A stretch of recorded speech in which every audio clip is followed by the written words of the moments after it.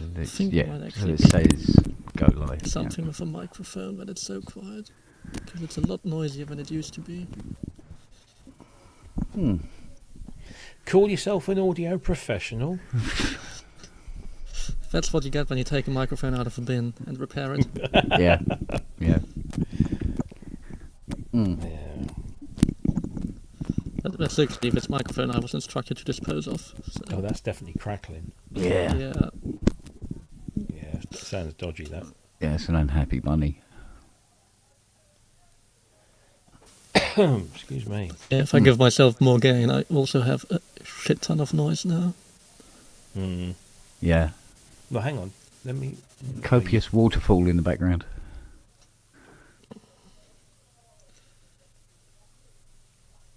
And in theory, I fixed Pro- the fence power issue on my console, so I could try and put a condenser on it. I do have a part somewhere to put a new fuse in and hope it doesn't blow up again for power supply.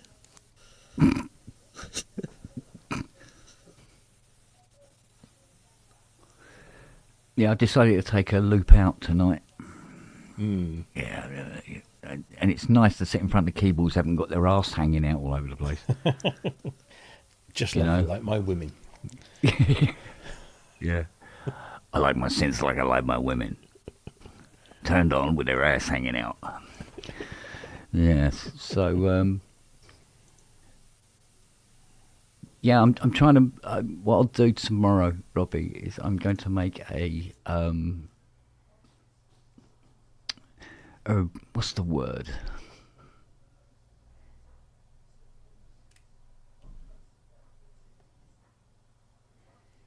I can't think of a suitable word. But basically, make a honest assessment of that E1. Right, yeah. And see what sort of price tag it would have on it to get it into a... So, I got the disk drive working. Oh, good. Yeah. But I can't find the disc, so I can't find any discs So anywhere. the actual physical disc. The actual physical 5 1/4. I know I have some. I have some E1 floppies, but I don't think I have a boot disc with them. If that's that box of floppies that you sent with the instrument, none of those I don't think are E1 discs, or there are very few. And like you say, I don't think there's an OS disc in there. No, I know there was. See, I might have given you the wrong box. Oh, okay. Because I think the box of discs, which I assumed being the 5 1/4, were for the E1, and they weren't. They were for one of the E2s, I think. Yeah. Whereas the E1s aren't in a box. They're in their little, paper sleeves, but they're not in a box. And I think they're the E1s. Right. So, I did find them, and then I go, right, I'll put these somewhere safe, and now I can't fucking find them. Yeah, that's safe. So, yeah. But I made a massive amount of progress with the JP8 from hell today. Oh, yeah.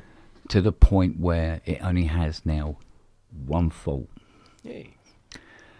And it's a nasty, nasty fault, and I can't figure out for the life of me why and how it's doing it. But basically what it is when you, on VCO2, instead of having an octave clicky switch, you have a scrolling pitch range, right? And as you go up, the more you go up, it goes up in pitch, and then it starts to wobble about all over the place until you find out there's this point where you get to this point, you go, that's an LFO on the pitch. And the more you turn it up, the more LFO you get. Here he is. Hello.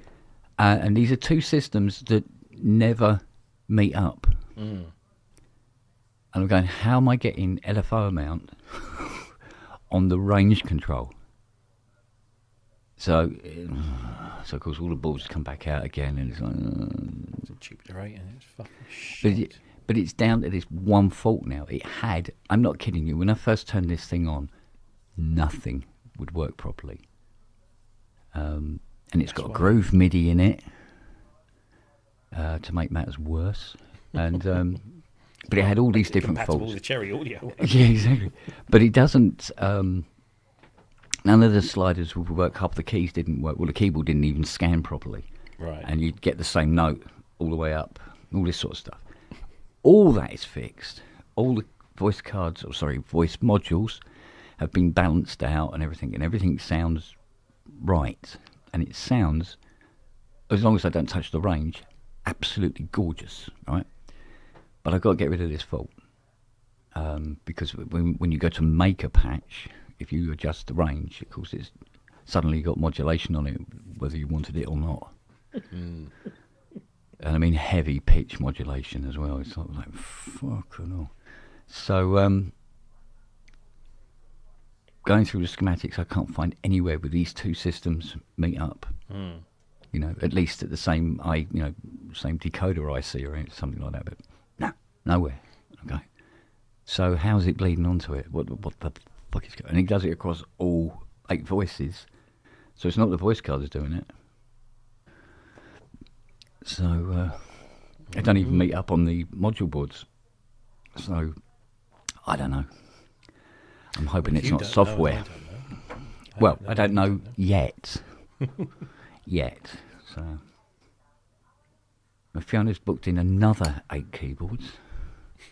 Do you ever document when you come across a fault like that and then manage to cure it? Do you document it for future reference?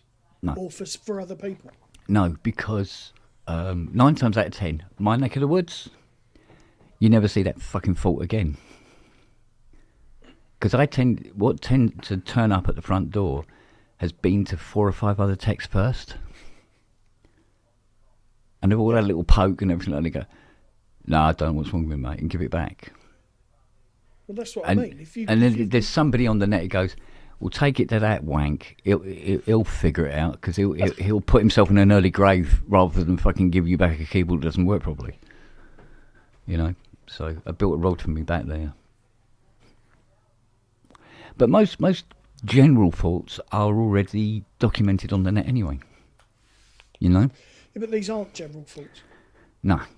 Well, that's what I'm saying. So, but never see this fault again. I can guarantee it. I've never ever come across a JP. Hell. No. I've never seen a JP8 do this before, ever. Out of the hundreds of JP8s I've worked on, never seen this fault. This is a weirdie. And besides, sometimes there's nothing to document even when you find the fault. So you're going right through the whole system, and then you're getting right into the bowels of the machine, right? And there's this board that's under 3 or 4 other boards, and you pull it out and you go and examine it.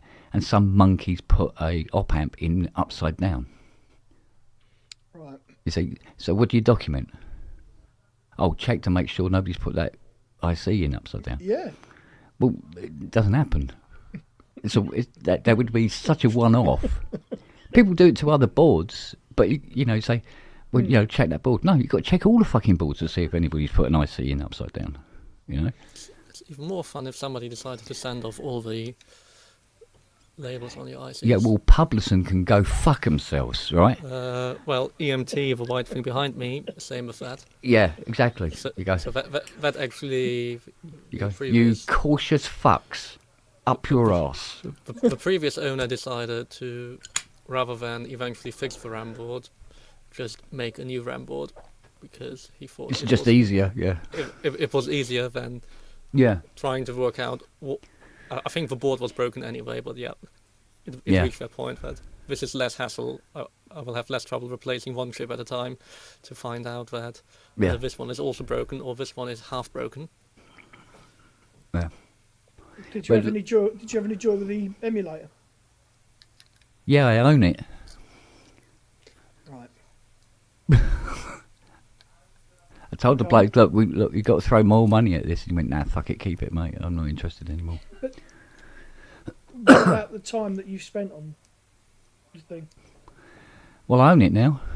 That's it. It's payment, isn't it? That's payment. A fucking dead keyboard. Yeah, but a dead keyboard you can flog for.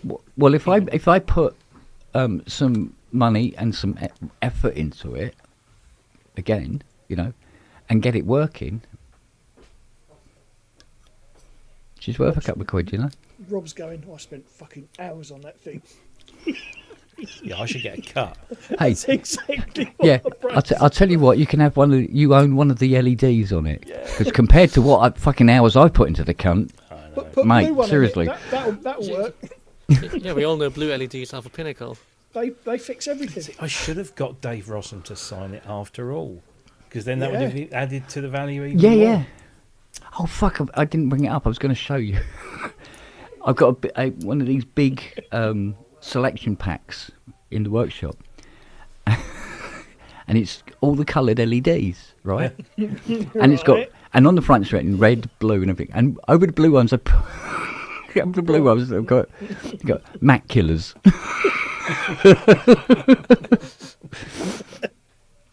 And it was so funny because when Fiona saw it, and she goes, "Are they blue LEDs?" I went, "Yeah." She went, okay. But I tell you what's funny is listening. I'm working away, and the phone will go, and she'll pick up the phone, and she'll go, "Hello," like that, and everything, and they go, okay. All right, it's a JD 800, right? Okay, like that. And she sort of speaks out, so I'm listening. Sort of. And you go, yeah. Red glue, is it, by any chance? Yes, that will probably be because some of the glue's got down onto the contact board. Yeah. Yes, we'll be able to fix that. It'll just be a couple of capacitors on the output board. Yeah. Oh, you can book it in, beginning of next month. Yeah. It'd be about $350. Okay. All right. Lovely. All right. Bye. But no. She goes, scribble. She goes, JD 800. I went, yeah, I heard. Like, before it used to be, it's a custom, Kent, you take it. It's great. It's taking a lot of shit off me. Because I'm there with my iPad going, these two systems don't meet each other. What the fuck's going on? You're tracing tracks and stuff like that. You don't want to have a phone call,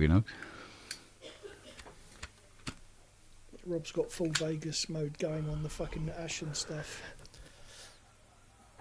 Well, I must admit, when you said, was it 3,000... What was it, 3,800 or something? No, it's not that much. It's 2,800, isn't it? Oh, 2,800. It all depends. Which is about £1,000 too much for me. Well, this year. Which is fine, because by the time I can afford to get one, it'll be £1,000 cheaper. Where are we? The keyboard is 2,899. Yeah. And the desktop is about 2,100. That's about what, PB12 territory, isn't it? That's a bit less, I think. Oh, I don't know, unless the PB12s come down.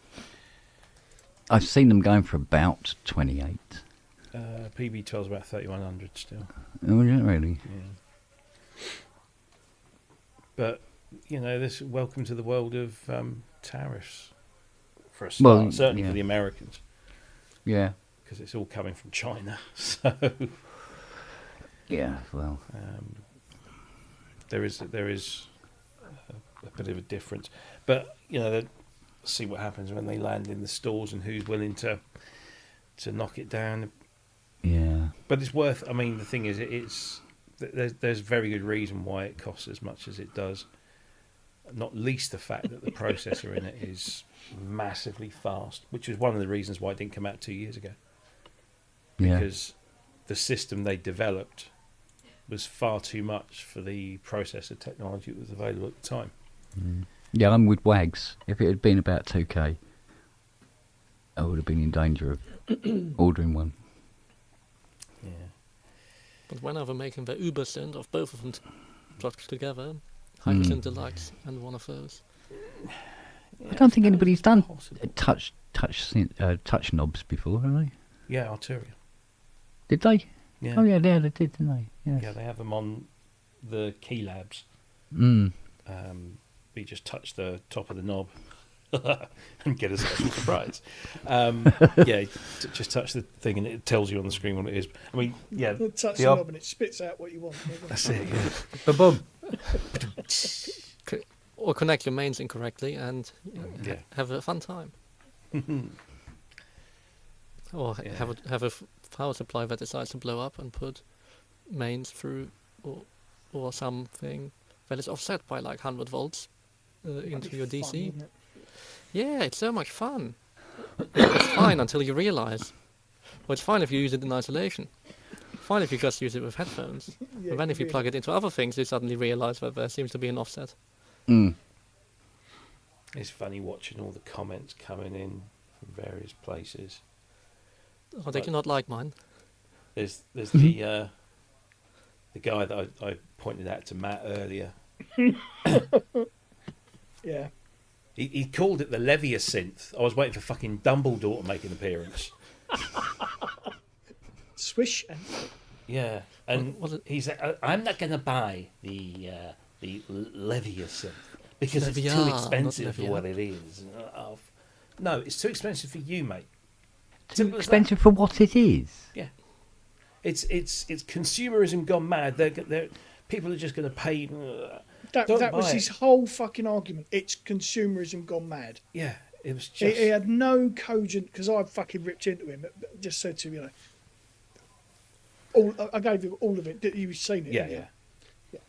There was some great comment. I mean, literally everyone has been like, "Yeah, okay, boomer," or You're a cunt, basically. is yeah, what or they've what, done. the one I sent Matt earlier on. There was a brilliant guy, and the last I'm line gonna of his buy- I'm gonna comment buy was, it, yeah. "Yeah." I said, "I'm just going to buy it to complete this guy's aneurysm." You know? It's so funny. He was probably expecting to hit about 1800 like the Deluxe did. Well, he Lots was of people were complaining going, "Oh, well, it's going to about be the same comparing price it as to the Hydrosynth." Yeah, Yeah. different synth, But like, different technology. look at how much Kodama Essence FM is, and then if you add a keyboard, yeah, you're probably at around that price. So It's that's just Fuck me, a Juno 60 costs that. yeah. And then what was the other? Hello? Essence? There's people going, "Oh, it sounds thin." Yeah, 'cause you're they haven't listening to- fixed the issues with the Hydrosynth yet, so why are they doing this? Funny enough, on the phone, Fiona sounds thin. We all do, I think. Yeah. Yeah. No, it's just the typical. So they're listening Oh, to see, it it's on their bollocks. iPhone speakers or their laptop speakers, and they're calling Yeah. it thin. Yeah. If there's one thing. how this else thing do you isn't- comment? I mean, Yeah. it's. I mean, not all the patches, but a lot of the patches are, binaural.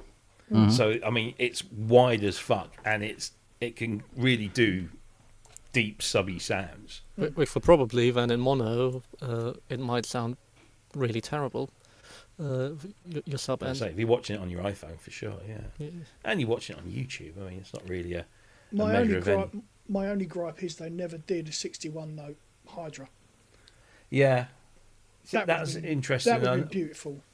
when I had those conversations with Glenn last year, and he was laying it all out, and I said, "So, Explorer version, Deluxe version?" He goes, "No, this is it. 61 keys and the desktop."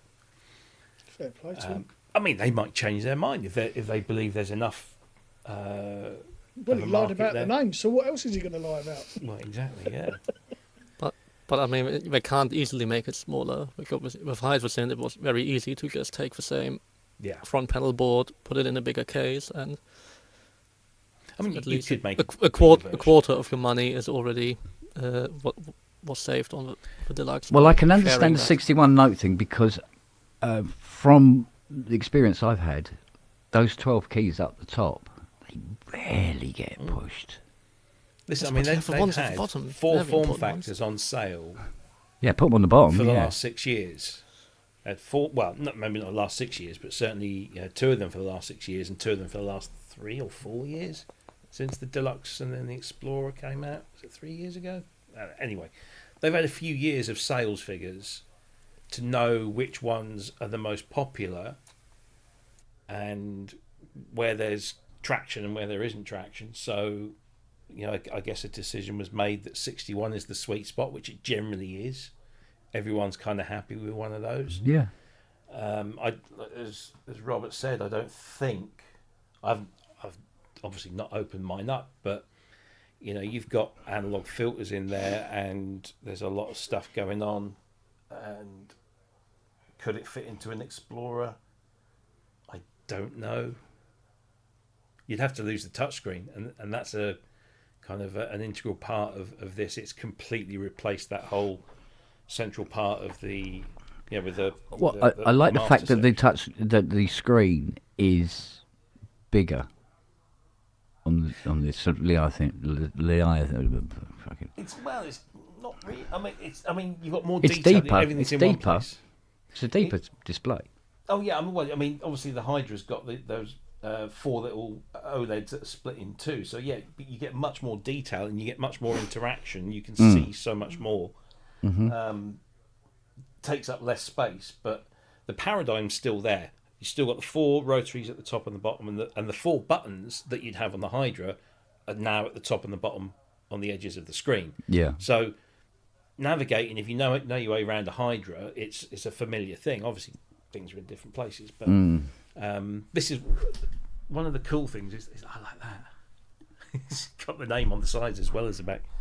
But no, yeah, paradigm-wise, and of course you've got the modules section on the right-hand side, which obviously being slightly different because of what's on there, but Yeah. it's a workflow. But it's it's a beast. Strato DX. Love that sound. It's always like the first one that What goes. was it? That was the sound you played. The reason I remember it so well is it's on one of the clips that I lifted from PSN. I'm trying to remember which one it was.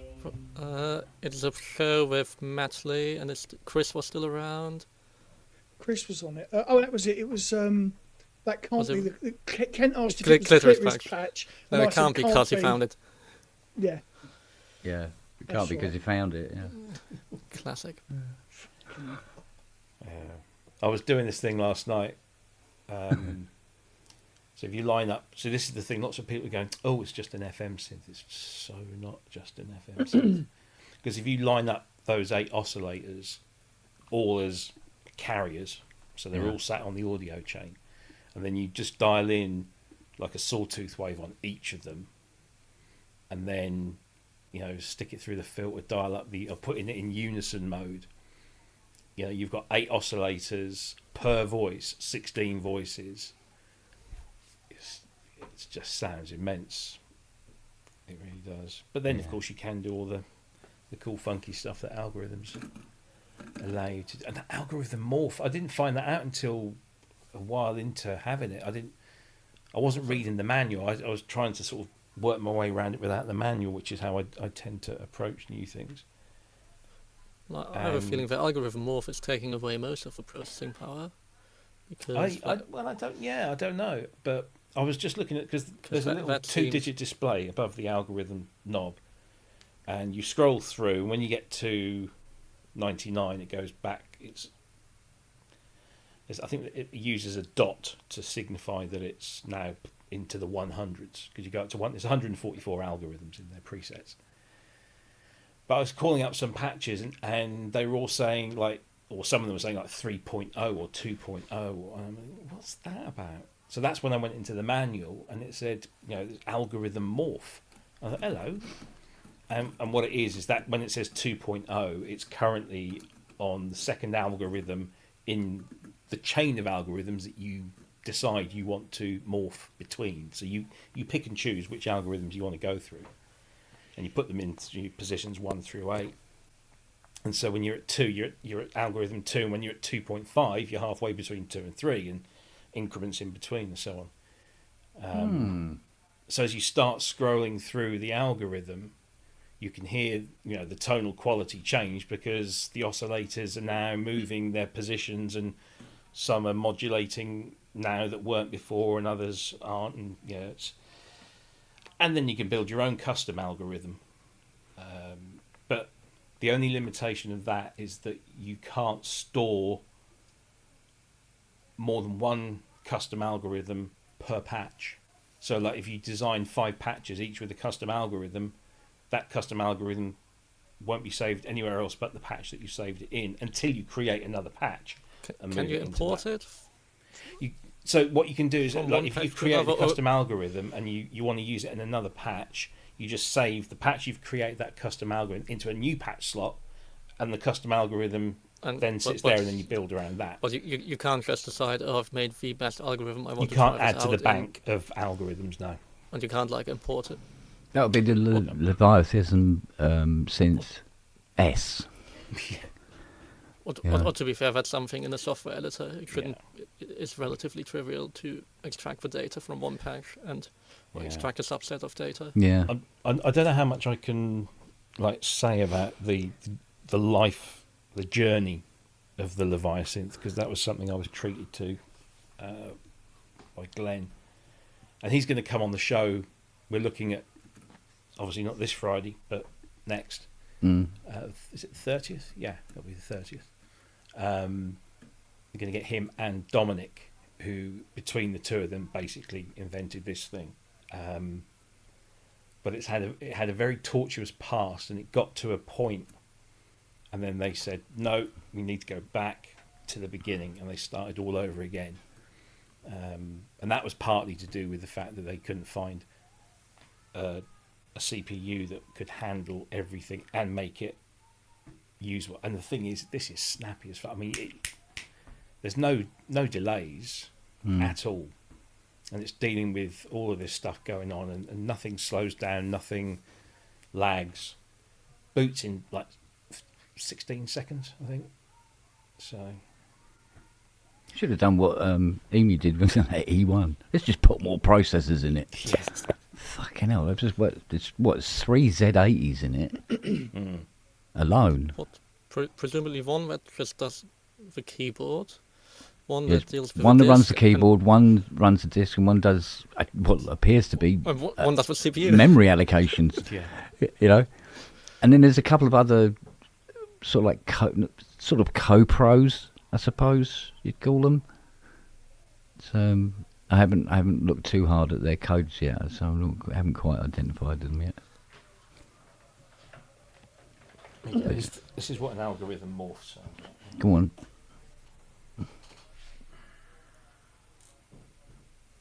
I'm fascinated to know where somebody's brain goes when they conceive a machine like this, Yeah, I know. and to what lengths or what depth do you go?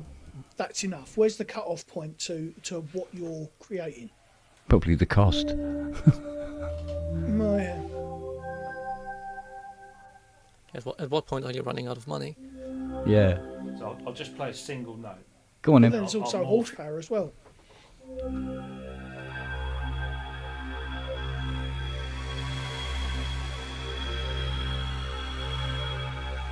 So that's morphing. Yeah. You can hear the fundamental structure of that sound changing.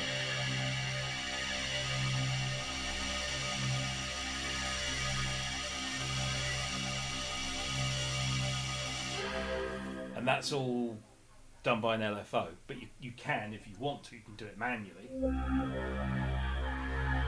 Can you assign to an EG? Sorry?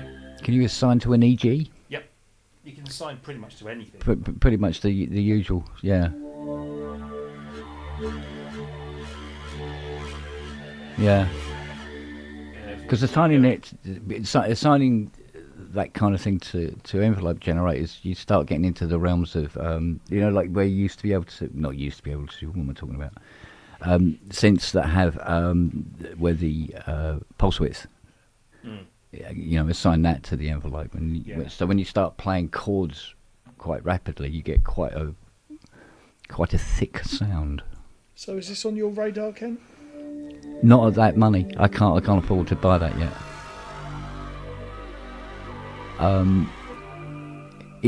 In the ideal scenario, I would have had one on order now, and continue because if ASM are making it, I'm buying it kind of scenario. Do you know what I mean? Yeah. They don't make shite, so.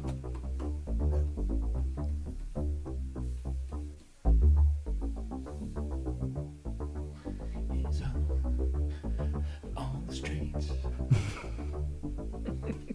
Love that patch. But I mean, there's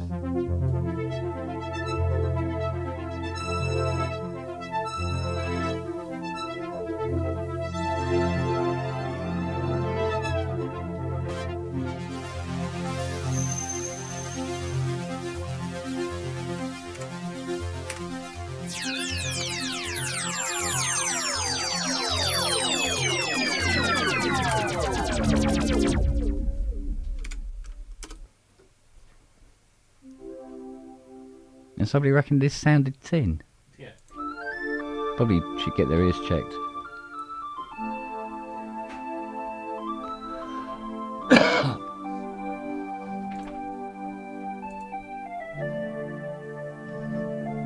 Hello, Pickle Bum. Where's that flute? Hello, beautiful. Oh yeah, this I love this patch. Where are we here? Oh yeah, Very Frankie. very. Pitch initial.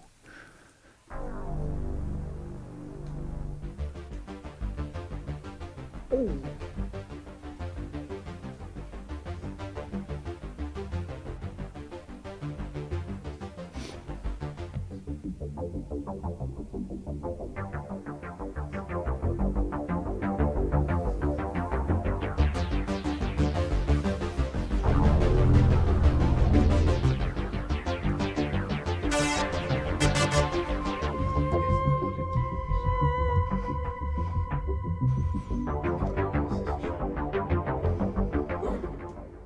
it's definitely got a pair of bollocks behind it, isn't it? Isn't it?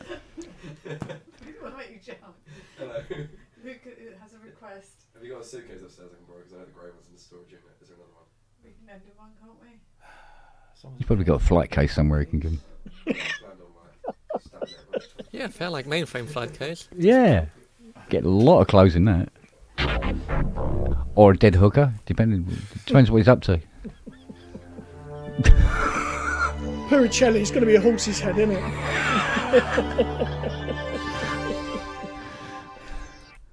You come to me while I'm playing my synthesizer. A lot of frozen prawns. Yeah. What? What's the matter? What? Got a lot of sleep in your eyes again. Hey, what's up, baby girl? What's the matter? Sitting there staring at me. What's up? What? I'm here.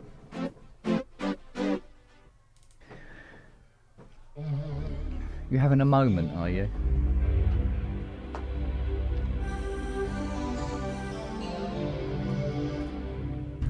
It's a little bit of everything, isn't it?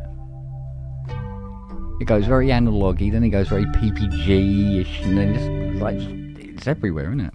Oh yeah. The multis are. Half good going. Sounds a bit thin though, doesn't it? It is actually. It's because I think it's only about 5 inches high. It's pretty thin, isn't it? Yeah, that's as thin as Vanessa Feltz, that fucker, isn't it? Yeah. No, is that why the Andromeda sounds so thin?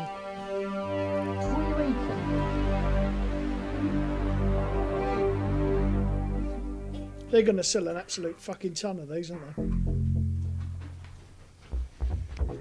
Yes, they are. What I find more interesting is you can't find, I think, any other hardware synth that does phase distortion now. Yeah. And it's definitely. I mean, it can't do what the VZ1 can, but it can do more than a ZZ, so it's very interesting in that it's definitely going into that territory, which combined with standard phase modulation, lovely ambient pads. Now the only thing, if it had some form of wave shaping after it, or even formant shaping, that would be interesting. Somebody's actually it's got a vocal filter on here, so you get formatty type things. But somebody's actually come up with a way of almost wave tabling, because you've got so many options with the wave Or forms. if you use one, if you use of a classic FM thing, is use an operator with 0 Hertz, and then you modulate that, and then you can use that as a wave shaper. And with all the waveforms it has, you can then use that window. I mean, there's many things you can do very cleverly to get around things that would be easier with other things, but yeah. I'm sure Mr. Fernandez will find many ways to make it sound Oh, can you imagine Manny with one of these in his hands? Fucking hell. He's got one. Well, he has. Well, but it's going to be. Yeah, but I'm talking about seeing him just fucking mannying. You know.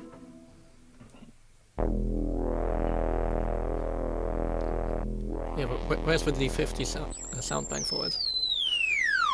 I think the only way I'm going to get one of these is to pretend to be a keyboard reviewer.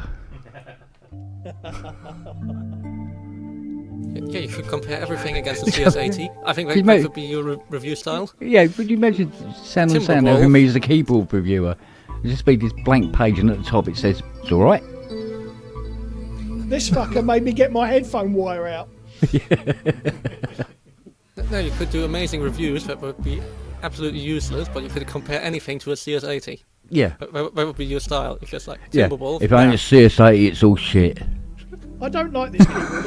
I think I'm going to assign it to the Waldorf rust bin in the garden. This new Leviathan, it's nowhere near heavy enough. And where's the Tolex? How on earth are you going to kill someone with this? I'm not spending £2,800 on a keyboard that doesn't come with a lid with wheels. To be fair, how about making a Tolex case for it? I must admit, Nice.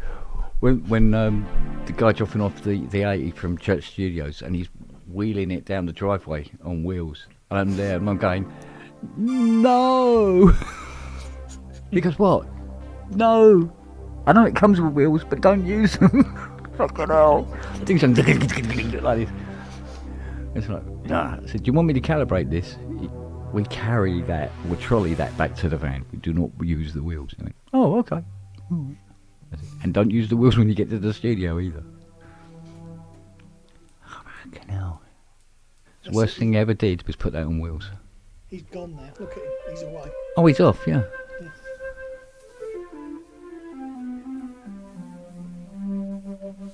But I was right. I think we can actually confirm this on one of the pubs when it came to guessing what was under the towel. And I said it was something ASM, the hydrosynth replacement, as it were. Well, Doommonger Although it's actually not said a ages ago that he thought it was the not a replacement, because I mean somebody asked me today. I can't remember who it was now. Asked me if it was. Yeah, it's the guy with the JD800. He asked me, he said, so this is the hydrosynth replacement. I said, no, it seems to sound very different. So it's as well as the hydrosynth. That's why I've got that up there. Ken Pierce has stated categorically it is not a replacement. No, it's not a replacement. It's a totally different keyboard. Yeah. Which is why I want to buy one, you see. If it was, an updated Hydra, I go, I'm happy with my Hydra. But this isn't. This is something else. I wouldn't be surprised if they took some of the advancements in, like, interface. So, Hydrosynth Mark II with a touchscreen. Yeah. Hydrosynth Mark II 61 note. And kind of do that. I don't know. So, I mean, it would be amazing if they could just transplant the Hydrosynth engine into it, because then you'd still have the analog filters on top of it. yeah. I mean, given that everything seems to imply it's a more capable processor, let alone it being more power hungry being the main implication, but it's a quite juicier processor in there. I mean, the interface is that similar that, it could easily, well, I say easily. The potential seems to be there, You use it as the new baseline for further developments. Yeah. Well, the board in the deluxe isn't that big. No, you'd know. From a room point of view, I remember you saying there was an awful lot of air in it. It's an awful lot of space in it, which is good. I don't mind that. How else are they making the Explorer or the desktop module? Yeah, exactly. So it might have to shoehorn it a bit, maybe change the case, and then incorporate the Hydra and the Leviathan all in together. I think one of the giveaways about what's inside this compared to that is the size of the desktop Leviathan. So it is, if you look at Lupop's video, he's got them side by side, and for a minute I looked at the Hydra thing and thought, That's not a Hydrosynth. Oh, it is a Hydrosynth desktop because it looks so much smaller compared to the Leviasynth one. Yeah. But For a start, for Hydra doesn't need to have a bunch of analog filters in it. So that It would have been brilliant, wouldn't it, if there was connector pins on the main motherboard of that, and you just get the desktop and just go click. Well, it has Integrated. polychaining. Well, they don't call it polychaining. They call it something else. I can't remember what it's called now. But Note you can linking. stick 2 Leviasynths together and get 32 note polyphony. Right. Okay. So it does do that. But if you've got oh, by the way, Wagyu, the Leviasynth desktop is a rack mountable 19-inch. No, you've just sent him off to have a rub. I don't know if it comes with the ears, but it's designed to go into a rack mount. And if you look at the back of it, the plugs are recessed, so you can plug stuff in. well, the Goose just about to buy one, man. Go on. Oh, And if you've got like the Hydrosynth Deluxe, then and you use it a lot, I would get the desktop version of this, because the only thing you're missing on the box, the desktop, is the keyboard, the ribbon strip, and the mod wheels. Bits of mod wheel. That's it, I think. Yeah. Yeah. You get the best From a practicality point of view, yeah, absolutely. But I'm a I like to do the old big L if I can. Yeah. But if you want to save yourself, I understand. Yeah, £700, sure. bit of space. Oh yeah, Keith said it does come with the ears. Yeah. Yeah. So you get the ears for it. Kent doesn't do boxes. I see Wagyu's gone quiet now, so he's probably off. Just He like is, click he's- by. He's hunting down the Kleenex, isn't he? Yeah. He's assaulting a sock somewhere. Yeah. It's off to studio sounds.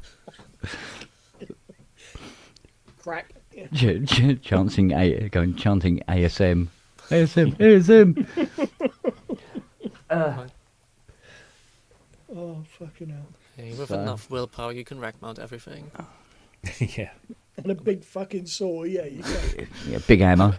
Have you ever seen the rack mounted PPG? Yes. That is, if you've seen the pictures of the inside of that, it was done properly professional by the guy who did all the Kraftwerk modifications, who did all their custom work. So he was very much used to how to make something from the 80s onwards into their racks. So yeah, he then for some other client built a 2.3. What was that case conversion I did? Was it beginning of last year? I think it was for Chemical Brothers. It was a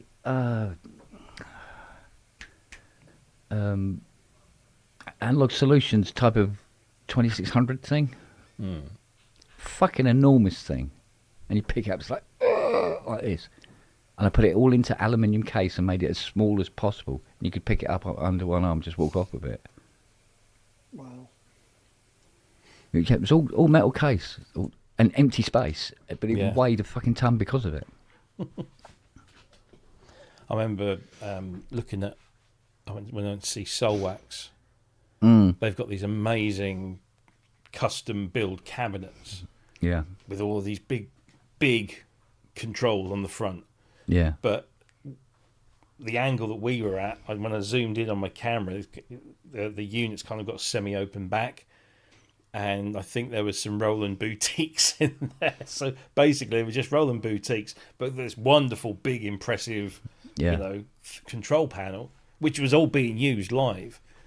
But so yeah. Well, it's like that big modular on stage with hands, isn't it? Well, no, that's supposed to be. Well, some of it is. All right. I mean, it does look good. Yeah, but that's what it's there I for. don't know what you mean. What you look nice in the background. Yeah, that's where it should be, in the back. Just and it's an So you can't excuse trip to, over the cables. to turn your back to the audience. Well, this is what you don't need the cables on hands is one, because it's all internal connections. Yeah. Didn't need that with Emu either. Yeah. That's, So basically, it's a synth. Yeah. You got this super modular. It's a synth, mate. Everything is connected to everything. Well, with the Emu, you literally have cables at the back. You can just. Yeah, Rob.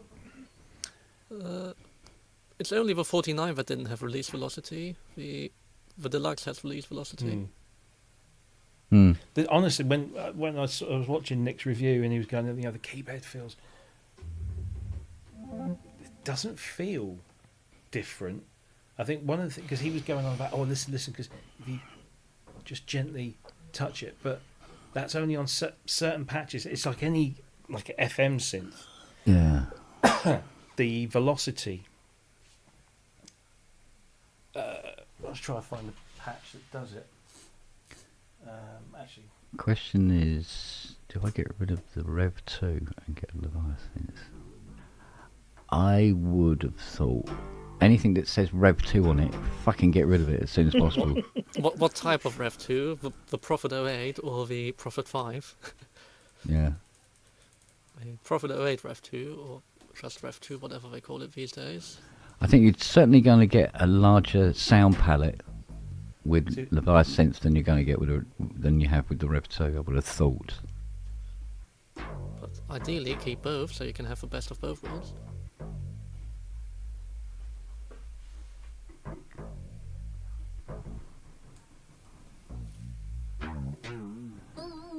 where's it?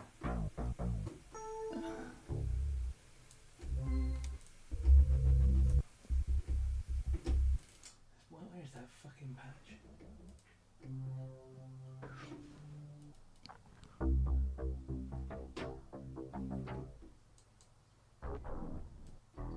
Yeah, I'd probably go. I'd go for the Leviathans, but that's me. You have to check one out, buds. Sounds like your mod wheels on. It's not there.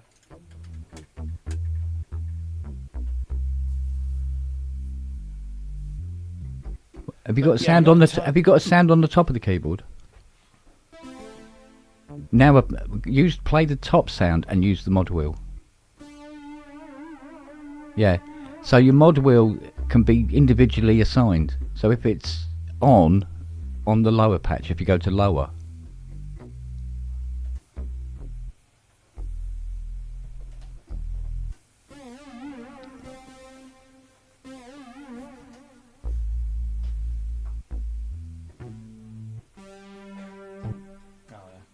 Anyway, no, I think Because I've had that with the Deluxe where you have the upper patch and the lower patch, and you can actually have the mod wheel only mod one sound and not the other. But it also remembers if the lower one you had the mod wheel left on and then you change to the upper, the bottom one continues to modulate full. right. That kind of malarkey.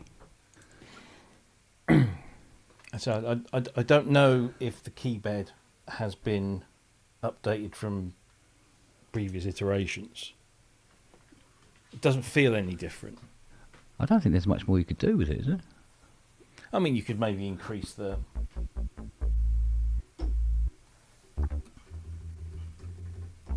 Doesn't really feel. No. In fact, to be honest, this feels a little lighter than this one, but not so you'd really notice that much. But again, we can ask Glenn in a week's time or a week or so's time. I mean, it doesn't seem too sensible to have a lot of different keyboards you're producing. No, I mean it might just be that they've updated the. I mean, yeah, the but they've polytouch changed it keyboard. through time. Yeah. Uh, It's slightly Yeah. improvement here and there. Yeah. Things become unavailable, need to do things, need to Yeah. do new molds can't- and all of that stuff. 'Cause I can't remember who told me, but remember a manufacturing guy saying, he said the most expensive part of the synth they were doing was the keyboard, developing the keyboard.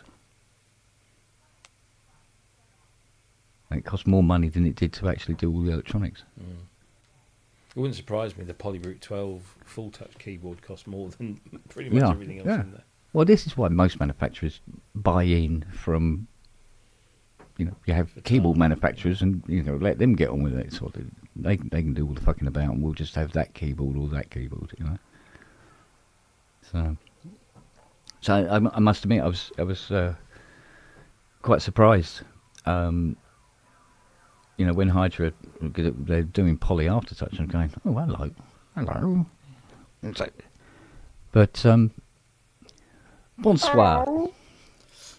Hello. Hello, my darling. What How happened you to the other doing? bollock? Or are you like Hitler? You've only got one. I was going to say he's doing a Hitler I impression. The other one's going to MIT. I'm missing the paired bollock. Ah, It's in the Albert Hall, mate. Oh, let me check. Is that what we call that now? Let me check.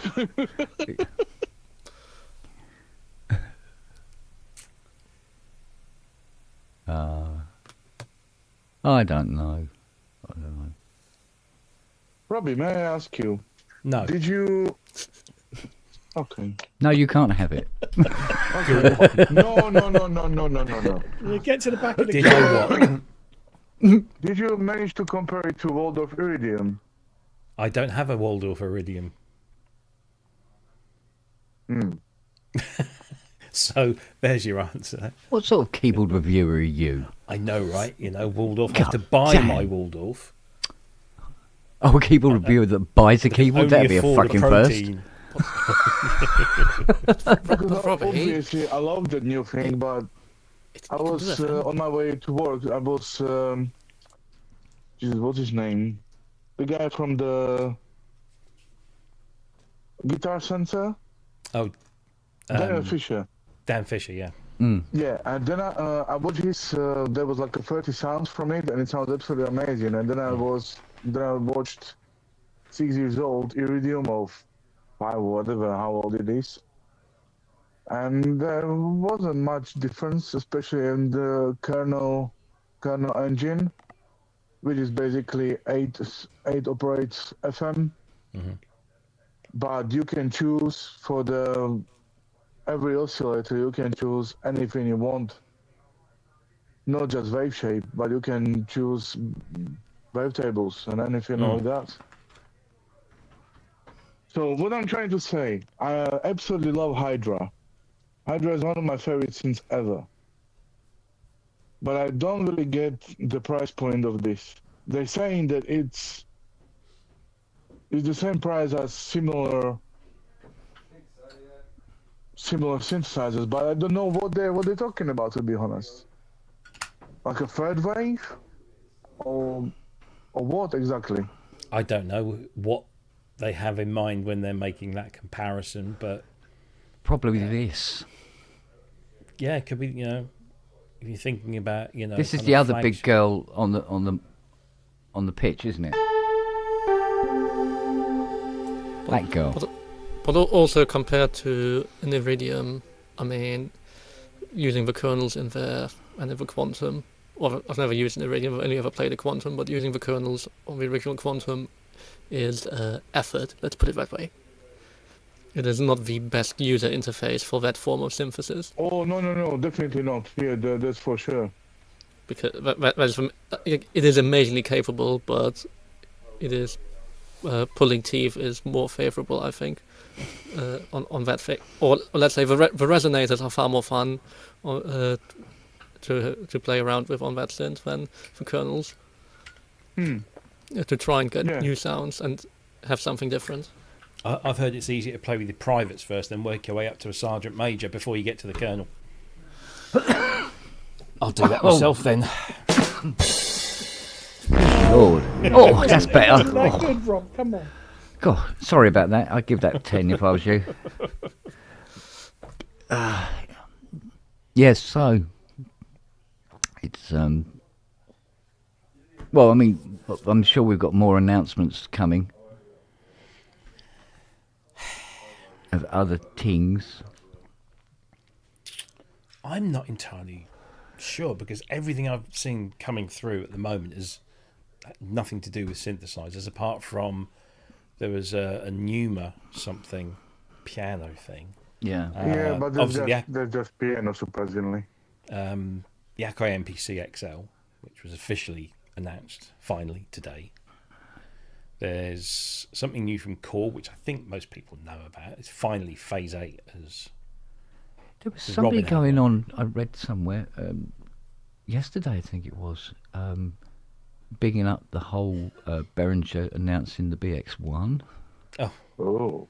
Yeah. There's literally nothing from Behringer been announced, and we'll only have to wait and see. So tomorrow is media day, so we just wait to see if any, if they have a booth.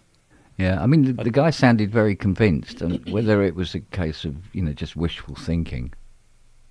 I mean, it's I don't Behringer, really you care never about know. Behringer announcing anything. Well, Behringer announce things, but they don't announce but I mean- things that are available there and then. Well, this is the But trouble would reading you- stuff online, because, I mean, as far as you can see, for all you know, that, I mean, the guy could be actually informed and is alluding quietly, It all depends who the guy is. yeah, exactly. Or it could be, it could be a guy where, the reason that you put, do not take orally, written on bleach. He's the sort of guy that needs that fucking warning on it. You don't know, do you? Well, I've seen people been speculating over the last week or so, saying they've heard this and they've heard that, and I'm thinking, no, you haven't. You're making that shit up, clearly. Because I speak to these people. No idea, Tanith. No, I cannot remember where I saw it. I speak to a lot of marketing people and stuff, and I'm privy to. I heard Yamaha's roadmaps. supposed to have two new Who? Sorry. thing. Yamaha? Yeah, Yamaha. Yeah, that's true. Yamaha is supposed to have two things. They said on their website, on the synthesizers page, there are two, empty spaces, and it says coming on the 22nd, which is the Thursday, which I think is when most people will make their announcements. Or they'll stagger them like they sometimes do. But, Jesus, new groove box from Yamaha, proper one. I mean, like a RM1X with AN1X engine. if they did something groove that would be boxy, that would Pornhub. be nice. Yeah, that would be nice. Sorry? But I'd actually just, like I keep saying, I want to see them do just dedicated virtual analog synth using the ANX engine. An AM1X on steroids with a much better interface. But yeah. Well, one announcement that's gone under the radar is the announcement of Worsey's new organ. Have they got a new organ? I think this one's 4 manual. Oh, Jesus. Oh, just to answer Prometheus' question, no, this is a production model. Well, late pre-production, production. Basically, this is what you get if you buy one. So. Mitchell, you slag. Yeah, I don't. Every time I hear that I music. hear the music. Yeah, I hear the music. Yeah. The next thing I hear is it's just all shouting. Fucking hell. Is this your cat? Yeah. No, I'm not your mother. What's he doing in my hot pot? That's a crossover, isn't it? Jesus. I mean, what did they do over Soap Christmas? Star mashup. Corrydale.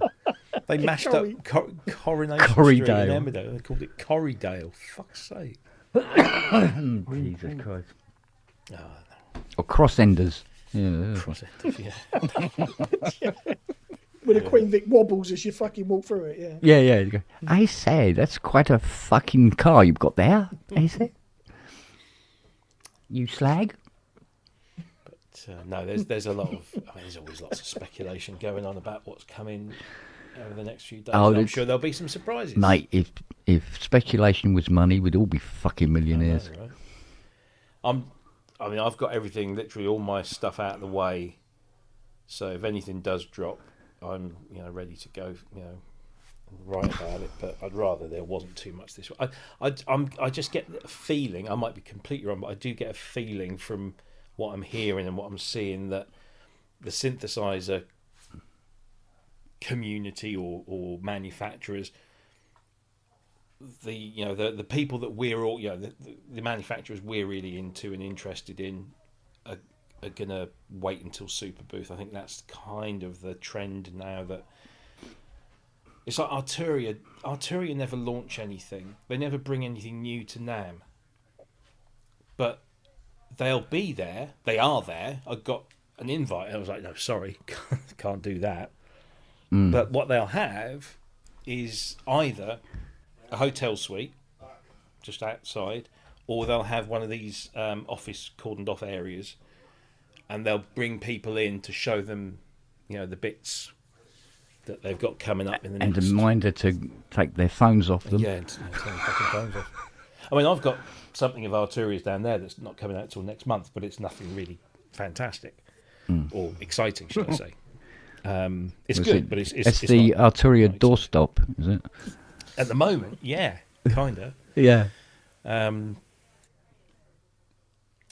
So, yeah, I don't know. I mean, who knows? Sometimes they keep these things very well. I mean, listen, I told you about the NDA that I had to sign for that thing. Yeah. And because obviously Gear News is .com and .de, and there are a few other language versions, like we've got a Spanish version and an Italian version, but they're not called Gear News, they're called something else. But us and the German site are kind of like this. So we have some of the German writers write for .com, which is embarrassing because none of the .com writers write for the German ones, because the Europeans can do multiple languages, but the British were like, foreign language? Everyone's got to speak the Queen's English. Anyway, sorry, a little bit of politics. But I had to see if I could share my review for translation with the German site. So I went to the top and I said, I completely understand if you say no, but can I share my review like 2 days before release so that the guy in Germany can translate it for the German site? Yeah. And he said yes, but it's the way he said yes. He said, impress upon them the terms of the NDA and that you are responsible. Check with them once, check with them twice, check with them 3 times, and then when you think they've got it, check again, and then you can share it. So I was like, okay, fine. We didn't even share pictures internally. We just between me and him. So it was all very hush hush. But so who knows? Something could be coming over the next few days that the manufacturers hadn't even told us about. But we got wind of. Well, say we got wind. We got all the promotional marketing assets for that about a week ago. Yeah, see you in a bit. Bye. Where are you going? Shout back. Okay. You're not wearing that, are you? I haven't seen him for the last 2 days. He's been up in his room with his girlfriend, literally solid for the 2. He's just come out for air every now and again. This is the point where we're all jealous, Come up for it, you mean? Or that. Yeah. I tried to go in his room. Air and food. Air and food, yes. Do you want tea? Yes, please. I'm so glad Jackie can't hear what I just said. So I'll tell her. Yeah, so. But I haven't heard anything massively exciting. Yeah. And even if I had. Well, you live in Norwich. I don't live in Norwich. I was born there. I live close to it, but I don't live in it. No. You can smell the Norwich on you, mate. Smell Crushed turkey skulls. Oh, dear me. There's a thing on telly at the moment. I forget what the thing's called. It's like one of these police things, and it's set in East Anglia. It's set around here. Guess where they filmed it? Ireland. Oh, okay. Cheap though. Last night's episode, I popped in halfway through, and apparently somebody had been murdered on the Norfolk Broads, but they were in the fucking Irish peat bog. I mean, I know that the Broads was created by digging peat, but fuck's sake. Banjo Guy Ollie in the background, yeah. Yeah. And they got actors in there trying to do Norfolk accents, which is funny. Oh. But there you go. Brimming with the odour of spunk and fanny batter. Jesus Christ. Yeah, your sisters. Oh! Whoa! Hello. All right, here we go. Yeah, look, no webbing. No, it's all. Yeah, but we can't see your tail because you sat down. I know, right? And the flippers that I have for feet. Yeah. Oh dear. Good lord. So no new drum machines. Not that I'm aware of. I don't think anybody will make one now the TR-1000 exists. They go, I nah, don't fuck like it, that thing forget at it. all. Did you actually have it in hands? I've never. No, I'm hoping that Roland break their super booth hoodoo and turn up this year so I can get hold of one, but I doubt it. Because the interface is quite shite. Even the switching between the machines is quite difficult. Yeah. If you have to deal with the stupid little LCD on the right-hand corner, it's just... I mean, what idiot thought that is a good idea, you know what I mean? You're spending 2.5K for something which is basically, if you're more than 30 years old, you're basically fucked. All right, It's boomer. seriously, it's too little, it's too far. When I had it, I was playing with it for 15, 20 minutes, and it was just like, what the fuck, man? I mean, he can do so many things, but it's just impossible to do. Get an MPC XL. Nah. I mean, it's got a fucking great screen on it. It's like an iPad. Yeah, it's amazing, but I got MPC2, and I think it's absolutely enough. For Quite like the look of that what I need, it's more than enough. You always do. But I appreciate that. It's really good idea. It's beautiful. Those parts are fucking amazing, man. Yeah, definitely want to have a go with one I of seem those. to remember the good old days when if a machine came out and it had a very, very small screen, and there was a lot of controls and everything, and it had a tiny screen, there'd be like a HDMI on the back. So you plug it in, get the display up on a monitor. But that is too expensive these days. I don't know, monitors are pretty bloody cheap. Back in the day, where a monitor used to cost you like fucking 500 quid, even for a VGA one. Yeah, You know? Yeah, now you can do it through the USB-C, but they still don't do it because I think the first one I ever had that did that was the Of the Rolands? Roland S330, I think it What? was. S700 and S55, they all had it. Yeah. Because I had a S300 and it had the monitor for it was fucking a fortune. Try finding a mouse for them nowadays. Yeah. It's more expensive than the sampler. You can have all the shit ones. Finding a Roland mouse. Yeah. My treat for the day. Like, You can plug a Modi X, I think a montage, via USB. If you get the converter from USB to Yeah. HDMI, that's how we did the Synthfest thing with Manny. We just plugged. I've got. But that's already got quite a big screen on it, isn't it? Mm. It's more than adequate, really. But yeah, I remember seeing the prototype, not the prototype, the pre-production Alesis Fusion Mm. with Eric Norlander demonstrating it, and he had the screen. I think it was probably projected because it was that age. Yeah. But he was there, you know, was demonstrating this thing, and there's this, the screen on the Fusion's about this sort of size, and it was on the thing, and you could see everything that was going on. It was brilliant. I was thinking, oh, brilliant! I can plug it. And then you see this massive ribbon cable coming out of the back of the seam between the top and the bottom. And the seam was like bulging where they just literally put this cable in and just forced the thing closed. So it was all, jerry rigged for the day. But no.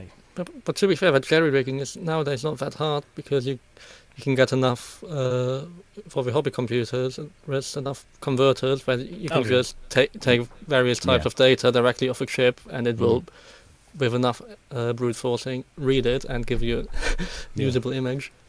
Well, the thing that I got for the Modi X a few years ago is it's just like a little box like this, and it's got USB in. I can't remember which USB. I think it's just USB-A in, and then on the end you've got interchangeable options, so you can go DVI, HDMI, even VGA, I think as well. No, it just converts it all, and that's what Manny said. Just get one of those and plug it in the USB port in the back of the Modi X, and boom, there it is. I just thought, if you only got the shopping in this morning, there was 4 boxes of French fancies in it. Challenge accepted. Might have to go down and see if I can root them out. It's never been a problem before. That's normally how many I No. when I come to see you. Imagine it, sit down and eat all 4 boxes on them. Fucking hell. This is what I'm reduced to, like a custard fucking cream, and everything else is dust and air. No fucking alcohol for 3 weeks. Does the Hydrosynth have a free editor? Yes, there is one. Is it Momo? I don't know about Momo. I found one. It's not an official one yet. No, not an official one, but there are free ones out there. And I'm not in the studio, so I wonder if Yamaha are ever going to do anything with their software. The ESP. Yeah, MX. Oh, I don't know. Here you go, SynthMad. So I'll just throw this up on screen. Would they? I don't know. Because it seemed weird that they gave it with the M8X anyway. There you go. That's a free Hydrosynth editor. I don't know if that's improved anything. Can you fling me a link with that one, please, Rob? No. Twat. Wanker. Actually, that's a browser-based one. Oh, fuck that, no. So hang on a minute. I know there was another one.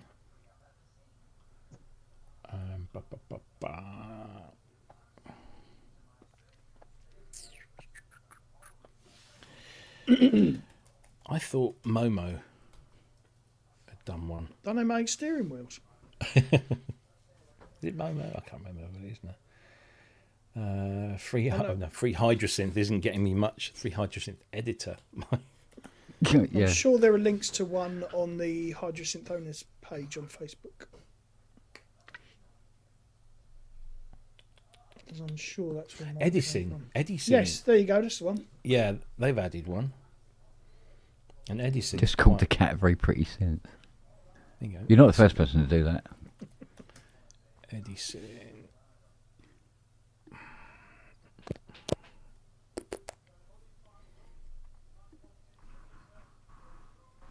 On Coffee Shop do one as well. Why isn't... Oh, that's because it's not plugged in, you twat. That's why the remote Hydrosynth isn't showing up on that. There we go. Well, like I said earlier, it's nice to be sitting around synthesizers that aren't fucking open. With their arse hanging out. Right. I don't know what you mean. It's even more fun if your own that are open. Half No, it's fixed. If I have to look at another circuit, well, we'll have to look at another circuit board, so there's no point in saying that. Spell. You're right, missus. You're lurking. What's going on? All right. Is food being prepared and you're getting in place? Is that what it is? Because I've noticed you do that. Yes, you do. Hydrosynth. There we go.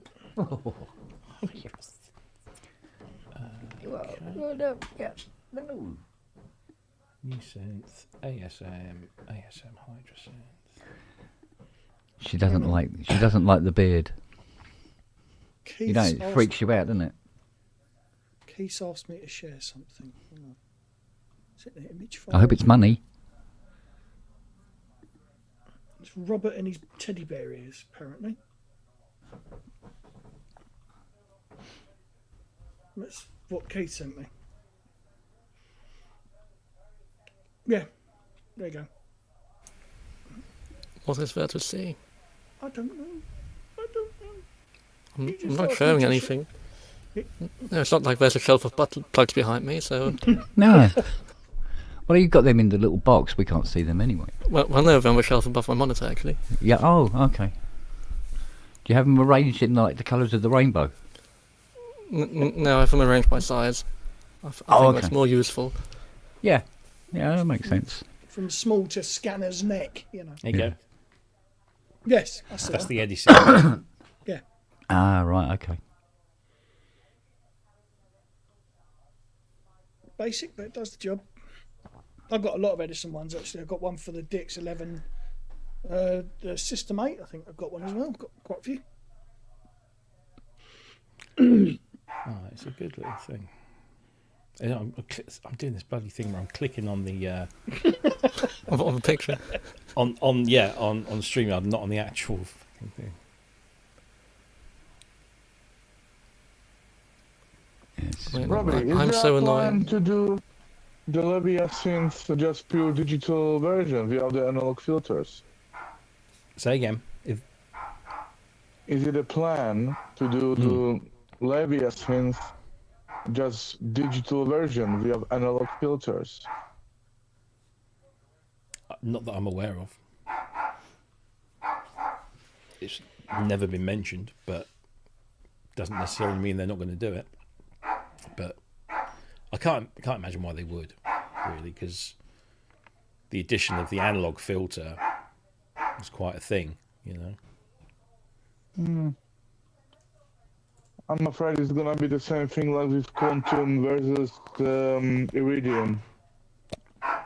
Well, I mean, with the Quantum, it was more it being limited to 8 voices, whereas Yes, the CPU and- could do more, but it was always limited by its hardware filters. I think that was more the reason to do the Iridium, to just get more out of the technology they already invested a lot of money into. From what I understand from Rolf, that was more the Yes, thinking but the behind price it. was much lower as well. So what I'm trying Yes. to get, it's like they had what's the name of the small Hydra, the mini Explorer. keyboard, Explorer. Explorer. So if they would do something like that with this, that could be quite good. I mean, that would be an interesting way to take it, to make it smaller. Cut the analog filters and make it a small package. But that would be, well, depending how they designed it, and I'm sure Robbie isn't too keen to open it up, but if they designed it as a plug-in option, then like Waldorf did it, then relatively easy, but if they have to start again designing a new 6-layer board, I mean, that's half a year's of engineering work that you suddenly need to find out all the kinks in it.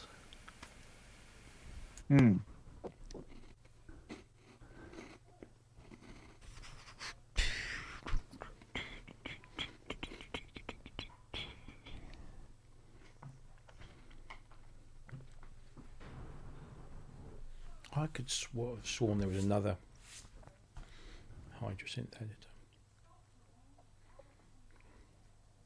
But no. Ah. That's all right. Yeah. Boom, boom, boom, boom.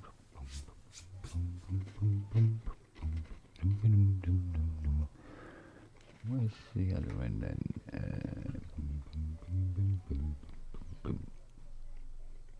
Don't know where that is.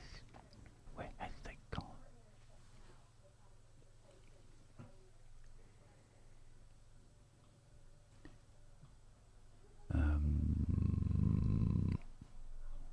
It's weird I don't see it. Strange.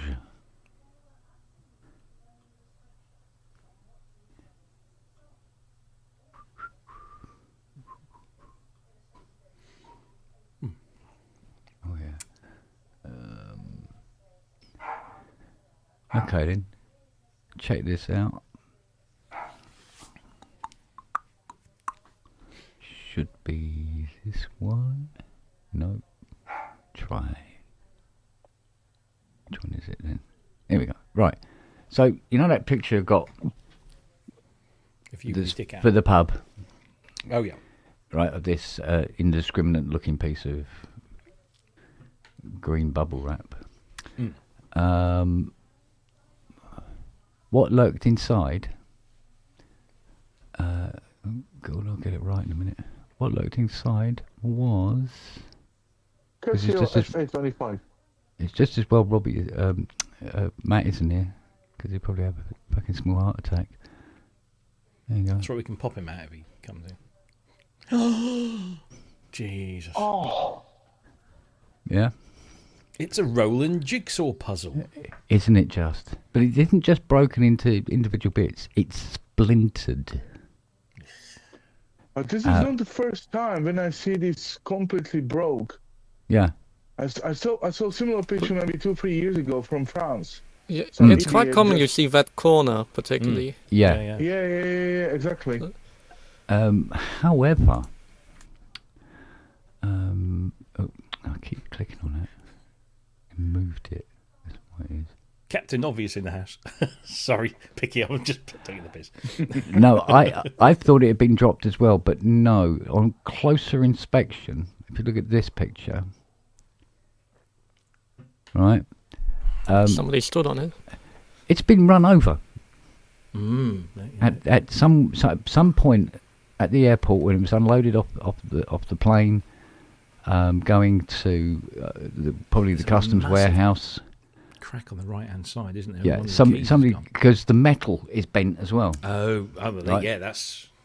It's been run over by a forklift or something like that, or they dropped the forks on it.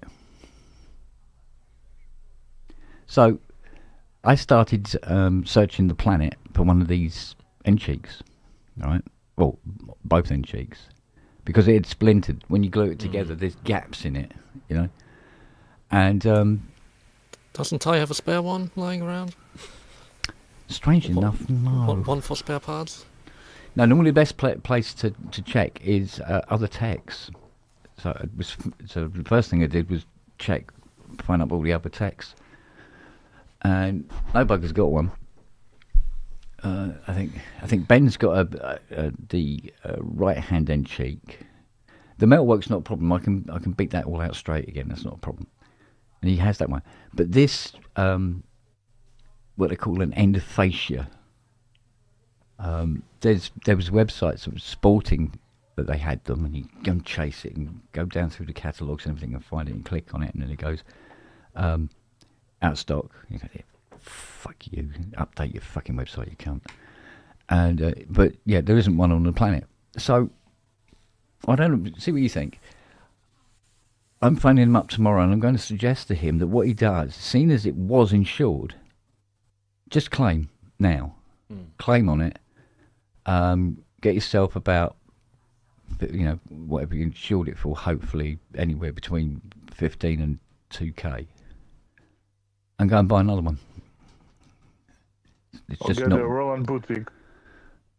No, he's always wanted, and the real sad part about this, he always wanted one of these, and he got this one from Japan, and it was absolutely immaculate, and he wanted a perfect one, right? And he found this one, and that's what arrived. Oh, okay. Yeah. So, and ironically, it hasn't suffered from the red glue. So, I said, if you want, I mean, get your money back on her with the insurance company. I mean, that's why you insured her. Whether it's, say it's 1,500 quid, and then buy an old fucker, that on the inside broken, doesn't work, but it's quite tidy on the outside. And I said, we'll just swap over all the innards, because the insides work a treat. There's nothing wrong with it. It's just all the casing's smashed up. Is 3D printing bullshit for this? I mean, that size is the problem. It's that size. It's not the end of the world. Yes, You can always glue probably it together. you could do that, but you can't do the graphics on it. It would have to be silk screened, and that would cost a fortune. Yeah, you wouldn't.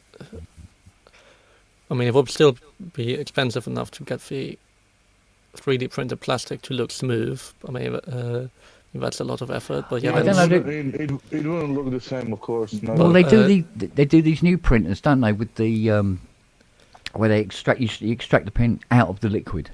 Yeah, but I mean, it's still a lot of effort. I mean, you'll be spending a lot of time physically still Yeah, and it's Uh, such a big faff- piece as well. faffing about with it. Yeah, and then cleaning it up because you've got to have all the supports and everything on it as well now, isn't it? Yeah, and then getting it silk screened, which, I mean, at that Yeah. size, that's probably 500 to 800, if you're lucky. Yeah, Trying to get that silk screened. yeah, easily that. Yeah. So I said, buy a broken one on the inside, not the outside. Buy a broken one on the inside.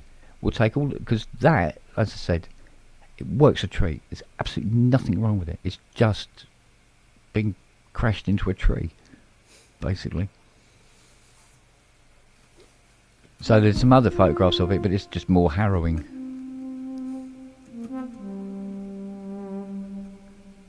But those plastic antiques on the JD are really, really delicate anyway. You know, even just by normal sense standards, they are really, really delicate. So, you know, running a forklift truck over them isn't a good move.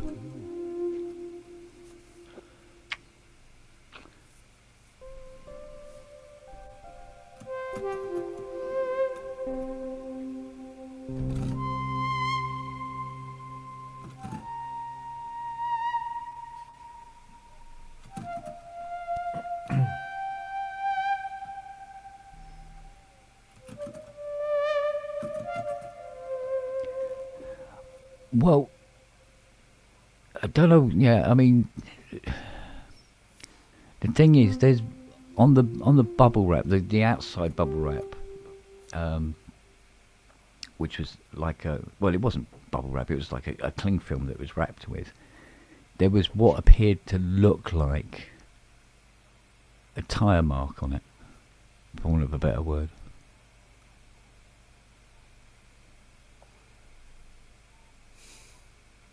Sandpaper.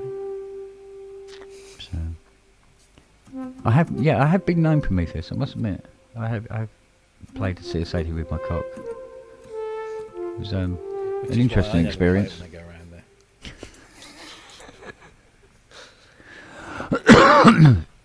Oh, what are you looking at? I don't have anything. I don't have any treats. No treats. Sorry. No, I have no treats. No treats.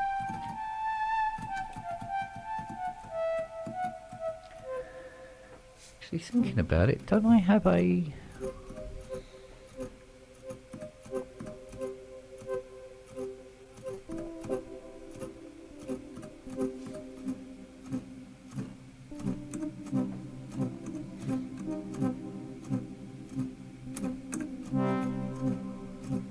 I don't know if I could set that up.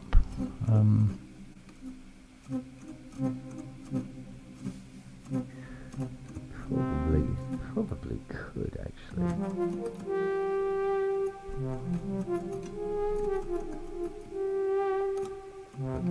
No instrument in it. There we go.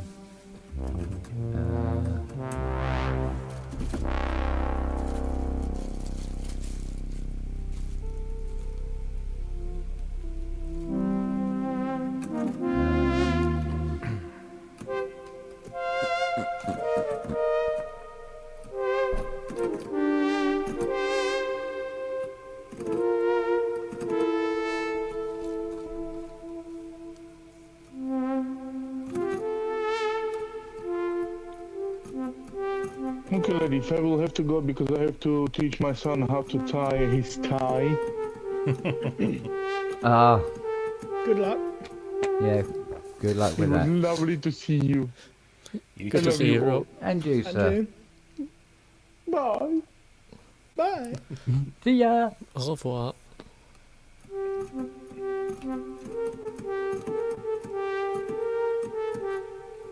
It should be a MIDI track. There we go.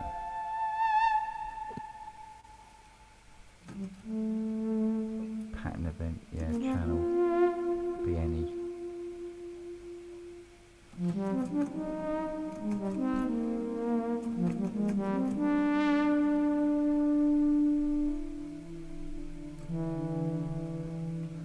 Hang on a minute.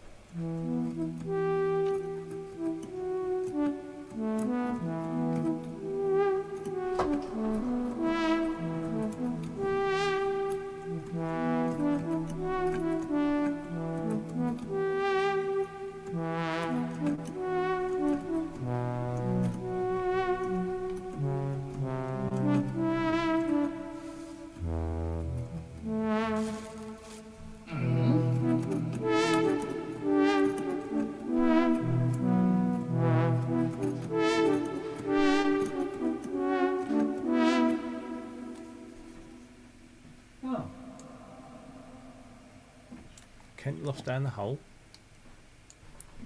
What? And you're also left side as well, mostly. Yeah. Don't know what that's about. Do not know what that's about. That fucking haunted studio again, isn't it? Yeah.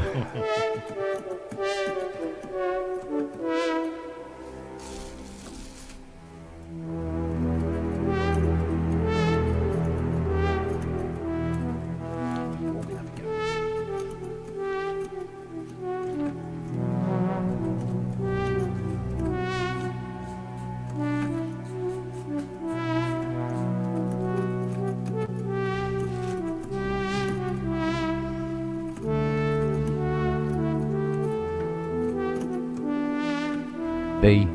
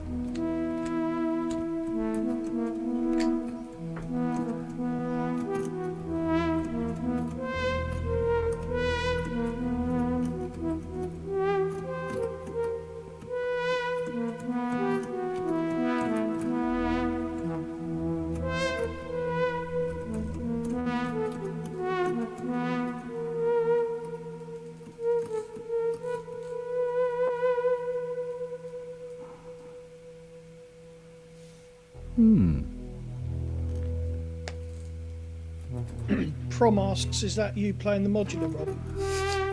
No. There you go. I mean, if you want to listen to a modular, but no, I don't think anybody wants to. So, I mean, it might be in tune. You never know. It's been known.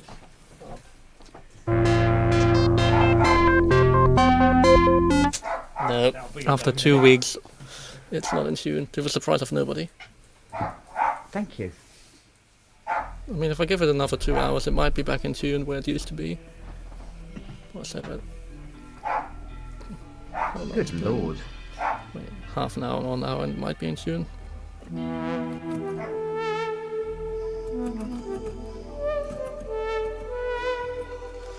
Oh dear. Ah, prom. Yeah, that is the question. What is it that I'm playing? Get down. Get down. Good girl.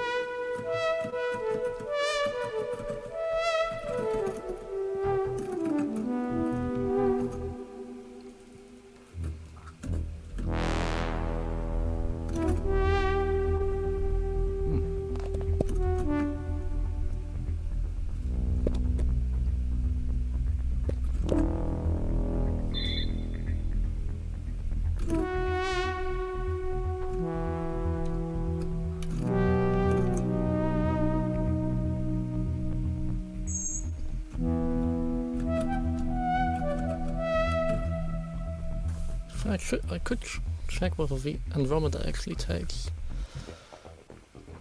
poly aftertax. I can't remember. I mean, so you could always use the Andromeda over MPE. Just create a multi with however many times the same patch. Yeah.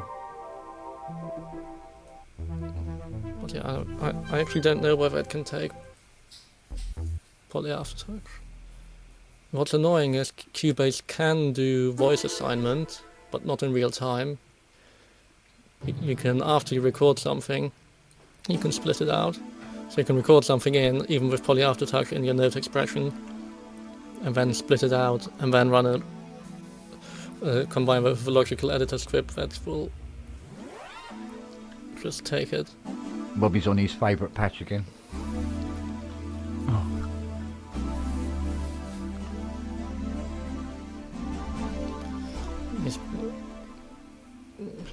He's definitely a slave to that patch.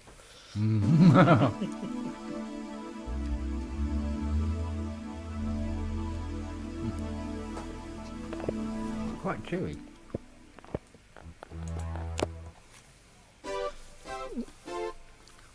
Please stop. No crash head, I haven't had a haircut, it's just getting shorter by itself.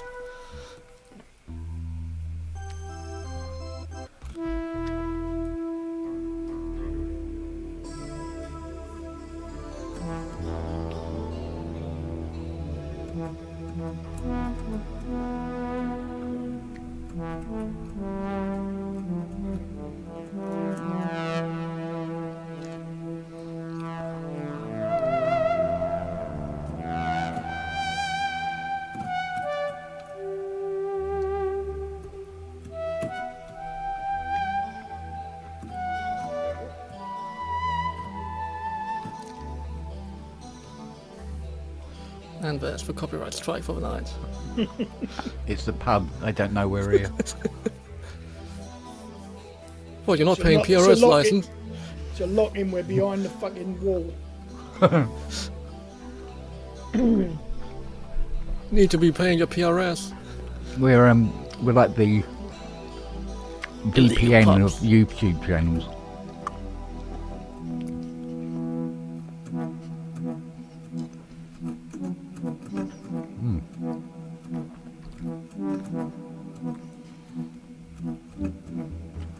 I wonder what cream cheese this is. It's very nice. You're standing on my headphones.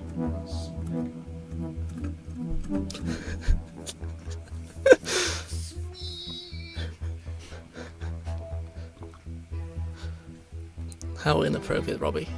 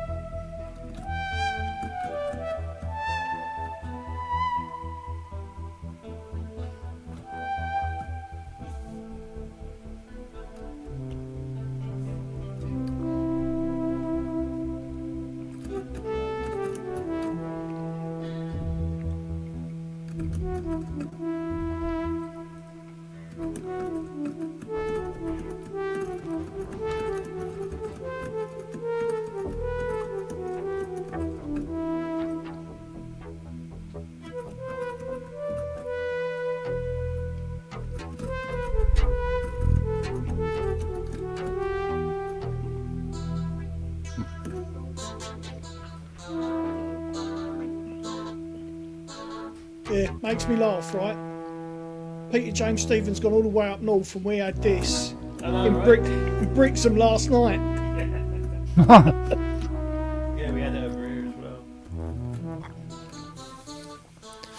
We only had a cloudy sky. Yeah. We've got solid grey cloud until at least next Tuesday.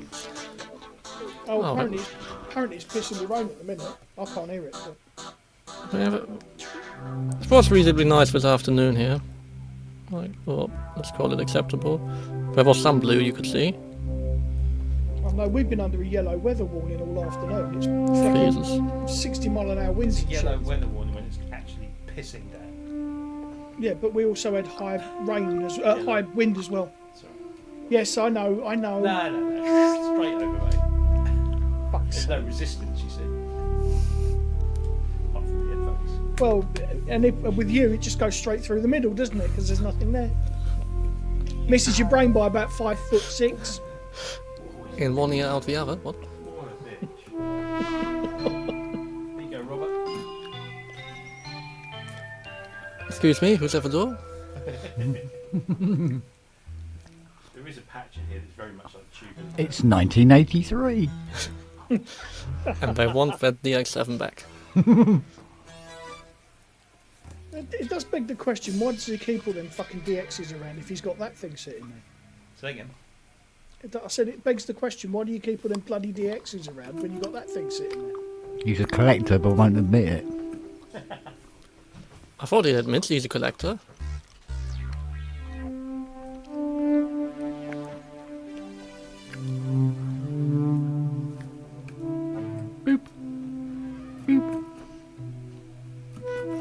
I've got a dog resting on my leg here and a dog resting on my leg here. Okay. Dad, is that smoked salmon with Bousson cream cheese on a baguette? It is. That's a good question, Cresshead. Other than Jump, what other riffs are a no-no in a music shop? I mean, if there's a D50, then definitely nothing on that. And yeah. Never gonna give you up. Yeah, my son got kicked out for doing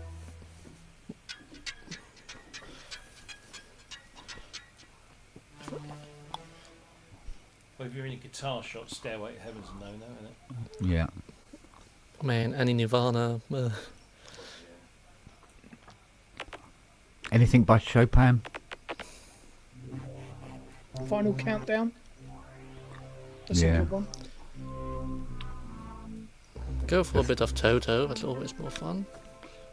The theme to Jim Will Fix It. Two little boys, yeah. Go.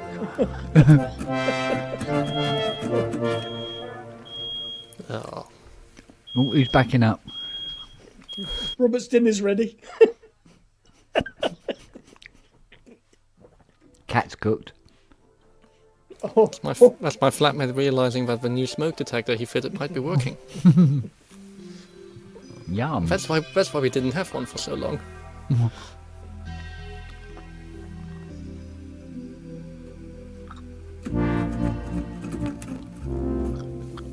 oh yeah, definitely, Roz. Fucking hell. Yeah, you missed your opportunity there, Rob. Come play it on the actual girl. On Linda's. Ken, What?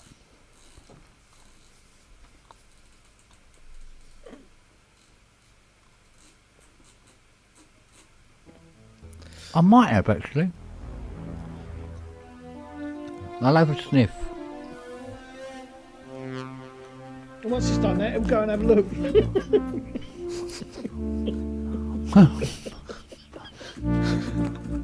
No, the reason I say that is it might be a 70.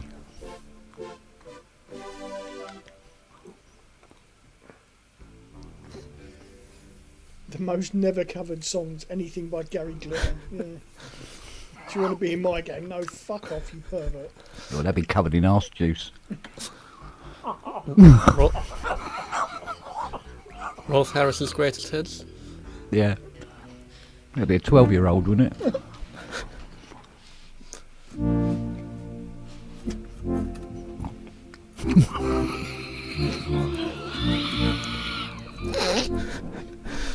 This was another of those clips.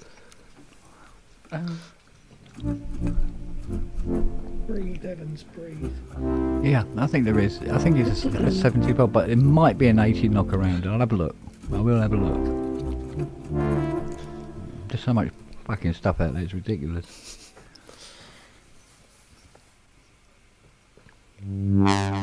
Oh! That'll leave a mark.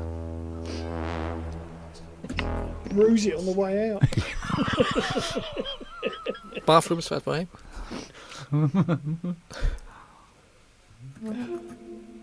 It's all these eyes staring at me.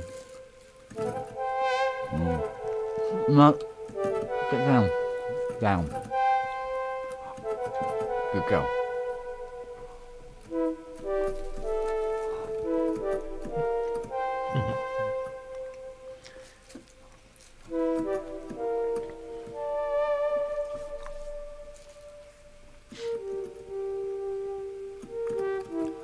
Come on, Robert. How many hooks can you do in 2 minutes?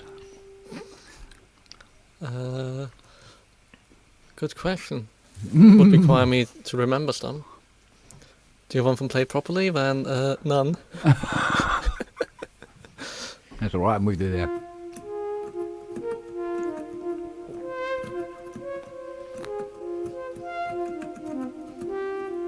Yay, we've gone over the 2,000 views mark on the license. Now, see? Told you not to fucking worry, didn't I? Yeah, but compared, tell me this, right? So that's got just over 2,000 views, and that 7 seconds short is over 3,000 views. Because it's 7 Half as seconds much short. Yeah. But also shorts are no longer counted the way they used to be, so it just, as soon as it starts playing, once you scroll over it, it's counted as a play now for YouTube Short. So, I mean, the statistics on that are completely pointless for people on their phone scrolling through Shorts. It's just... Fair enough. You can only use doom scrolling YouTube's numbers. YouTube statistics are interesting to say the most. Yeah. I think the only one that's quite accurate is the position or location data, whatever it uses. Geolocation, that's probably the most accurate for where your network thinks you are. All the rest of the data is to be taken with a large shaker of salt. Mm. Well, it's got Apart over from- 20 new subscribers as well. So Well, apart from a portion of the Sonic State one, yours is the only Leviathanth one I've watched. no, thank you. But you're biased. Fuck them. No, it's just lazy. Yeah, that's more the case. Your And there link are was no- nearer.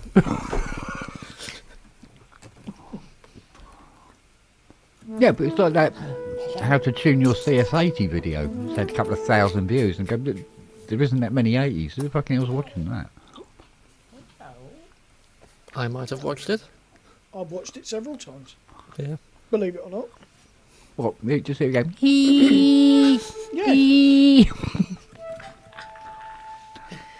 Hey, I remember, I forget who it was who he had an argument with. Stephen Fry was on Q. Siri, and lunch, he had a right lunch. go at someone who was saying, why would I want to learn that? And he said, because knowledge is knowledge and you should want to learn as much that's as you fair can. enough. Yeah. And that's why I watch things like that.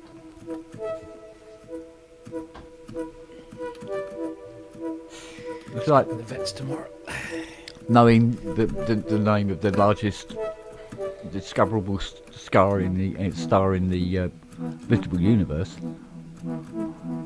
No use to anybody, is it? Well, it is. It's information, and all information is good. Yeah, exactly. Yeah. Apart from the fact that Donald Trump seems to think Team America is a fucking documentary. But there you go. What? It's not? I'm so Fuck wrong. yeah.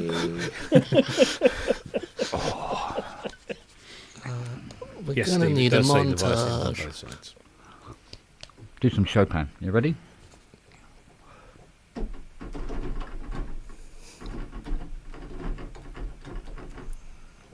Funny, it sounded better the first time. Oh well. What? I don't know. It's like I can play Chopin. Go on. 2-0. Ali Ahmed has scored his first goal as well. We are going up the table. That's all. We're just going up the table. Was it? No, hang on.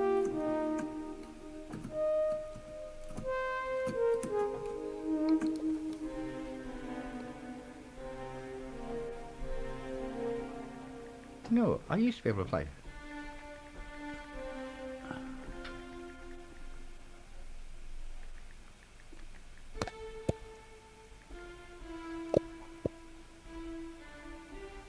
Ken Flux is a cheeky fucker, isn't he?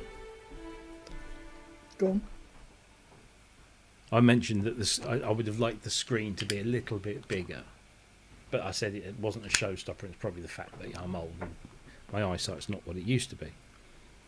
And he's just saying I'm clearly blind.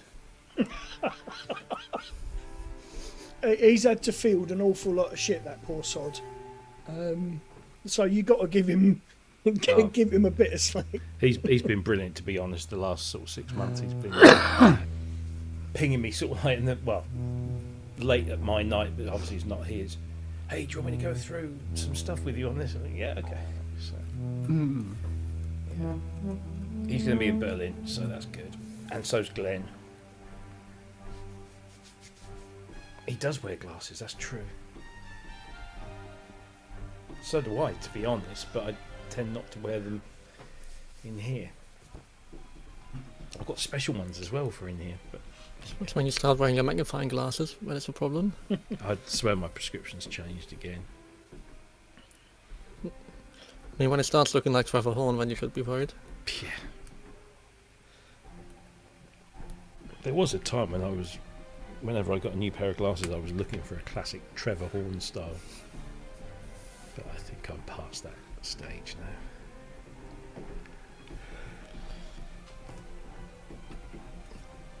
I miss my old brown National Health ones from 1982. The Andy Fletcher look, yeah. Joe 90, yeah. Dum dum dum dum dum dum dum.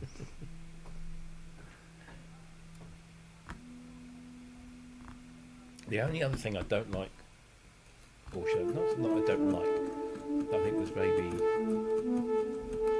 a missed opportunity, was Hydrosynth, right? Deluxe has got dual outputs, hasn't it, on the back, so you can send. No, Hydrosynth. What, so you can send both layers individually? Yeah, I mean, I would assume it should. I'm That's what sure it has. internet. But this Please hasn't. tell me.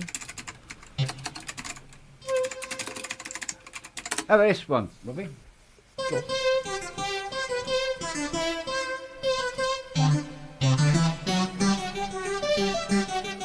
Makes you want to go and buy antiques, doesn't it?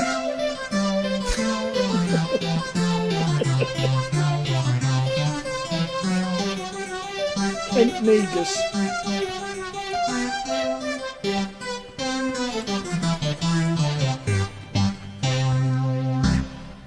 Very good. That one. Gotta love a Brandenburg concertos. You got it, man. That and ice cream. So I prefer Well, the cake. Oh, no, sorry, that's Battenberg. I should be at the gate later on this year, the Brandenburg. Yeah? You can find out if it smells of marzipan or not.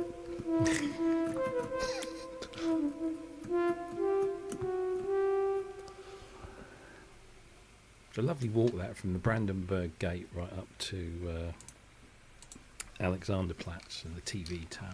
Yeah. Lovely walk. What's that road called again? Come on, Robert, help me out. I'm not from Berlin. Yeah, but come on, it's like I'm not from London, but I know most of the roads. I'm from London and I fucking don't. You're stupid. There's the Okay. thin ones.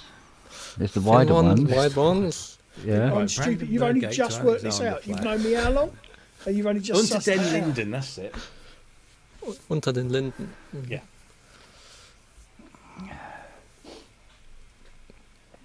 I thought you prefer to spend your time in the southwestern corner of Tiergarten. No, I'm Yeah, outside the Kit Kat Club. That's where my hotel is. And they Is that because you can get 4 fingers Four in? fingers. Oh, fucking hell. Oh, dear.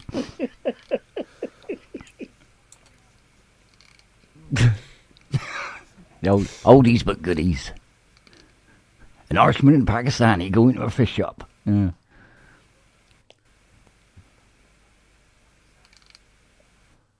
What do Katie Price and Tower Bridge have in common? Only open for the big ones.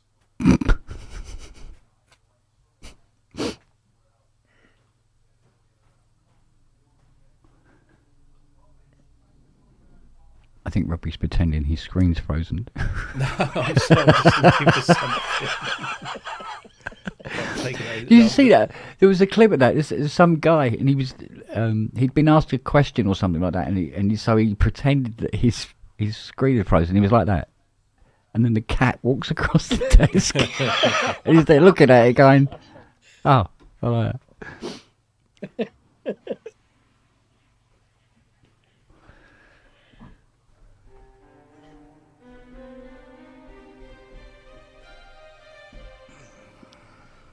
Nice pushing keys and knowing that they're going to sound when you push them. It's nice.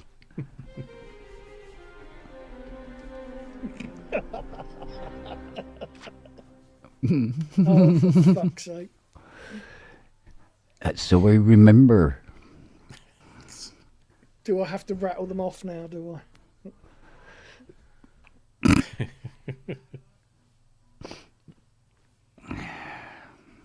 Go on in.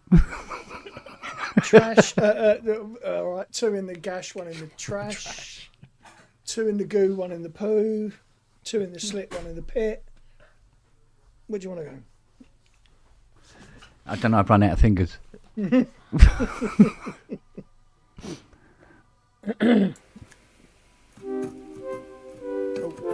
excuse me. Do you know what? Ryanair come in for a huge amount of stick, but their PR machine is pretty fucking cool. You know, there's been a bit of a spat between Michael O'Leary and Elon Musk. Yeah. We heard about this. Because I think Elon Musk wanted to sell Skylink connectivity onto Ryanair flights, and they turned it down because of, well, all sorts of different reasons. So Elon Musk has started spouting off his usual shit. So this is the press release from Ryanair that came out a few hours ago. Ryanair CEO to undress Elon Musk Twitter tantrum at Dublin press conference. Ryanair CEO Michael O'Leary has called a press conference at 10 a.m. tomorrow, Wednesday the 21st, in Dublin to address or undress Elon Musk's latest twit shit. Musk knows even less about airline ownership rules than he does about aircraft aerodynamics, said Michael O'Leary. Perhaps Musk needs a break. Ryanair is launching a great idiot seat sale, especially for Elon and any other idiots on X. 100,000 seats for just $16.99 one way. Buy now before Musk gets one. That's how you fucking deal with that cunt. Yeah. The orange one needs to be dealt with like that and all. Yeah.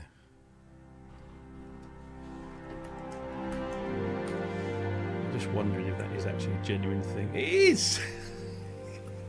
Brilliant! Look at this. There you go. Oh, where's the fucking button? Here it is. Share screen.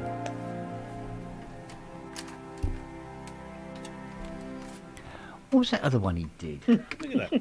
It's I love it. fucking brilliant. Excellent.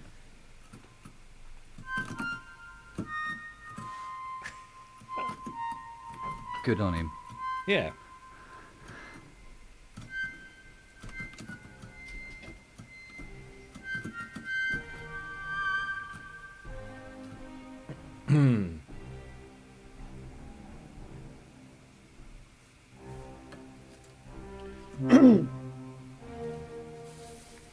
All I've been getting from Haley and Littman in the last 2 days is fucking clips of Louis Spence, you fuckers.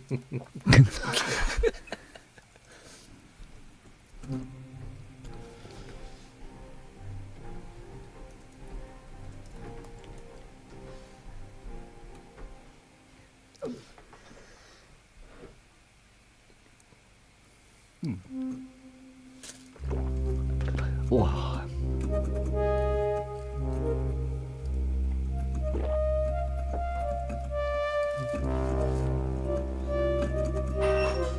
Heads. Sack the juggler.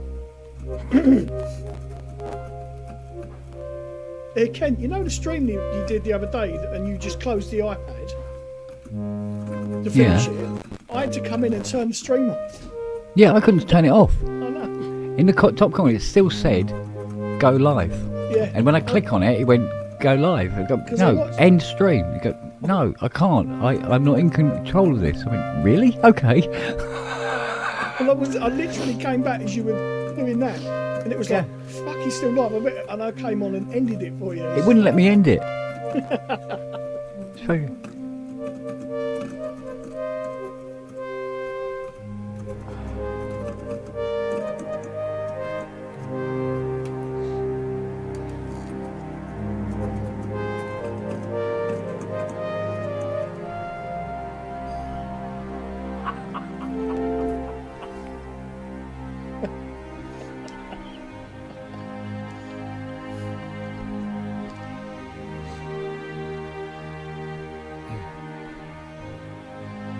Question is, what was I playing?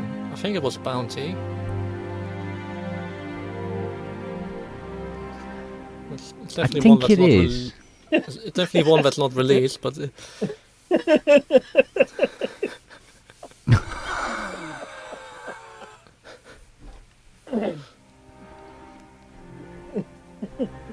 Or an ASM tug.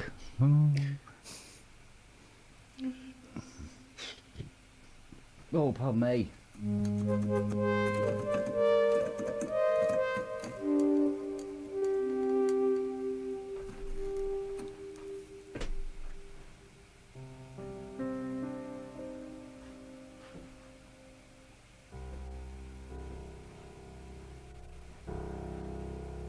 Yeah, I like my montage piano. Yeah, my gas for one of those is kind of. My gas for one of those has abated somewhat. I don't know why. I mean, somebody offered me one, I'll take it.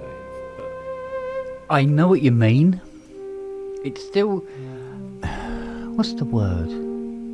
expensive. You know. Well, yeah, it's massively. But I mean, when you look at the way it's built and what it does, and Oh, it's yeah, capable I mean, of. it's worth it. Yeah, it reflects the price. But it's almost like, without being completely disrespectful to it, it hasn't got rid of the. It's still got that workstation feel to it. You know that. You know, going back a few years to the another workstation. You know, and it has that workstation vibe still. Even though it has some very powerful synth engines in it. Some years ago, I was talking to Ty about it, and he was talking about the montage, and I said, "Yeah, but it's just another workstation." Before I even finished that sentence, he was, "It's not a fucking workstation." I'm like, Yeah. No, it's true. It's not a workstation. It's not. But it kind of It has that vibe. still has an odour of workstation about it. I thought it Do you know what I basically is. Come on, let's summon him. Yeah. Yeah, say workstation 3 times. With a candle behind the mirror. Yes, it was Kosh. It was a big missed opportunity not to have that. Have we heard what Ty's views on the Leviathan are? Yes, I can. Do you want me to tell you? Yes. Is he ordered? He said, "Fuck off, you cunt! You keep calling no." Looks sounds great, but I have to admit, I've really not heard it do anything that incredible sound-wise. The sound seems very similar to Montage Stroke Op 6. The algorithm morphing seems amazing, but again, the promise sounds more incredible than the result.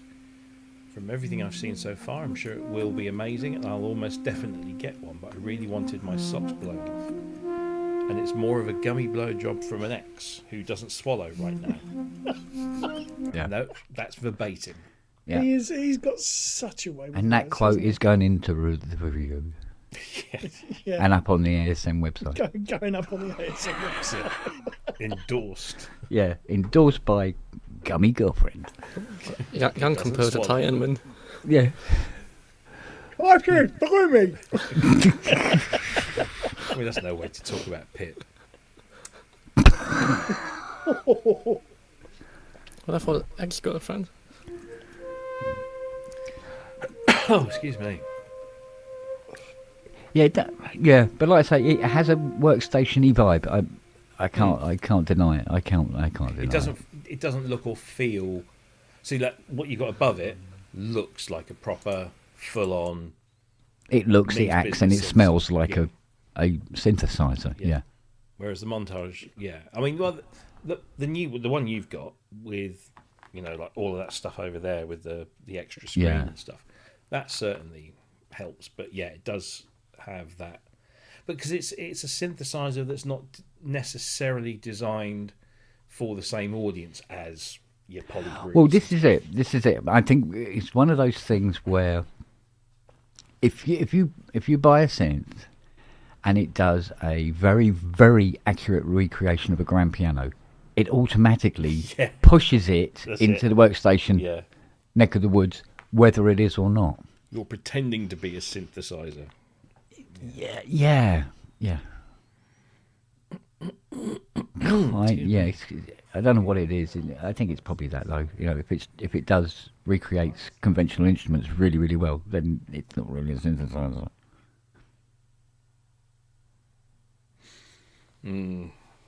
Yeah, absolutely. If not a workstation, then a workhorse. Yeah. And, Oh, absolutely. And the workhorses tend to be. That's all you. Yeah, I mean that's basically if. It is weird because you've got these companies, even Yamaha themselves, are bringing out stage pianos or stage keyboards, but that's like the ultimate stage keyboard because it has everything on it. Yeah, and in the tradition Except of that Yamaha, it's too heavy to take on tour. Yeah, And if you put this into an aluminium flight case as well, you'd have to hire your own plane to take it. yes, they're not easy So- to transport. No, and it weighs a fucking ton. It really, really does weigh a lot. Well, the thing is, if you were a dedicated Montage M user, you'd have that in the studio, and you'd have a 6 or a 7 for touring, or you'd have a Modi XM, as a lightweight Yeah. version because you can. Well, this is what blows my mind about it, where you got this thing, and you can have it in software. So you could just take the laptop on tour, Yeah. I must admit, I've been looking at Espen's channel for the last 24 hours to see if he does do one of his trademark I'm a bell end rants. I've just not got time for him at all. I stopped watching Espen Croft when he went on the turn, so to speak. couldn't deal with it. There's this channel that Fiona's subscribed to, and it's this Australian outback geezer, and he critiques various TikTok videos, but in an Australian way.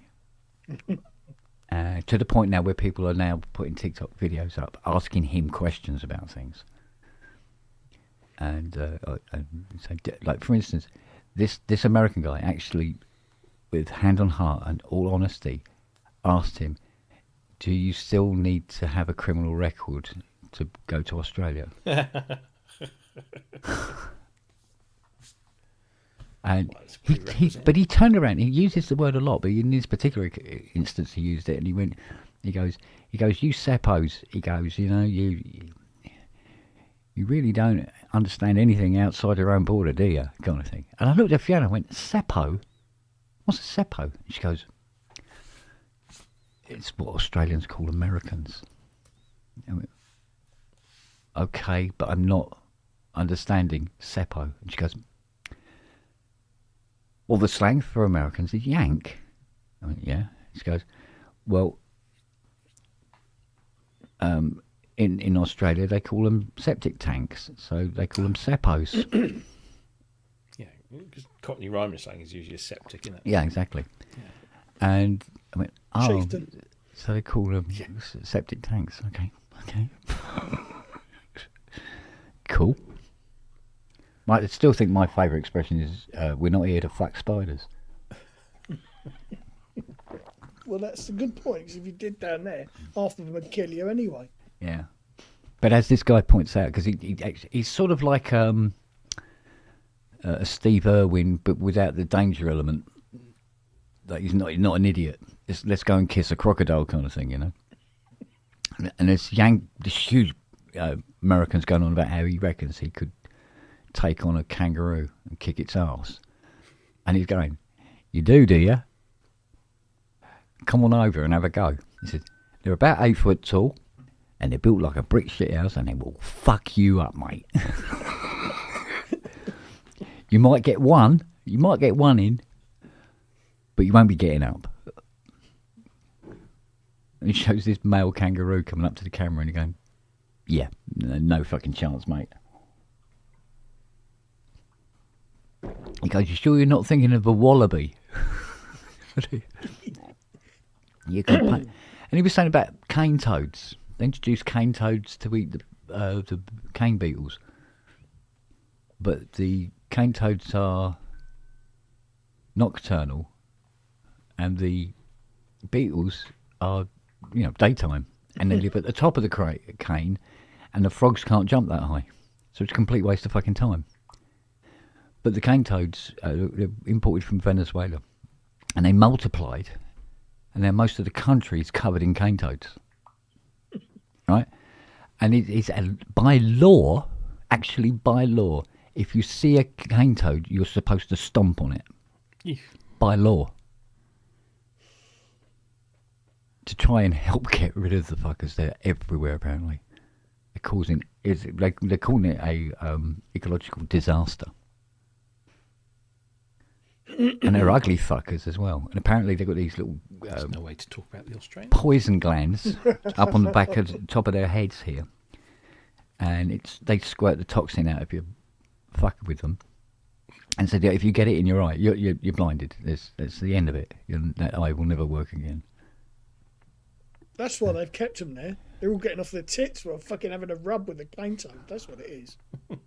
Yeah. There is a hallucinogenic gel associated with them as well, yeah.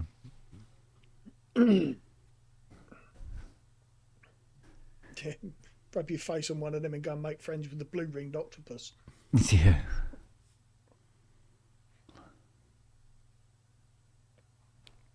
Yeah, well, it's like he said, he goes, if you had a huntsman in your front room, is it 9 times out of 10 it will run away from you. Yeah. It has no interest in getting involved with you at all. And they're not poisonous, just leave them the fuck alone. Yeah. 2 words, capital letters, fuck that. Yeah, just leave them alone. But Fiona, she goes, the last time I was out in Australia, she said she was at her auntie's house, I think it was. And nobody's allowed to smoke in the house. There's a little sort of like lean-to, tin-roofed lean-to out the back. And you go out there to have a cigarette. So she went out there, rolled one up, sat back in a little deck chair. And she just happened to look up and she said the entire roof was covered in redbacks.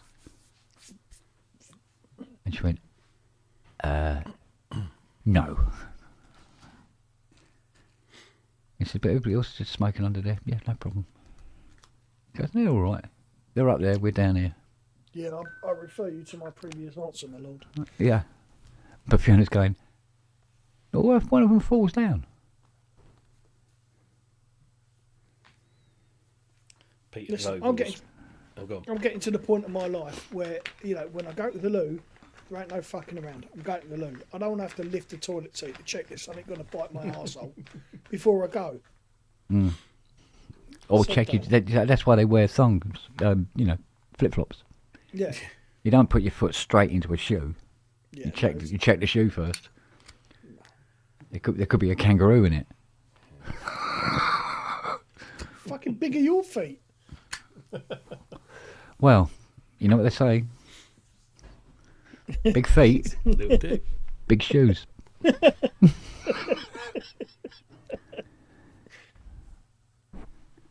Yeah, exactly. Yeah. The same with France, full of French people. Yeah.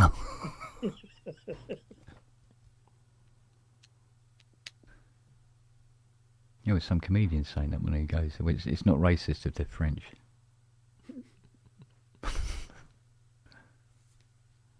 Zut alors. I think I offended her.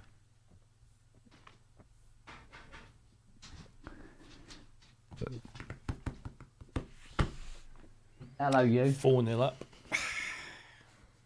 And I've chosen to sit here and not listen to the commentary. No, it's boring if you're that far. I'm going to be vacuous and pedantic anyway. Overpriced passes to possible child molester. Oh, it's a big long kick there up into the wing. Granny Shagger takes the ball. Yeah. Where sex addict passes to alcoholic. Hothead shoots and misses. passes to wife beater and goal.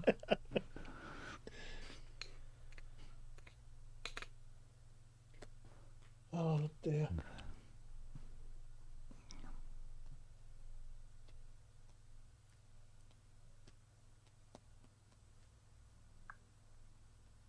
Is this? I said hellos. A French person, and they didn't get it. Would explain why they still say it in Canada. Oh, interesting.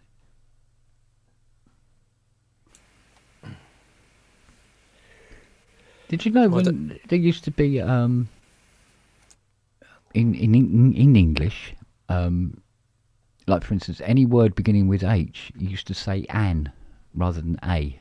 So like if instead of saying a hotel, you say an hotel. Did you know that? Yeah, yeah.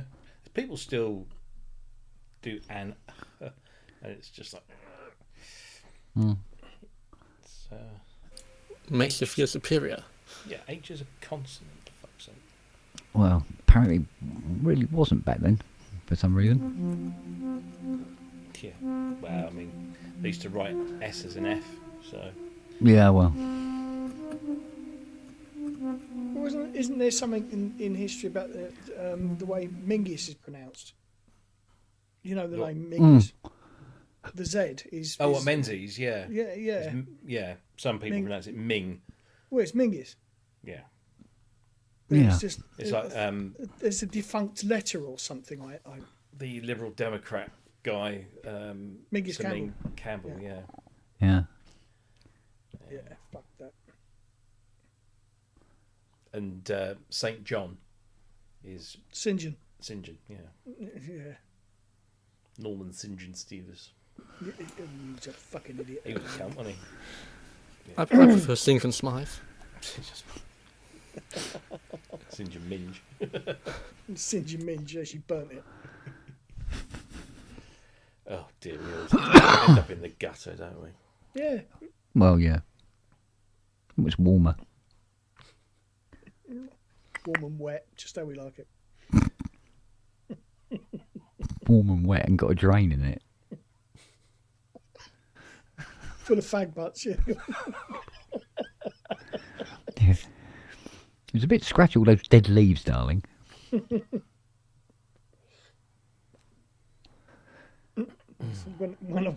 I'm not going there. So she gets to starters, do you phone Dynarod?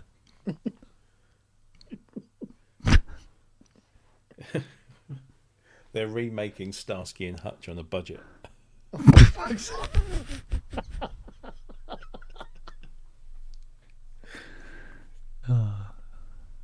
Apparently Paul Michael Glaser hated that car, Did he? the Torino. Apparently he despised the fucking thing. I'd imagine it's probably like a boat to drive, like most. Well, apparently American cars. they had several for different things. Some had better suspension for this or that, and some had Right. more powerful engines. But most of them had labels inside that said "Do not take over 45 mile an hour" or something, because they were fucking land yachts, you know. Just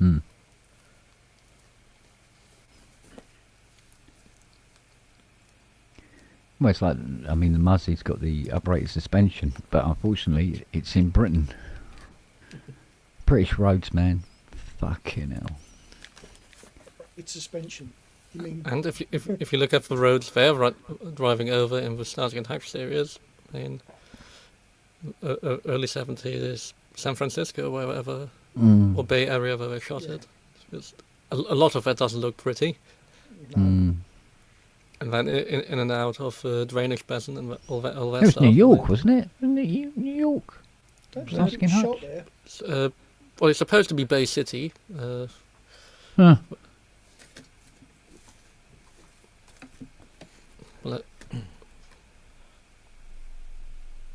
Well, a car that always seems to get forgotten is because they do this, like they do the quizzes on. Because Fiona's always doing the quizzes on YouTube, and they were doing, guess what the car comes from, and they had the usual, Starsky's, Torino and stuff like that. And come to it, I think they did about 100 bloody cars. And when it finished, and I turned to Fiona and said, "Yep, again, never shows up." She goes, "What's that?" I said, "Kojak's. Never shows up." It was a Brown thing, wasn't it? Yeah. It was a bronze Buick. Yeah, it's a Buick something, wasn't it? Buick something. I can't for the life of me remember what. The reason I remember the colour is because I was. Well, how old would I have been? It would have been 75, 76, so 4 or 5. My brother got a Torino car for Christmas, and I got fucking Kojak's one. It looked like a turd on wheels. The Buick Century. Yeah, it was a big wide bastard. Yeah. The one I always liked was up obviously Starsky and Hutch. The Gran Torino was my favourite, but the Rockford James Rockford's Pontiac. Pontiac Firebird, wasn't it? Yeah. Yeah. The last of the pretty ones. Because there's a late 80s Firebird looked fucking awful. They all went a bit shit in the 80s. I mean, you look at the Mustangs, the Fox body ones, they were Yeah, fucking horrible. horrible things. Although I did always get a hard on for the kit car, which was what 82 Oh, God. Firebird. Yeah. Was it 67 or 68 Charger? The But General- I mean, the General same. Lee. Well, the same befell the Stingray. Yeah. You compared what a Classic late 60s. 60s. Yeah. Yeah, a 60s Stingray to an 80s Stingray. It's like, ugh. Well, also with Porsches, I mean, a real 911 or 912, late 60s, beautiful. Anything that's been called 911 since. I mean, Yeah. ugly, oversized pieces of shit, in my opinion. Yeah. Well, they're just Volkswagen Beetles. They've had fucking slightly different shape, haven't they? It's basically what they are. But I must admit, it was very comprehensive, other than the fact it didn't have Kojak's car in it, but it had Columbo's. Was it a Peugeot? Columbo's car? Columbo has a car. Yeah, it's like this little sort of like brownie soft top thing. Peugeot 403 Cabriolet. Yes, sub 59. Yeah.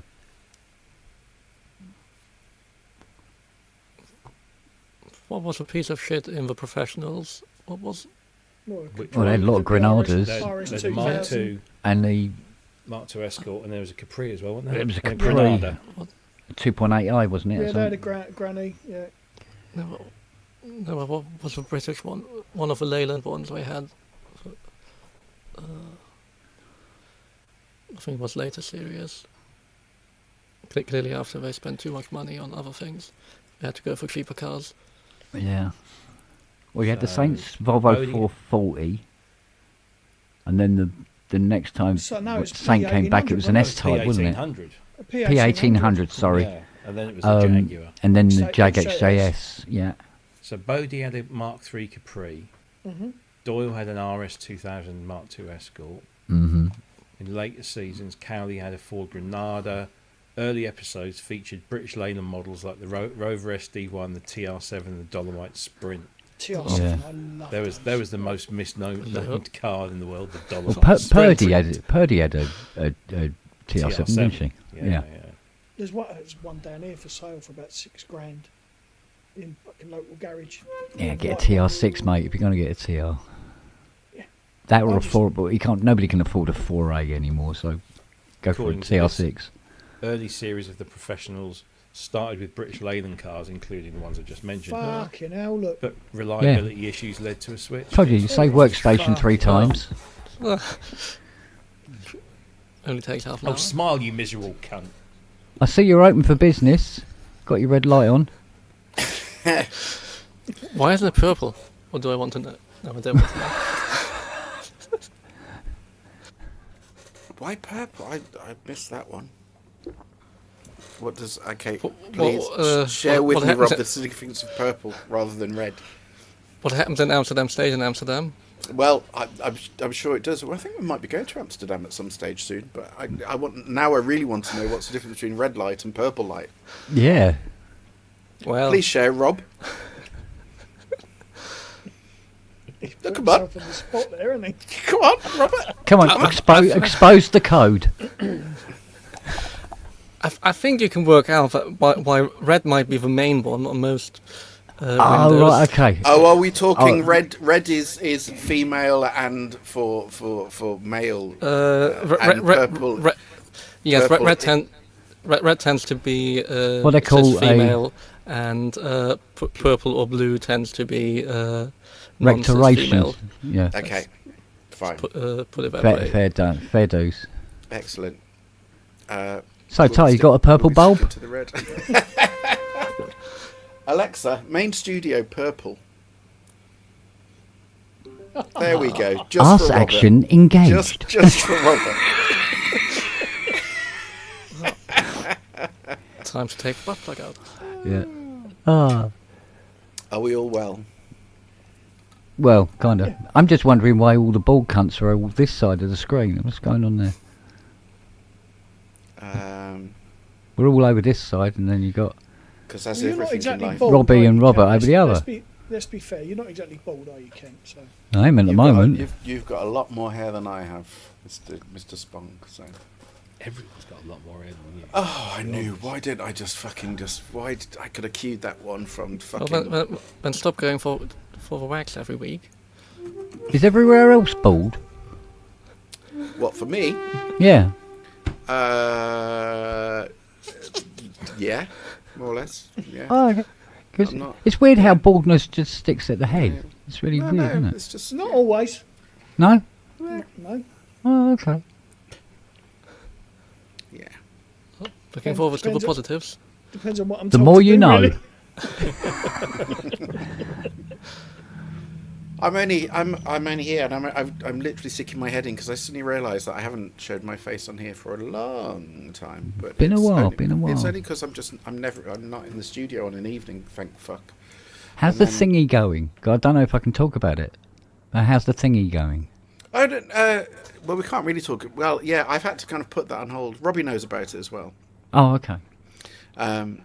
So the multi-track. Oh, God, yes. How could you not remember? Sorry, hang on, What I the should need the Kleenex. Yeah. God, good lord. Yes, I know. Yes, sorry. Yeah, Sorry. I thought my memory was shit. And can I just point out, we're not doing this to just try and kind of tease and try and it's just generally I can't really talk about it really, but it is. Except he's talked about it with me. No, Yeah. but no. Yeah. It's exciting. No, I can't. Oh. I can't. It's but only exciting to a very small number of people. It's not an en masse thing, but anyway. So I've had to I had a phone call about a Norwegian film. Oh, yeah. Yeah. He's going to Are have you in a it? fucking invasion. That's what it is. Isn't it? No, but Robert is. No. Again? Yeah. So yeah, I was only jumping in to just go, Robert. Yeah, lovely arse. Yeah, nice. Hence the purple light. No, I no, thought they only started in Swedish films no, and it's, Icelandic. no, it's it's basically it's a film that's I think it's been shown at Sundance, and I just got basically a phone call saying the film's done, the whole score's done. It's nothing to do with me, but they really don't like the pre-titles, and they just keep going backwards and forwards with the composer, and they just can't get the pre-titles, so they've kind of given up and just said to me, "Can I do the first, write a track for the first 2.5 minutes," which is fine, except so I had the phone call at I think it was about 11 o'clock Monday, whenever it was. Was it? Because I spoke to Robbie yesterday. Was it before you or after you? I can't remember. Anyway, so I had the phone. No, but I can't. Sorry, I had the phone call. Didn't speak to me. And then they turned around. No, they turned around and said, I said, well, when do you need it by? And of course, in very typical Scandinavian humour, we would like it by yesterday. And they're all going, ha, ha, ha, ha, ha. And I'm there going, ha, very good. Yeah, when would you really like it by? And they said, could we get it tomorrow? And I was like, no. So anyway, so I was up till, I don't know what time it was, gone 3. And then I'm up again at 6 to get Boo ready for school. And I'm doing it now, and they've basically need it by tomorrow, so I'll be up all night tonight doing it. So yeah, but how long does it take to put some tychos down and going this summer? It's not really not that kind of film. No, it's a good film. It looks great. There's no chicka chicka wah. Geert Van Schlanger. Yeah. And the funny is the most hilarious thing. Pizza? The most hilarious thing about it is, I always I keep going on about how long it takes me to make up my palette, kind of for each project, and how many weeks I spend doing it. And, normally I think Dinosaurs was it 6 weeks, 2 months, something like that. It was something about like that. 2 months. Yeah. Yeah, it's about 2 months doing the sound palette, getting and so I had this phone call with them going, okay, we need it. And I'm like, fuck, okay. And it's quite a specific film, so it's quite a specific palette because the composer's already written the score. I've got to match the tone and the sound palette that they've used, so it doesn't stick out like a sore thumb. So I've got to match a score that's already done. So so I basically took 2 hours to do, which for me is just like literally just throwing shit on there. And so I spent 2 hours doing a tone palette, and then I'm just writing notes. And anyway, it's a very long, boring, shitty story. I just wanted to stick my head in and say, because I'm down here, I might as well annoy you just for 10 minutes before I tell you. Well, that's what we're here for. Yeah. So, but anyway, I just wanted to say hello because I haven't been around for ages. Obviously, I spoke to Kent and Robbie, but I've not spoke to you, Matt. I hope you had a great Christmas and New Year. It was all right. Yeah, it's been all right. Good.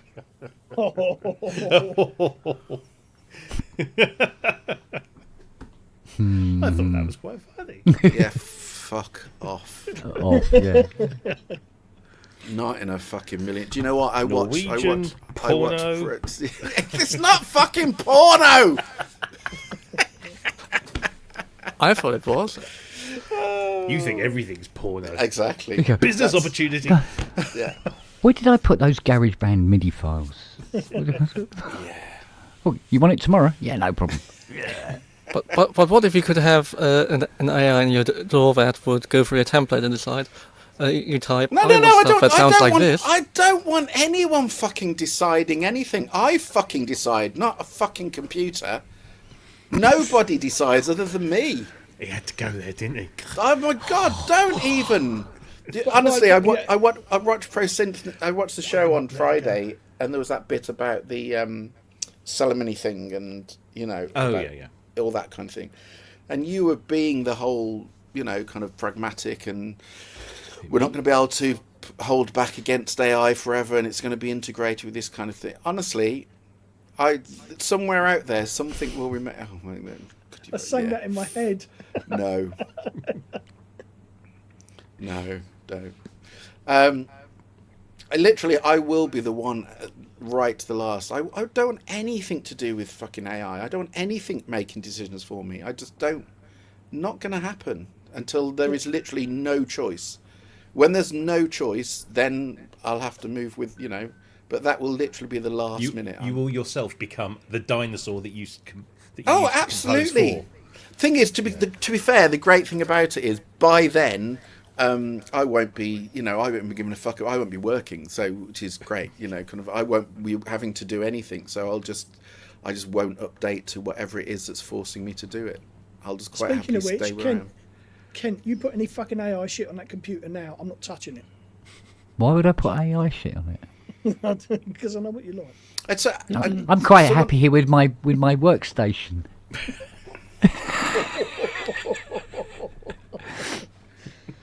I missed that one, obviously. M8X. What? My workstation. Yeah. Okay. No, he's forgotten. Yeah, never mind. Yeah, he forgot that he shouted at me. Yeah. A few years ago when I called them on. Well, Ty just likes shouting at you. He just likes shouting at you. Any excuse. This is true. Yeah, to be fair. I try to forget all the shoutiness that I ever do with you, Robbie. That's why, because I have such love for you that I just try to forget all the arguments we ever have. And come up with new ones so he can shout at you later on. Shouty, replaced with sarcasm. Where you slam the door on me and go, "That's it! I'm leaving you. I'm not talking to you anymore." Yeah, when you do that. Cummy blowjob, yeah. Yeah. Oh, dear. Oh, did you like my description, by the way, of the virus? I read it too. It has been mentioned. Have you read it? Oh. Yeah, he read it out. It was brilliant. But okay. Look, I think I'm just gonna talk about that very briefly. I mean, it looks like a great synth, and I mean, I will get it. But do you understand what I mean, Robbie? I mean, I'm not doubting the fact that you will turn around and go, no, when you get into it, when you do this, when you do that, it can sound fantastic. I'm absolutely believing that. But all the things that I've heard and seen, whatever, it's great. But yeah, as I said, I used the analogy. There was no socks being blown off. But that's true, Steve. I did, but I also took it off because it was actually shit. So yeah, there's no AI on the computer. But anyway, have you seen the human stupidity? Have you seen the MPC XL? They finally released a video for it. Looks good. Yeah, it does look good. What? So, yeah. Little boxes. Big box, this one. It's a big box. Yeah, big boxes. Yeah. But anyway. No, Fractal's Magnolia, I think, is the one that I'm still excited about. What sort of sexual practice is that? Hopefully we'll see like Super Booth.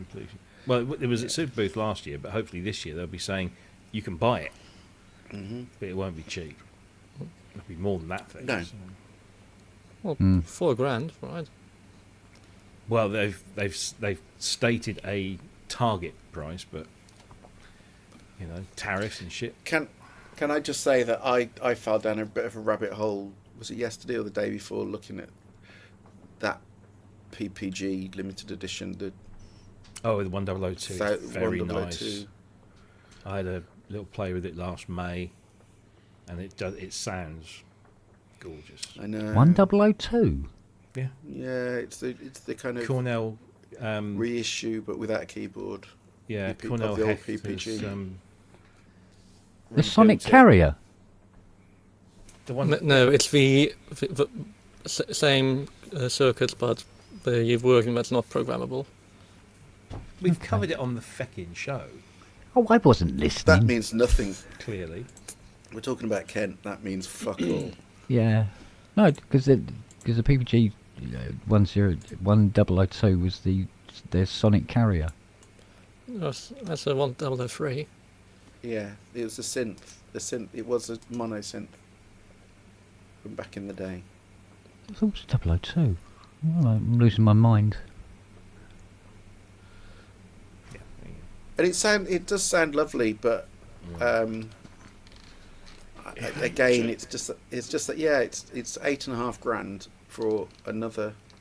It's the limited edition side of things. I'm sure it's it is a beautiful thing, but it's just another mono synth, and I'm sure it was a very special monosynth, but I don't know. It definitely had a lovely tone. Hmm. But yeah, so anyway, so I went down a bit of a rabbit hole with that. And yeah, mainly because I'd finished doing my accounts and all that kind of thing and realised that in the year 2024 I hadn't spent enough money, basically. So yeah. It's a shocking place to be. Yeah, I remember the Sonic Carrier being quite a challenge to work on. I basically had my wonderful accountant friend turning around and going, "Please don't make this mistake again. Please spend more money." So. Sure it's Of course, if here you somewhere. want to spend it on us, Flowers and miscellaneous? I love the way I love the way that works. And how does that work for me, Robbie? well, you have to pay the tax. You just Well, you're the one with the purple light on. I'm sure we can come to some arrangement. Oh, fuck, let's just put images in my head. No one needs. Oh Sorry. dear. Great.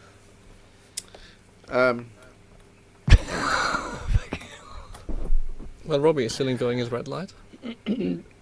Now, what's made me it's laugh the now light is purple. imagining what Matt is imaging in his head. Don't. Just don't. No. You go, oh my goodness. Yeah. Kent is asking if I can live stream your set at Synth Southwest, Ty, so I've got to work out how I'm going to do But mine? that. Yeah, he Fucking wants hell, to see. okay, He what wants to I am- see you perform live. So would I. Well, I'll film it. There you go. I'll film it. Well, I think we should film it. I don't know about live stream because you're going to have a room. I don't know what the Wi-Fi is like there, and Well, again, this is something I need to talk to Peter about. There's a few things I've got to talk about with him. it'd be good to film it and then throw it up on the And then throw up, yeah. I mean, it's heavily edit it. Oh my god. fucking hell. Ladies and gentlemen, Ty Unwin. And that was Ty Unwin. You That can was all Diana. fuck off. Here are the highlights. Here are the best bits. Yeah, Yeah. What? that was it. Yeah, off. There we go. No. No, I've Yeah, already you know- turned around and said that the amount of prep going into it will be just choosing which 3 bits of gear I'm going to use and plugging it in. That's where the prep finishes. And then I'm going to be stood there going, okay, well, what do you want me to do then? So, it's fine. That's what it's going to be. Yeah. Yeah, you know Reigns does the guess the synth thing. Mm-hmm. Right. Oh, look at this. I'm trying to remember what the black one is.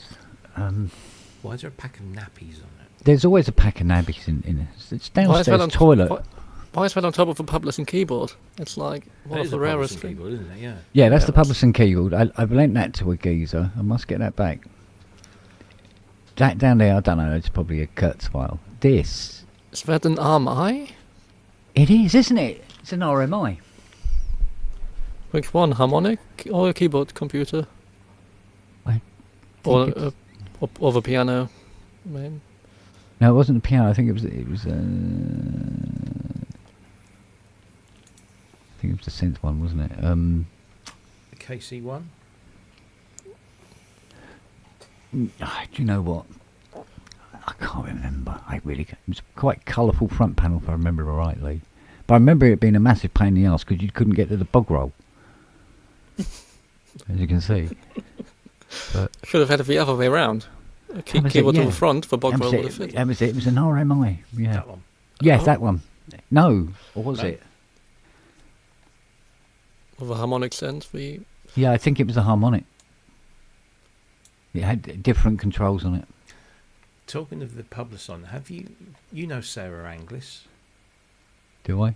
Do you? I thought she seems to know you. She was aware of you. But people know me. I didn't. Because she's got a Publison that Yeah. she's gotten hold of. She was asking if I luck. knew anyone that had one or knew anything about it. And I said, well, the only person I think might know about it is you. So, Yeah, and that's very little. yeah. publishing in France will help you with enough persuasion, but she's doing a thesis on it or something. So. Yeah, because I think Scott was still a very small babby at that time.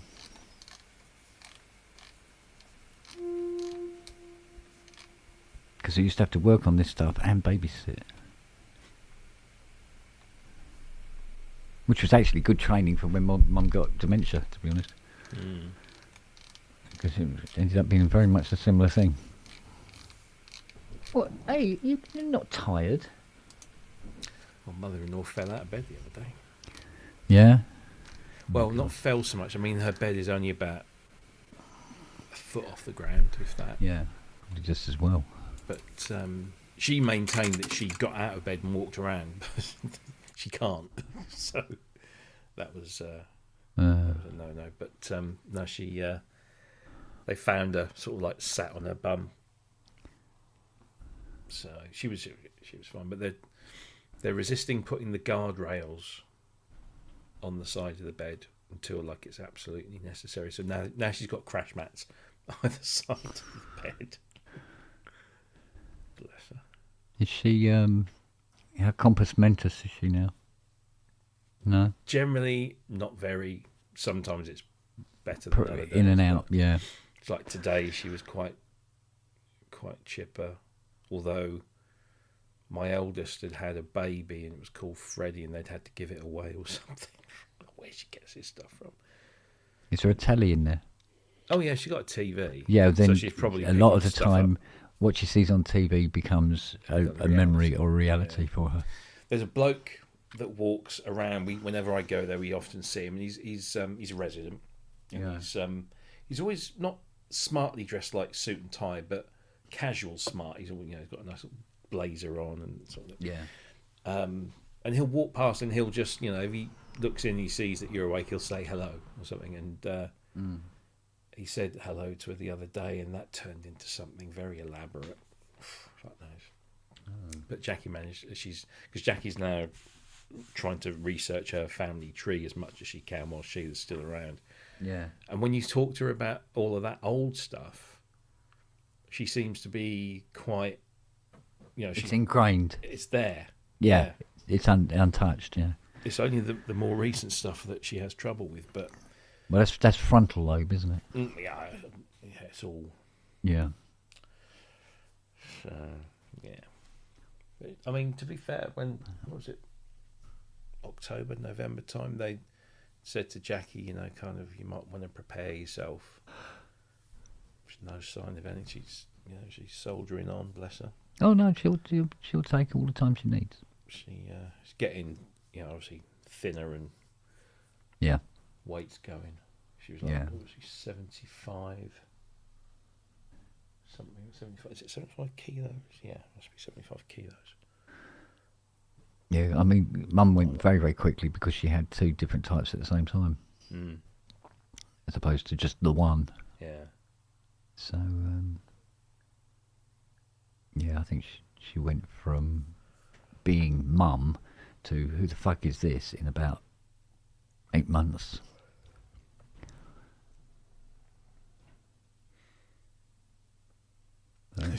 Jackie said to her, she said, I won't be around tomorrow because I've got to go do the shopping. And she goes, that's okay, they're taking us all out tomorrow. Which they're not.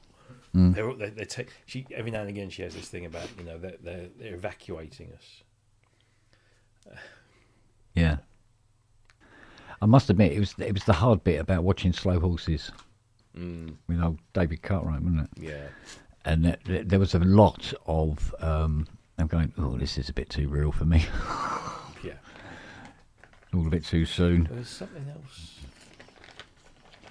I mean, she didn't try to shoot my face off in the bath or anything, but, It's like watching, Jackie watches EastEnders, and of course one of the storylines on there is that Nigel's got dementia, and he's, there was a whole episode of him having, delusions.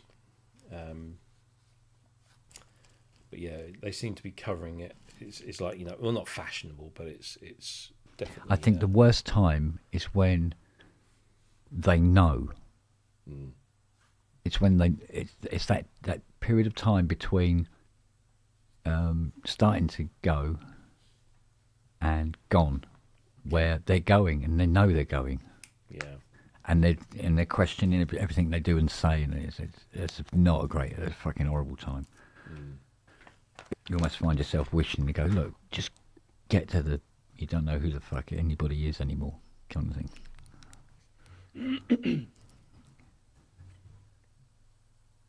But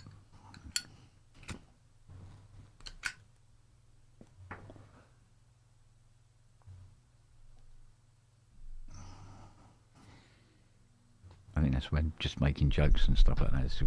It was just a great way to get through it. I don't think I could have done it any other way, to be honest with you.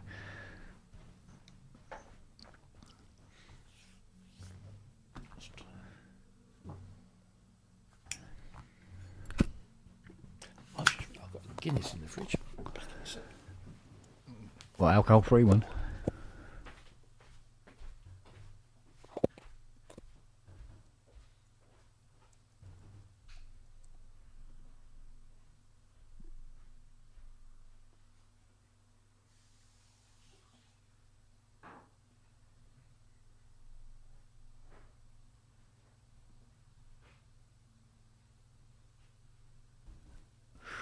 Ooh. It's getting to that annoying stage now.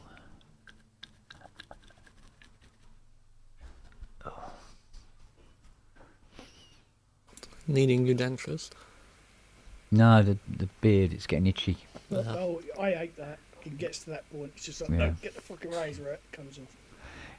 Yeah, because what it does, the hairs, they grow out and then they sort of like curl round on each other and then they start sticking back into you. You know, no, fuck it up. Ooh.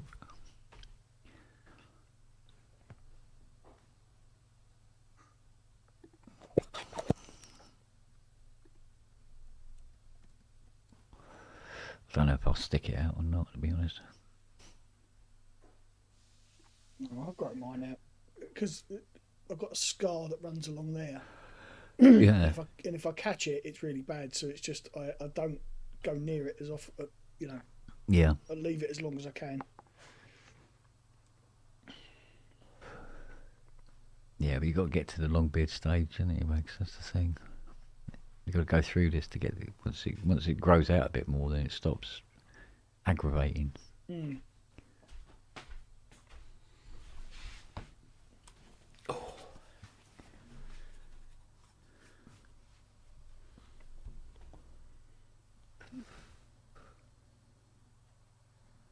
How much alcohol's in that one, Rob? Absolutely zero. It's brown water. It tastes. It tastes of it, yeah. What of brown water? Yeah. What is And the he's taste back. of brown?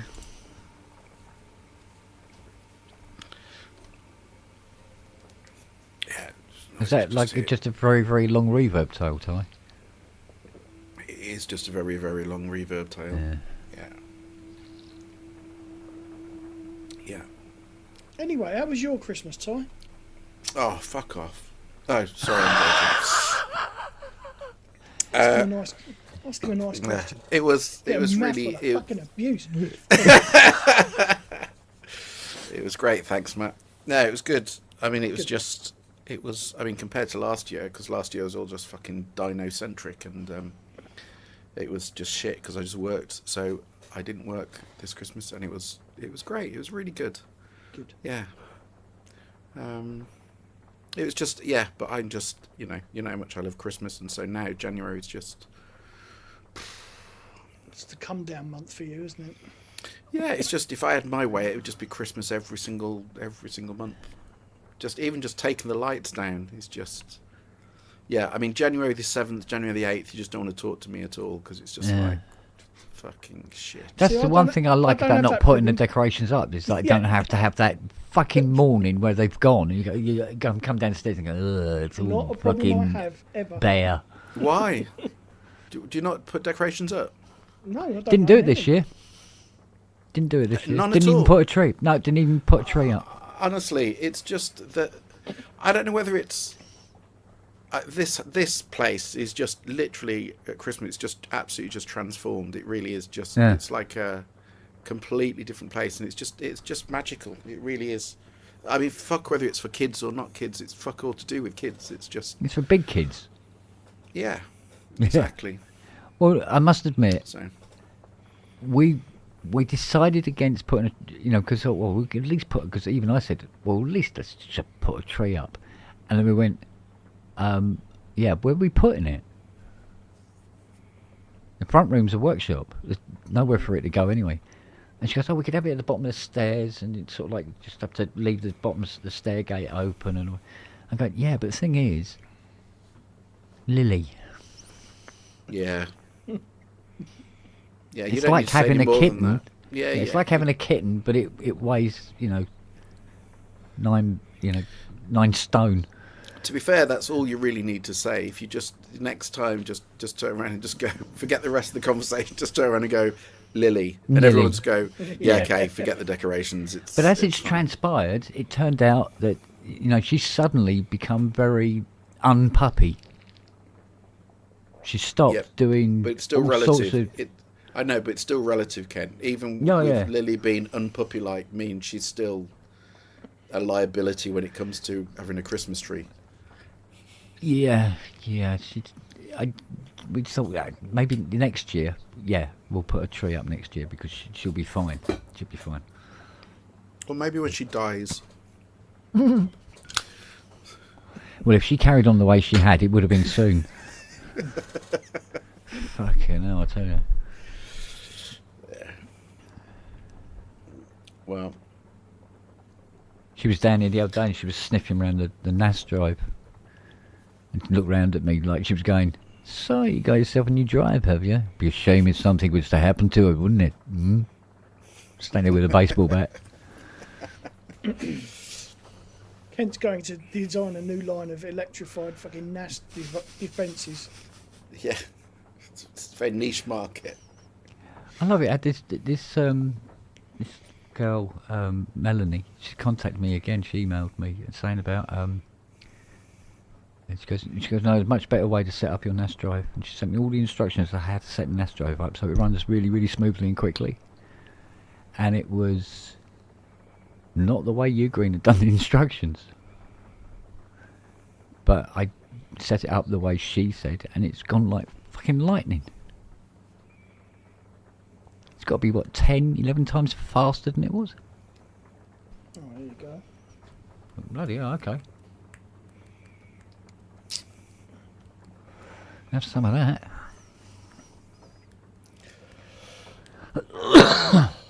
Oh, fuck. Question. Answer. What's your fucking name, Eddie? Okay. This is a piece of. This is for anyone that's got any ideas. I should point out that. So I've got a friend, a local friend, who's a sculptor, and deals in steel and whatever. So I could just take it to him, but I just thought it would make sense to ask you if anyone's got any ideas. This plate, it's a very long-winded way of. I'm not going to even go into details, but basically this is a 4mm steel plate. Right. And this is kind of going to go into the nuage system behind the TC 6000 controller to cover up a blank panel because I've sunk it into the nuage desk. But it needs a hole. Basically, it needs a kind of a hole here so that the cable can go through it to go to the back of the desk. So basically there needs to be a kind of square here like that, or a semicircular, something so that a lead can go through it. Yeah. Easiest way of doing it? Fiona could do that in the Carvera, couldn't she? 4mm? Yeah. It'd take a while, but It'd take a little while, but yeah. The other way of doing it. I'm asking because I don't deal with. I don't do anything with steel at all of this thickness. So I don't have any clue. Well, the best way to do it is you drill it. Get a small drill, Okay. like an eighth drill. Yeah. Mark out what you want to cut out. Go down it with the drill as many times as possible. Yeah. Then you get a hacksaw and you just cut down through those drill holes, and then get a pair of mole grips and just bend it backwards and forwards. It'll snap out, and then just file out. Everything's smooth. Okay. I haven't used a file since I was, It's back, forth. and Since we're escaping from prison. What? Yeah.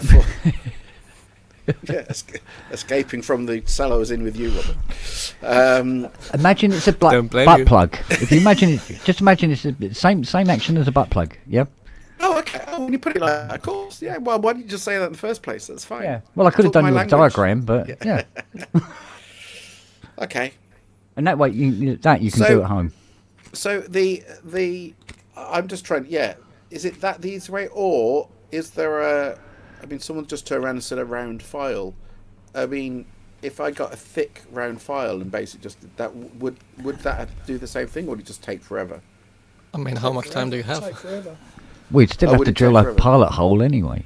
Would you? Okay, that's fine. Otherwise, you can't get the file through, can you? No. I mean, if you start at the. Okay, yeah, I'm talking shite. Yes, okay. Yeah. I was talking okay. about filing from the edge inwards. Oh, in that case, if you're coming from the actual edge, Yeah, it can go from the Then edge. It doesn't have mark to out be what in- you want. Say you mark Yeah. out a little square, yeah, Mhm. and then just hacksaw down the lines, Okay. and then do the little drill holes to just because that will weaken it, Okay. and then rock it backwards and forwards till it snaps off, and then just file the bottom. Bob's your auntie. Okay. Angle grinder takes 2 minutes. Yeah, but I don't happen to have an angle grinder to hand. Well, I mean, at that point, plasma cutter, even better. Nice and easy. Yeah, yeah.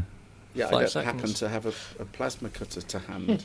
Or a £250,000 laser cutter. Yeah. I don't happen to have a $250,000 The thing laser about cutter to the hand. thing about using a grinder is sometimes they can stick and then the blade shatters. Okay. So hacksaw, slow and sure. It's the best way. Okay. Well, thanks for that. Drill holes in the corner so you can then turn the hacksaw 90 degrees, and if you get a big enough bend, and continue going even. I must admit, I'm And- kind of glad that you brought the nuage back in, or keeping the nuage. Oh, in. I can't even, honestly, I cannot even. Anyone that didn't know what happened, basically, so back in July, because if anyone's missed the story about fucking nuage, they've, so the nuage system, Yamaha has stopped supporting, they're not going to support silicon. So basically, I can't upgrade my Intel Mac with a silicon because yeah, exactly. Because nuage will suddenly become a brick. It's not usable with a silicon machine. So I've got to stick with this machine. But what I tried getting rid of nuage because I've got a complete Console 1 Mark III system with 2 faders, 2 controllers, and it's a great system. And I started using that since July, and to see if I could not use nuage and get on with this Console 1 system. And the Console 1 system is amazing. It's absolutely brilliant. But, and there's a huge but here, it's kind of it was like going from having a Ferrari to going back to having a Fiesta. That's how it felt. And muscle memory. I suppose. And Muscle yeah, but memory. it's just Yeah. the thing is with nuage, and the best way of describing it with nuage is so totally integrated with Nuendo. It is literally like using a piece of hardware that is completely. You don't see the difference between software and hardware. It's completely integrated. Yeah. Whereas Console 1, it always feels like there's a layer. You're going through a layer to get to the software, and it feels very different. And I tried it for 6 months, because it would make my life a lot easier just to go to, the Console 1 system. What would but be the benefits of you going up to Apple Silicon? to silicon? Oh, it's only the fact that kind of latest, biggest, best.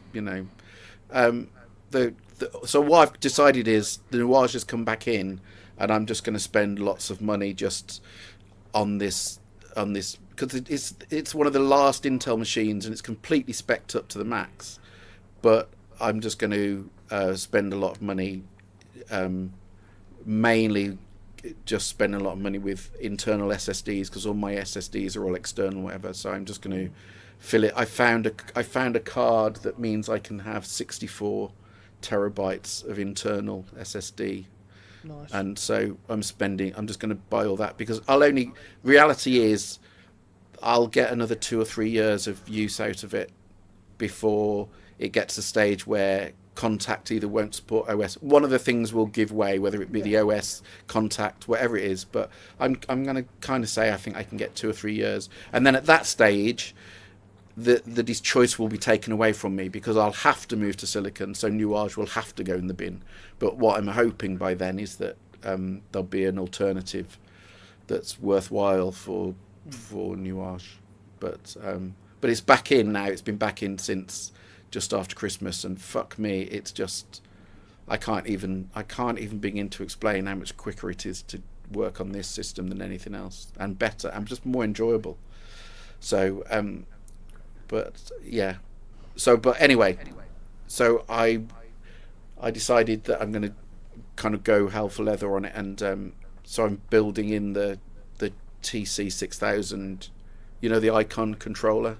I'm building that. I'm pushing that into the desk rather than having it sat to the side. So, but I've got to. Anyway, it's very boring. I don't know fucking know. I bore myself sometimes, and I'm just, I'm almost asleep here. Yeah, exactly. I don't blame you, That's Robbie. because you're old. It's interesting that Yamaha is not planning, or maybe they're just not planning to announce it. But No, they're I not know doing for- it. The reason for, they're not. but I know for the live test, they're going to upgrade their biggest range. For the Rivage, which uses a lot of the same hardware, they're going to upgrade the under the hood. But again, I think it's been pushed back by another year or two, so I wouldn't. Yeah, I could also fully reason- understand that they're just like, this is going to The re- take a while for us to sort out. No, the reason is, Robert, is what I can fathom, because you know how great Yamaha are at with communication of these things. I don't know what you mean. Fucking shite.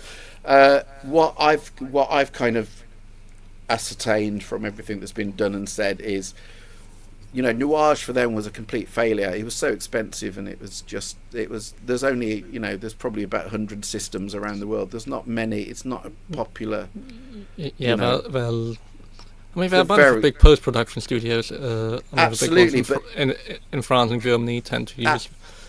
Absolutely, but that's Again, still, that's like 50 of them at most. Exactly. So worldwide, I'm probably going to guess that probably there's about 100 systems worldwide, and as you say, the amount of time, effort, and money to do the switch over, they've just said it's essentially not worth it. So we're all just kind of being a bit kind of left in the lurch, really. But it's such a shame. It's really sad because I mean, Digital Design has done that like 3 times with their generation of controllers as well. Yeah. I mean, the old big Digital Design consoles, they were great. Yeah. Until they weren't. Until they became doorstops. Yeah. Well, it's definitely what's going to happen. There's no doubt about it is what's going to happen, but I want my hand forced on it, and I having had 6 months away from it, all I've done is just missed it. So, I just want my hand forced so that I'm put in a position where I then have no choice. I've got to jump ship. So until then. So at that point, then go for an Avid S4 or S6. To have the choice of Yukon not being as reliable as it could be. Yeah, I think the thing is with the system, all of the Avid stuff is because when I had this conversation with Kent a few weeks ago. So when I got this, they were trying to get me to buy a system, and System 6 system, and price wise, they were. That they did the better deal. It was an absolute bargain. The price they were offering it to me, because the moment I was saying, well, I'm going to buy Nuage, they were saying, well, no, come, we'll sort out a price, we'll sort out a deal.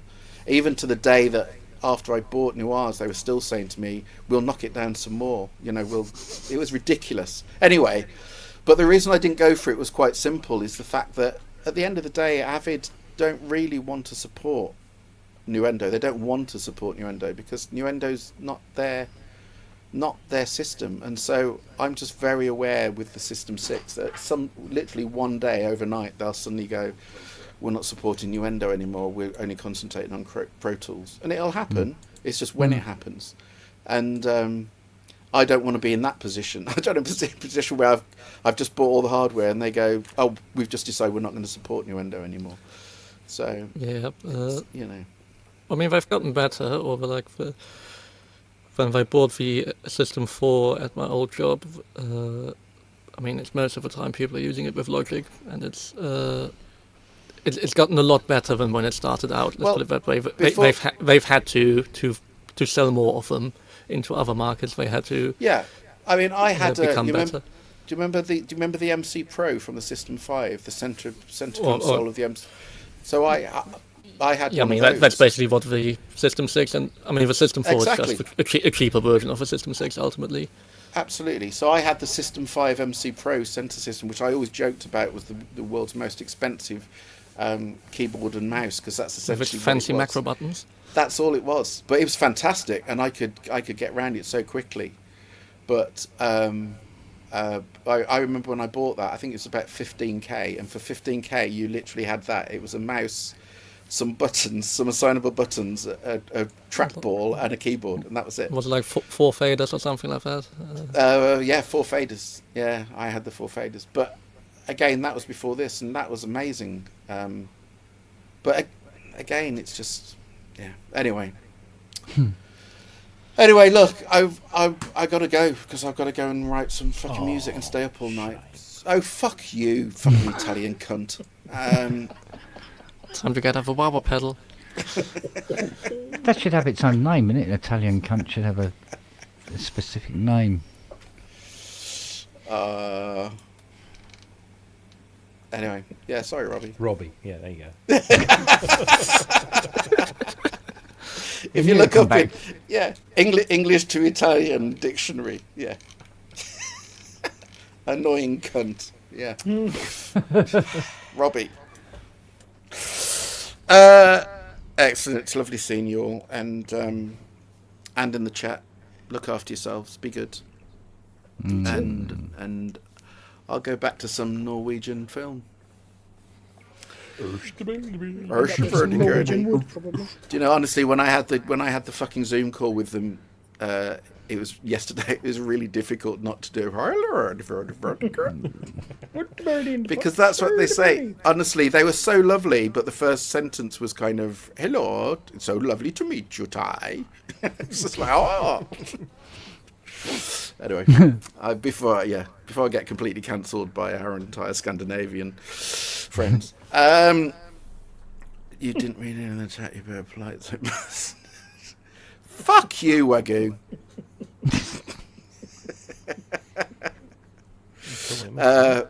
Be good, yeah. Be good, all. I'll see you soon. Take care, mate. All the Bye, best. mate. See you later. No, stuff, babe. Bye. See ya.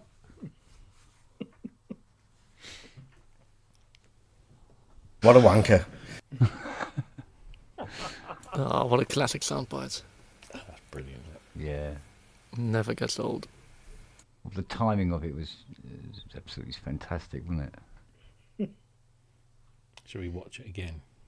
Was that the record shop one?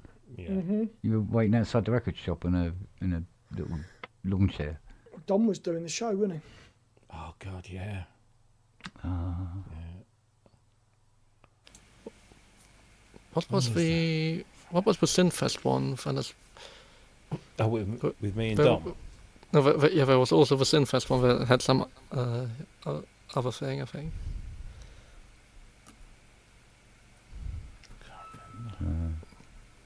Too many years ago. I know. Excuse me. So Well, yeah, when because would it was that be? what 3 years ago that I was there, and Don passed just after. So I think the Yeah, Synfest one was the year before that, So he maybe. died. He passed in 24. Didn't he? So he's been gone 2 years soon. Very soon.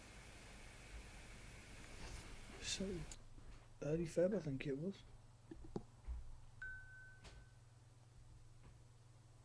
Yeah, 6th of Feb. It was. It will be his anniversary.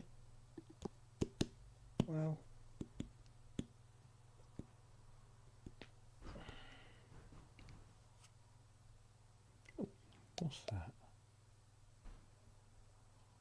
Shahand. Why is that show ineligible? Copyright protected content found. See details. Oh, What's that? You had a strike on one of them, have you? yeah, but it's from like 2021 or 22. I see what it is. It's the show we had Tara Bush on, and it's when we played a bit of her track, and obviously the publishing is. Oh fuck it, can't be bothered. It's an old one. Now, when was that Record Store Day one? Oh Christ, it was a long time ago, wasn't it? That was, wasn't it? Yeah, I knew there was a photograph of it somewhere. What's that? There's a publishing board. See what they've done to the chips? Lovely. Yeah, sanding there. Wankers. Yeah. What a wanker. Every single fucking one. Well, some intern had a good day.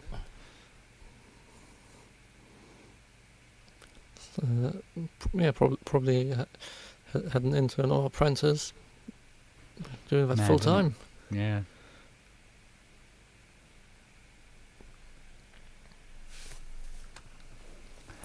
Motherfuckers. Yeah, and the EMT did the same. And, Yeah. See, the problem was, I mean, a lot of those ICs, I could just like pull them out of the DIL sockets, put them into the various circuit testers, and identify what the chip is.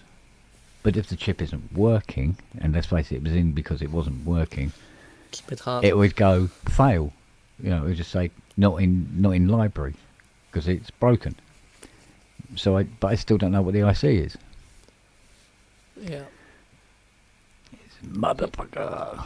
I tell you what else you can't get service manual for. Moog Voyager.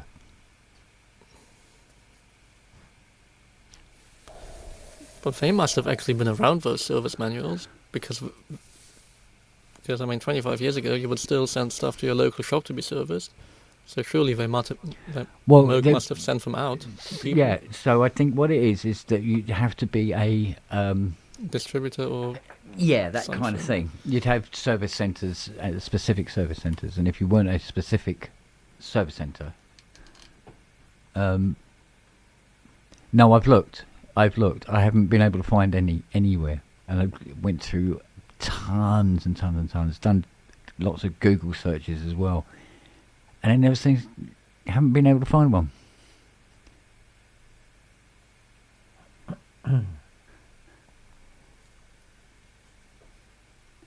Because it'd be bleeding useful because I've got a Voyager to do. Wouldn't Rob Rosen have something like that? Yeah, but I can't keep hitting Robert up every fucking 5 minutes. Poor geezer's busy enough as it is. God, I'm just looking at our old kitchen. Jesus Christ. Is that the one that used to have smoke coming out the plug sockets? Is that not where it's supposed to be coming from? No. Yeah, it's an interesting one. Actually, I think I got... Oh, no. Really? Oh, here you go. Hang on. Oh, shit, hang on. Yeah, if you can, mate, that'd be very useful.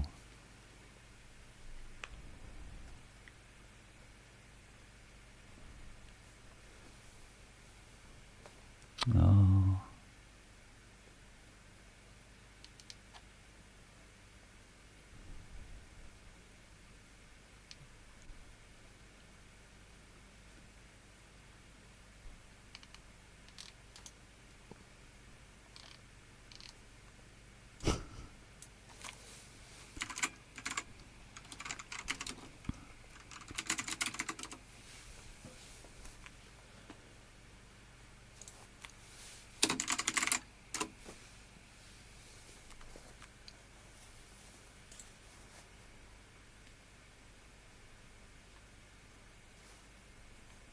I found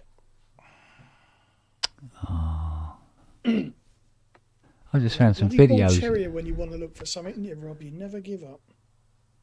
I just found a video of the old dogs.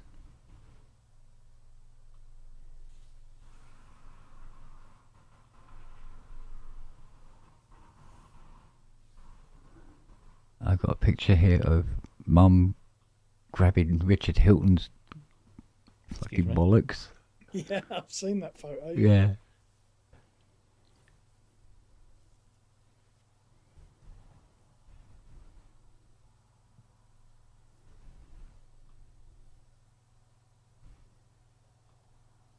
What is that?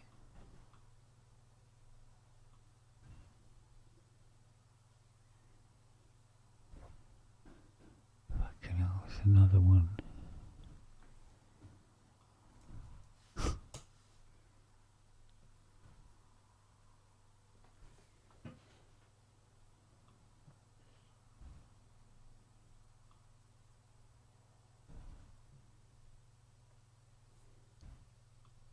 There you go. Have a giggle.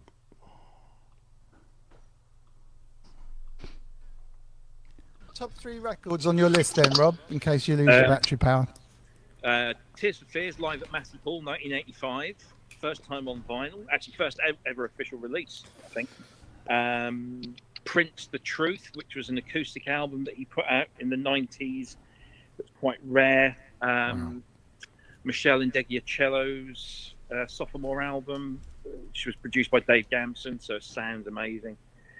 And there was a few other bits. There was the Howard Jones 12-inch album was supposed to be out. I'll skip forward. You have them anywhere else, and they're basically a collection of very lovely people that roam the streets around 11 o'clock, kicking out time, and help people that might have had a few too many to get home.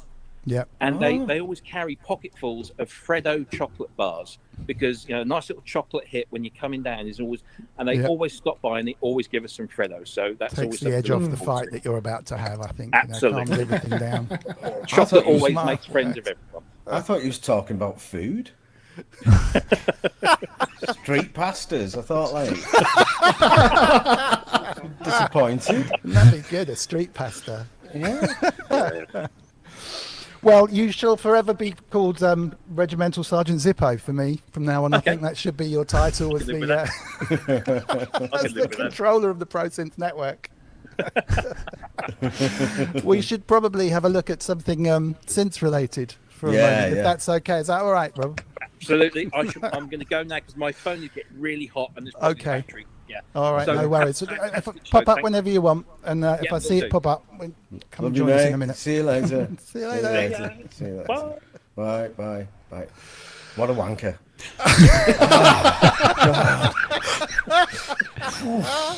Oh, mate. Well,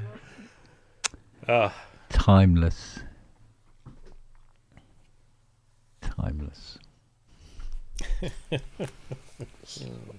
I wish he'd come back. It'd be funny to have back for one show.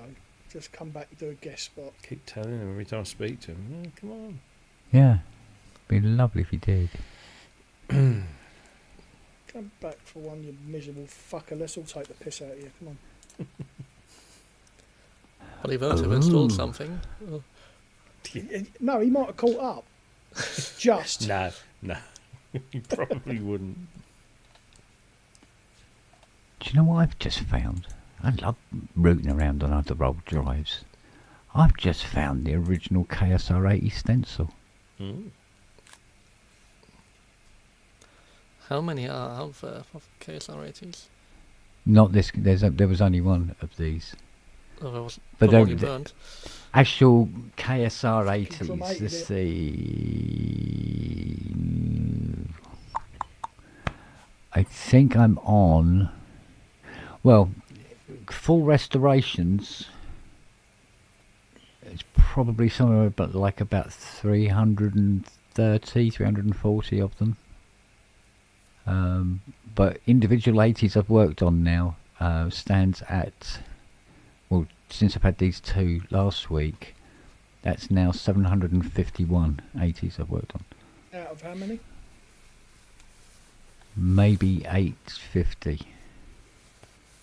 Maybe. Even Yamaha are a little unclear on how many they actually built and sold.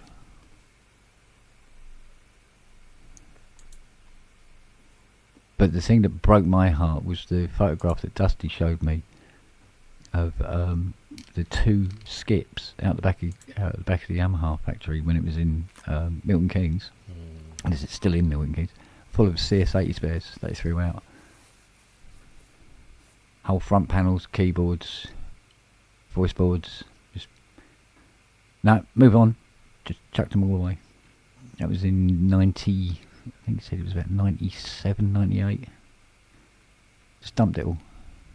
Cast boards, the works. Wow. Yeah. Mind you, I suppose they're kicking themselves now.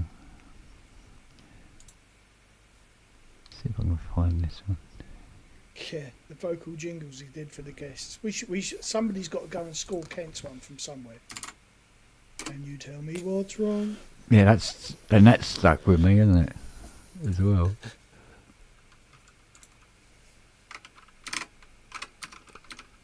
Yeah, here we go. Yeah. There you go. That's the original stencil. With the picture I made in Lightwave. Wow. Oh, it's a picture of actual 3D models, but yeah. And that's the keyboard that you've got the photograph of Vangelis sitting at. Yeah. Yeah, that's the one he played. Yeah. So, back in day.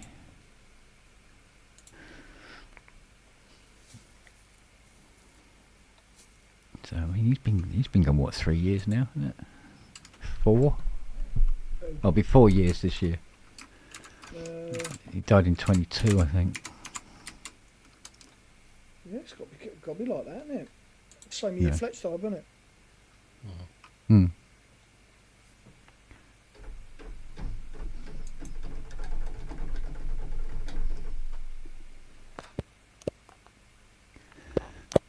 There is a very black, comatose Spanish sheepdog at my feet. Yeah. Probably can't hear it because I've got a gate on this, but she is snoring like a fucking good one. Fuck off, Dom's been gone 3 years this year. Is it really? 6th of February will be 3 years. No. Wow.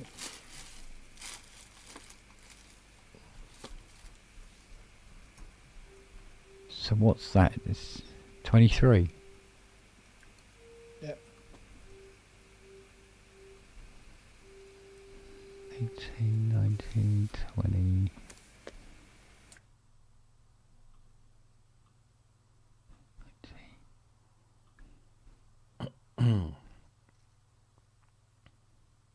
Here we go.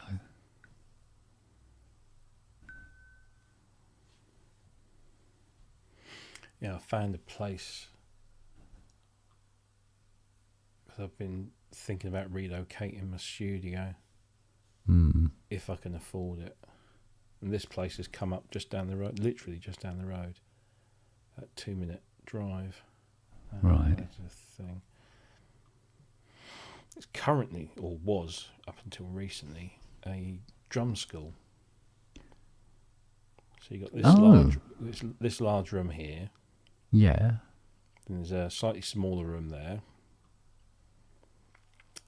Bathroom. Okay. Another room down the end. I don't know what this room is with the burgundy walls. They don't really show that one. Kitchen facilities. That's the room down the end. I mean, you can get at least 2 drum kits in there, so it's pretty big. Storage. It's got an alarm. It's got bars on the windows already. 542 a month, or $6.5 a year. Fucking hell, that's okay. I can tell you don't live near London. Yeah, I know, right? Yeah, good luck trying to find anything down here for that. I don't know if it's got any. Probably hasn't got a phone line in there, so no internet. It'd have to be. Well, how's your 5G around there? It's not bad. Well, certainly, most parts of the town, it's not bad. I'd have to check it out, but I'm not sure. I could cover that a month with my gear news, but wouldn't leave me much left over. No, it wouldn't, would it? Plus, are you ready to start humping that fucking lot? Well, I'd only have to hump it once down there and then... Until you can't afford it and have to hump it back again. Exactly, yeah. Yeah, maybe it's better off where the fuck it is. But I was thinking if I could put it in to somewhere like that, then I could potentially start hiring it out as a either studio time, rehearsal time, recording. Bit like Spears, what Dave does. Yeah, I don't know if it actually ever gets anywhere near cutting, breaking even. No, exactly. Do you know what? I've just found a photograph of Charlie from 2021. It's before we had him. And I don't recognise him. He looks totally different. Yeah. Darker too.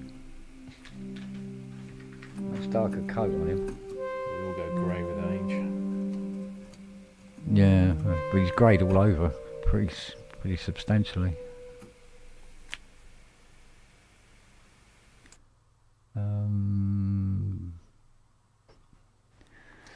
Anybody else take advantage of that GeForce free preset pack offer yesterday?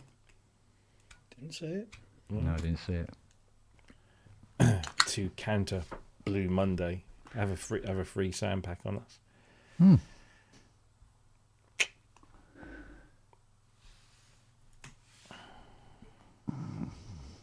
No, not aware of it at the time. All right, gentlemen, I'm going to bugger off. Oh, all right, dear. Lovely to see you. And you, good to see you, buddy. I will catch up with you all very soon. All right, Don. See Take you later. care. Have fun. Be lucky. See you all. Oh. Good night.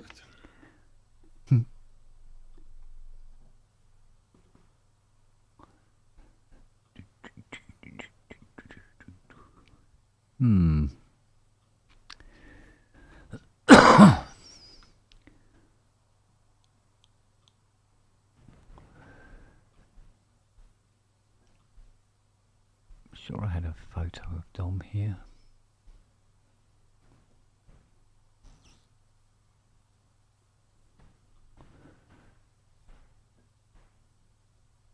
But it eludes me.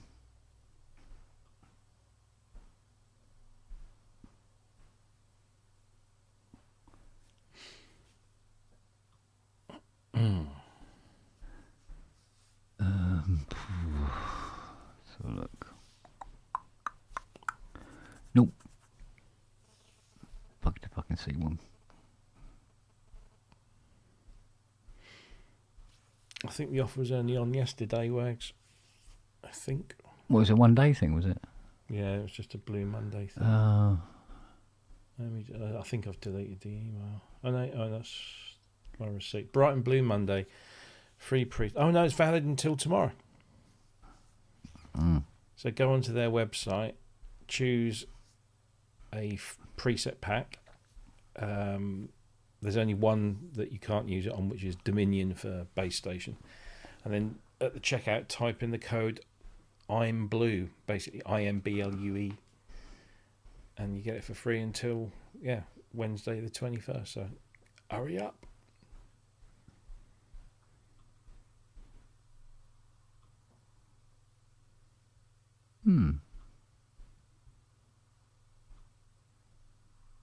Did you hear this thing about the, trying to cancel Hans Zimmer?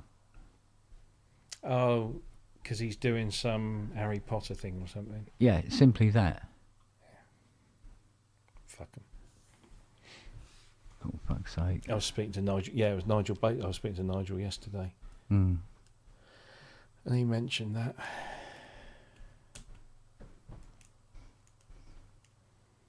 He's putting me in touch. You know Simon Lowry? That rings a bell. Yeah, he must have put some work your way. Yeah, a lot, I think. Because he's got. I think he's got an 80 collection.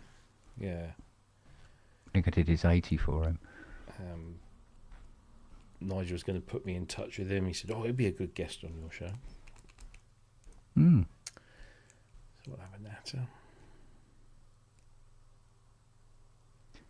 See, I think this is one of the problems. Is because I restore 80s too well, then I don't see him for fucking 12 years. Planned obsolescence. No.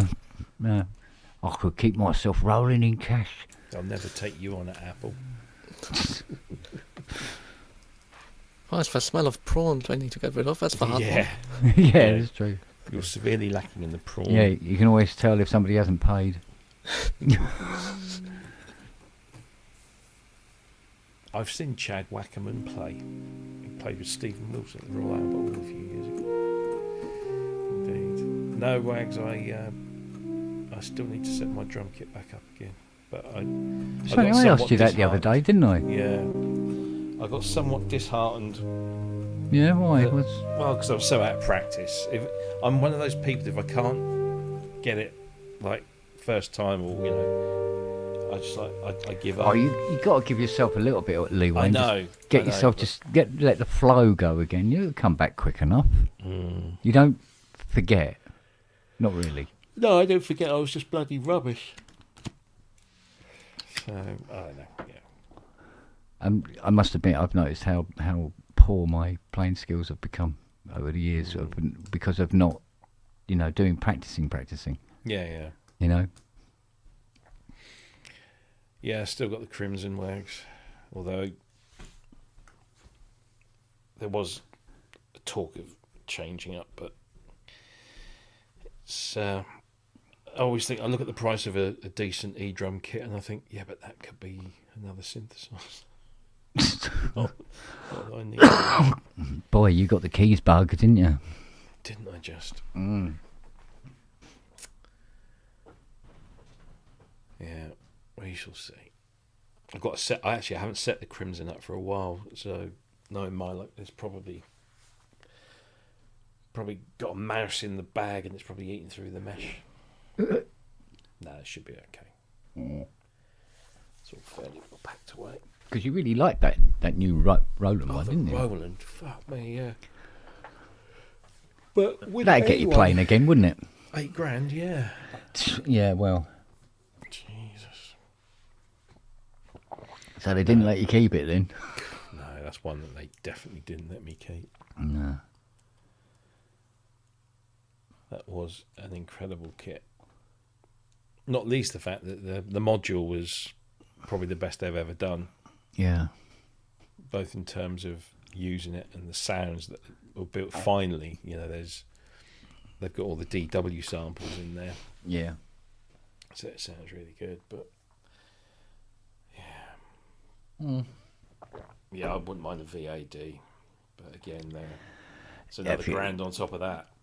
Yeah, but if you wait, you play the waiting game, innit? Well, I'm sure that I could speak to my friends at Roland and they might be able to sort me out, but they're not going to jump down from $7,000 to I don't know, 1,500. Yeah. But no, I've got to buy this year. I've got to. What about a payment plan? I try not to do finance as Oh, much as I tell me about it. But it's the only reason I got that montage here. Well, yeah, but I mean, it's caught me out on a few months. The only thing I've got on finance, obviously, is my car. Yeah. And everything else, I try and just. I think it's all right if you have no more than one finance at any one time. Yeah. I think that's okay because that's manageable. But when you start getting like 2 or 3 running, it's, especially if you get a squeaky month. After I've, exactly. After I had all my financial woes, I try not to. Yeah. To do anything like that. But you've got a regular wage, haven't you? So. I have, yes. Well, so that really, really helps. It does, yeah. Although I must say that in recent weeks, because I work for an American business, although we are global, it's based in America. If things, there was somebody on the radio yesterday saying we should stop buying American goods, that'll show them sort of thing. I'm like, no, No, you must keep buying American stuff because Were they typing this into their Apple phones? yeah, exactly. No, actually, this woman was saying that she was just like a member of the public with her opinion, but she's saying, yeah, my husband's American. We're not going back to America until all this is over and done with, and she said, we should stop buying American goods. We should stop going to watch American films at the cinema. We should do that. And then she obviously anticipating that question. She said, I'm not even upgrading my phone, even though I will normally get the one from that certain American manufacturer. I'm like, Well, somebody suggested today on LBC. That's what this was on. Oh, is it? Yeah. It said, if you really wanted to scare America, we hold something like $500 trillion of US debt. Yes, we're the third largest. Just dump creditor. the bonds. Yeah. And the US market would collapse. Yeah. So we've got a lot more power than Trump thinks we have. Oh yeah, we're the third largest creditor. But if we dump the bonds, it would really. I think threatening to dump the bonds would be more than enough. I think ultimately that's something you keep in your back pocket until. Yeah. It's absolutely. But apparently there's been that is, shall we say, your trump card. See what I did there? Yeah, but there is some something that was going on about. I don't know the details. I only caught the back end of it. There was something to do with Trump enabling people here to literally throw stones at our government, but our own people here. In that, and they were referencing Lord Haw. Oh yes. So, because there was all these people who were saying about how fantastic Hitler was here, but this was before the war started. Yeah. And he's given them some sort of power. I don't know in what context that power he's handed them is, but he's giving, shall we say, the Nigel Farages of the country to the ability to have a crack against their own interests. Because I'm saying, because Russia was not instrumental, but certainly helped the whole Brexit thing to happen. I'm not quite sure how to, but there was a lot of filibustering going on from that neck of the woods within people within our own country. So it's all like, that would explain why us as a country did something that stupid.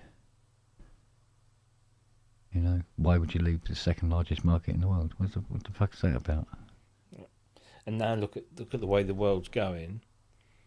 All those ties that we broke off. Yeah. With the EU, we could, given that cozying up to Trump has not done anybody any good, we could do with a closer relationship with Europe again. Yeah, the thing is, if only through security and military. Well, you see, if there was one good thing to say about Trump, it would be that his he will die. Yeah. Well, no, it's that he is saying it to your face. It's all those enablers in the background, the slimy little fuckers that are instigating this. Oh yeah. Nameless, faceless. Well, not necessarily wanks. Nameless and faceless. Stephen fucking Miller. Well, yeah, I know, but yeah, there's some names that pop to the top, but there's an awful lot of them that. Oh yeah, nobody knows about, and if it all turns to shit, we'll quietly slip away back into the shadows with no repercussions. I was seeing something on CNN the other day, and the Washington Post has done a feature. I meant to read up about it. Apparently, this new East Wing that is being, the old one being demolished and the new one being created. Part of that is they're building a brand new bunker underneath that, and they're implying that come 2028, that's where you're going to find him and his cronies. Yeah, well. Yeah. Well, just like Hitler when he built the new Reich Chancellor. Well, no, yeah. Yeah. No, but a bunker doesn't generally signify a good ending, does it? So it's rather confidence. Rather ironic, considering he's was it the grandson of a German immigrant? Well, quite. Who, incidentally, fled Germany to avoid the draft. Yeah, kill surprise. Well, it runs in a family. There's not much running in that family. No, I wouldn't have thought so. Money. Well, yeah. Yeah. Well, he's planning to get rid of most of that, isn't he? Well, I don't think. I like a lot of dictators, because he is. Doesn't matter how you look at it. Because they're going, no kings and all this sort of thing. We got a king, we're all right. I don't think being a king is the problem. I think being a dictator is the problem. A narcissist, petulant 4-year-old dictator at that. And it probably likes a bit of a 4-year-old as well. Well, they love to go on about, we're the most powerful nation on earth and all the rest of it. And go, China's going, you want to bet? Yeah. And I think they find that once they've burnt all their bridges and they stand alone, which is practically what they want to do anyway. There seems to be this sectarianism going on, isolating themselves from the rest of the world. They'll lose an awful lot of their strength through that.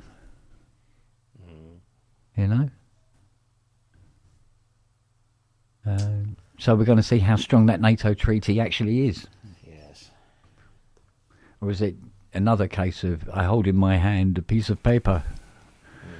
What is toilet paper? Yeah. To which I will wipe my ass for all the value it has.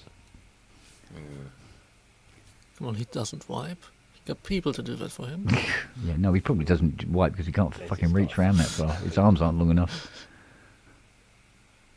There's a roaring trade in adult nappies, isn't there? Yeah, well. That's all a bit concerning. Well, it is. Now that it's spilling out across the borders and starting to affect other countries.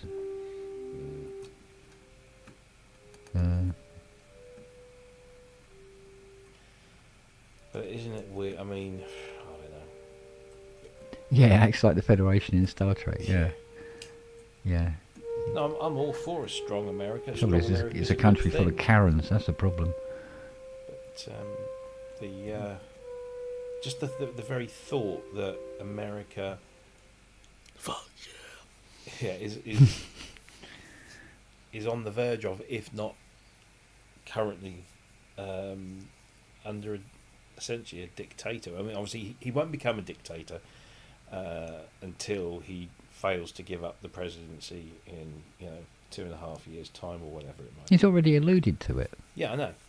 But I thought I thought we can officially call him the dictator when he's getting rid of the midterms this year. Well, if that happens, yeah, that's when he starts dismantling the that part of the system that I mean, yes, he's obviously eating away at all the democratic stuff. I mean, they're talking about all sorts of internal military stuff, but yeah. I don't know. It just seems like every day something else gets chipped away, and when does it all go over that cliff edge and kind of point of no return? And who'd have thought? I mean, you and I, Kent, maybe not so much Robert, but you and I, we grew up in an era where America was, they were the big good guys, and well, at least if they were doing bad, they hid it better. Yeah, but everyone's doing bad. I mean, Jesus. Yeah, all countries got their all countries got their little subversive things going on in the background. Of course they have. But But like I've said this many a time, when you watch interviews with George W. Bush, present day interviews with him, he looks like such a reasonable person. You go, fucking hell. Yeah. Even Reagan. Well, yeah. Yeah, but there's that brilliant. You can find it on YouTube. There's the Republican candidate debate between Ronald Reagan and George Bush the first. Uh-huh.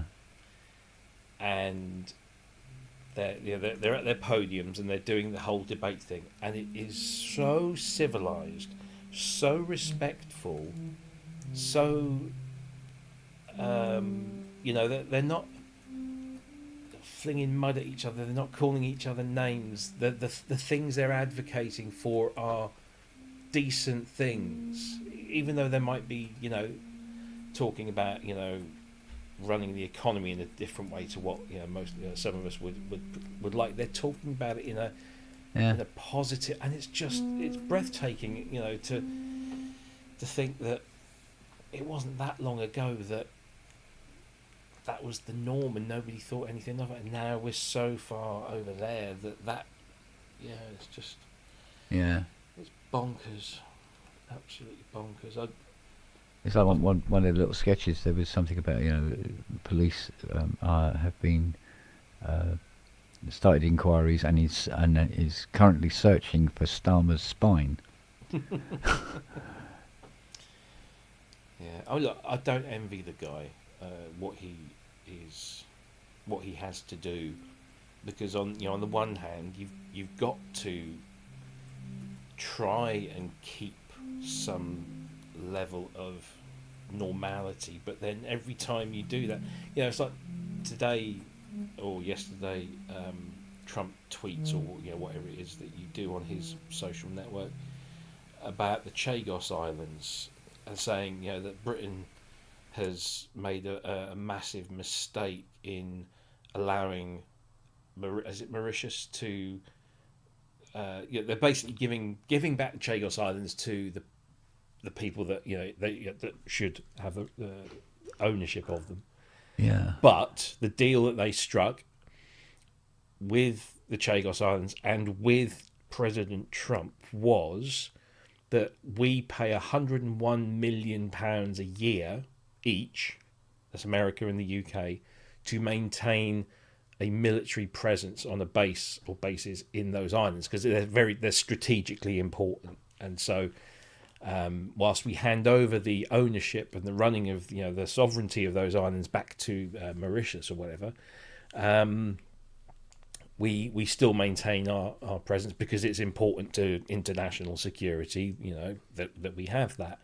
And they showed the clip on TV today when Starmer was over there in America, and he sat in the office, with Trump next to him, and Trump saying, "Oh, it's a great thing, and it's really important, and it's a good thing that we've maintained." And now he's saying that we made a massive mistake.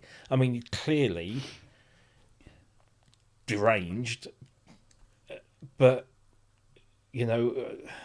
I don't like Star. I was never massively keen on Star, and less so now. But you've got to kind of think, Jesus, it's a tough job for anyone. You can't just go up to America and be a cunt. There are things that are weighing on that. But like you say, if we are the third largest creditor to the United States, all they've got to do is just say, right, okay, call that debt in or whatever.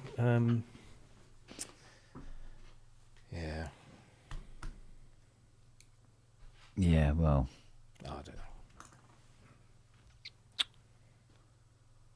Well, I keep saying about, it's going to get worse before it gets better. I'm now beginning to wonder just how much worse it has to get before it starts getting better.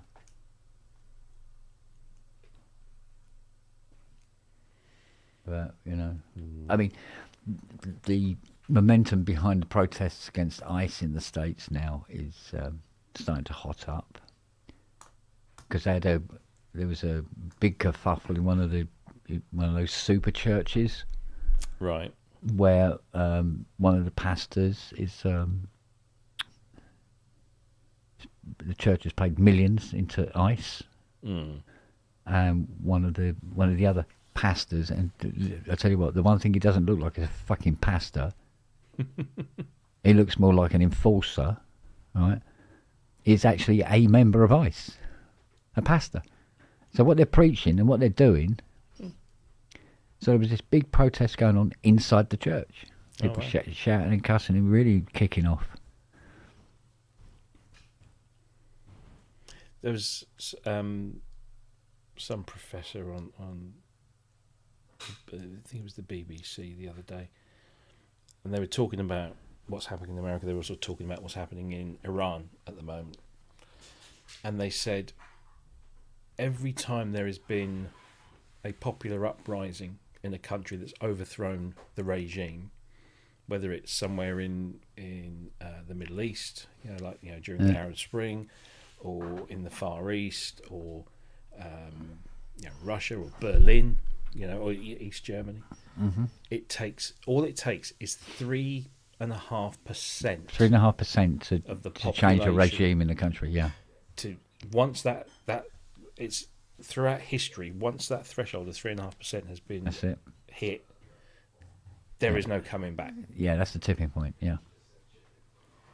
You see, this could escalate to the point where, because you know Trump's going to push back if it escalates anyway, and he'll push back in the worst possible way he can, which is he'll say it's the best way, because everything is the fucking best if he's thought of it. And what it does is it then really takes on a whole life of its own. And next thing you know, you have got a civil war in the United States again. But instead of north and south, it's going to be left and right. And there's already now, Democrats saying, we have guns as well.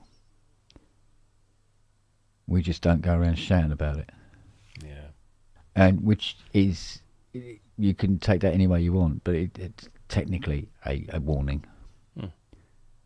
Oh, yeah. If not a threat, depending on how you want to look at it. And you go, or some people say, they're threatening, Republicans and stuff like that. And you go, at the same time, you got to go, yeah, well, if it is a threat, then it's about time they did one, because they've been getting nothing but fucking threats from the other side. So, what's good for the goose? Indeed. But it's all part of the escalation. Either way. I can't see it being resolved peacefully. I can't see how it can be done. Not with a guy like that. No. Not with a guy like that. And then a lot of his base are so moronic. You can't have a debate. No. You can't fight. The only way you can fight stupid and dumb is with more dumb. That's the only way you can fight it. You can't fight it with reason.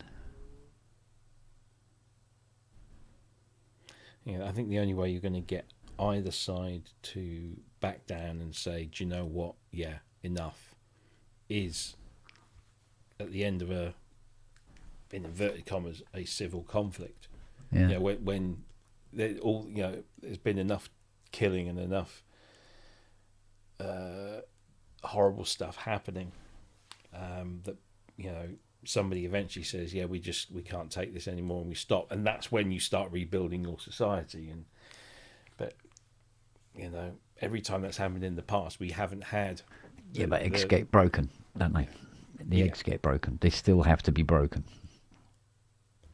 But say every time that's happened in the past with the countries we're looking at today, it's not been, it's been awful, and lots of good people have died, but there's far more dangerous weapons around this time, and far more. I mean, I know they often talk, the wars of tomorrow won't be fought on the battlefields. They'll be fought down the internet, and yeah, well, they're already talking about the Russians have these plans of cutting off the internet for vast swathes of the continent. Yeah, by sabotaging the underground cables. So, it's all good fun, isn't it? yeah, and they've got their Poseidon torpedoes. And those hypersonic missiles now that they've used a couple of times in Ukraine. Yeah.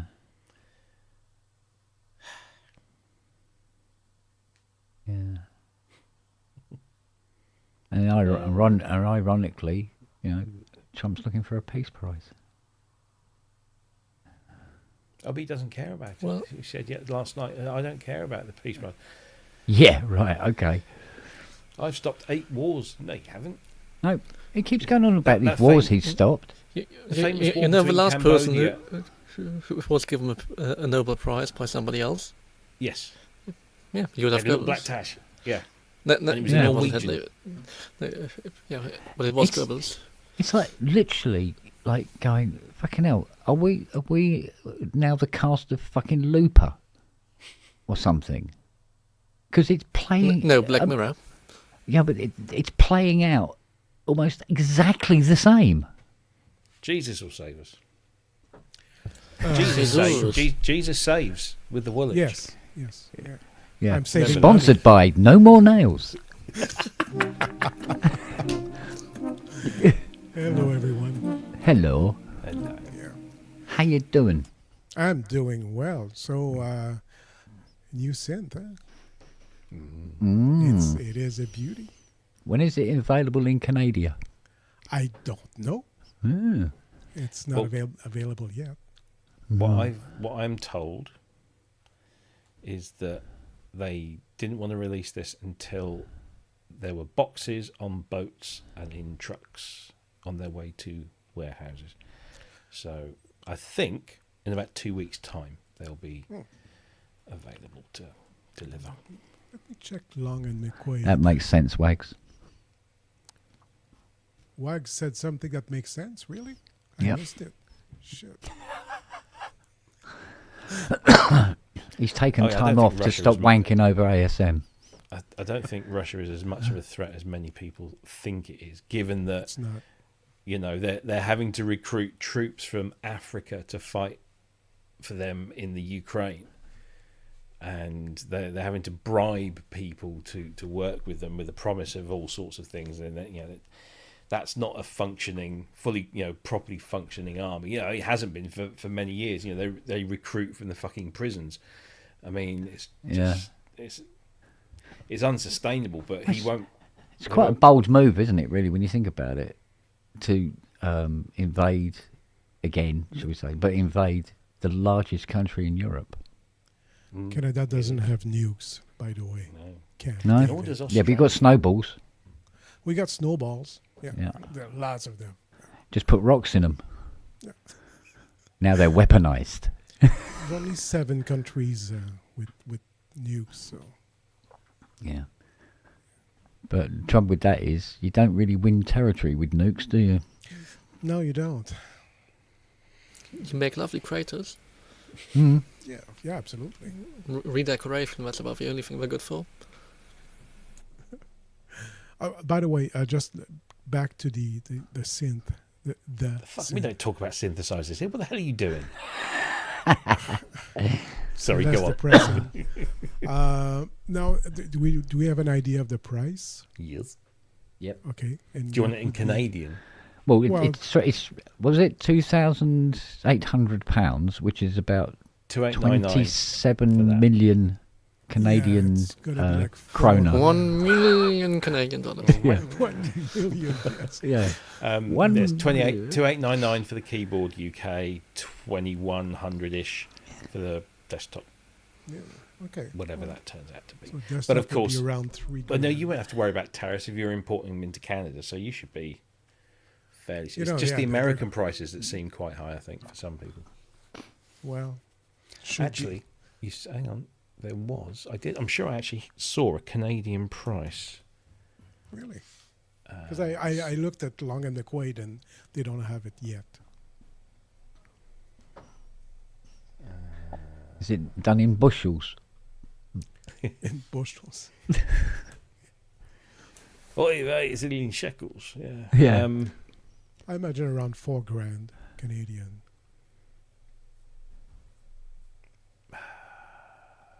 Or maybe corn. Corn. Or corn. Corn. Oh, God, you know, imagine it. Oh no! No, where did I see? I'm sure I saw. Oh no, that's it. Hang on, I know. Loaves and fishes. Loaves and fishes. Oh dear. And wine. This is where I saw. This is where I saw it. So apparently, Canadian shekels. Keyboard 3749. Oh. And desktop 2699. Okay. It's one hell of a keyboard. It is. That I will get eventually. Eventually, yeah. But You'll that's be both.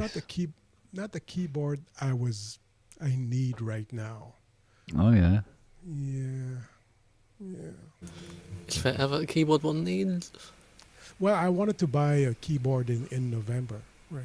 But then Mr. Spong said wait until the end of January, which I did, and I'm glad I did. But yeah. So it's more of a workstation that I need right now. Oh. So that's why I was looking at. God, we'll have Ty turning up again in a minute. Yeah. Sorry? We'll have Ty turning up again in a minute. Yeah. Talking about workstations. Don't say workstation in a montage together. Yeah. Yeah. No, but I mean, yeah, something like that, right? And the 76 note keyboard. Mm-hmm. So, yeah.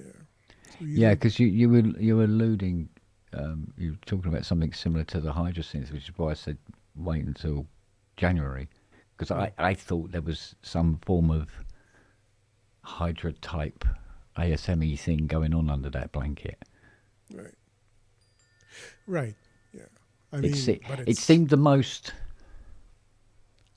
What's the word? It seemed the most likely new synth to come out because it had been so quiet at ASM for such a while.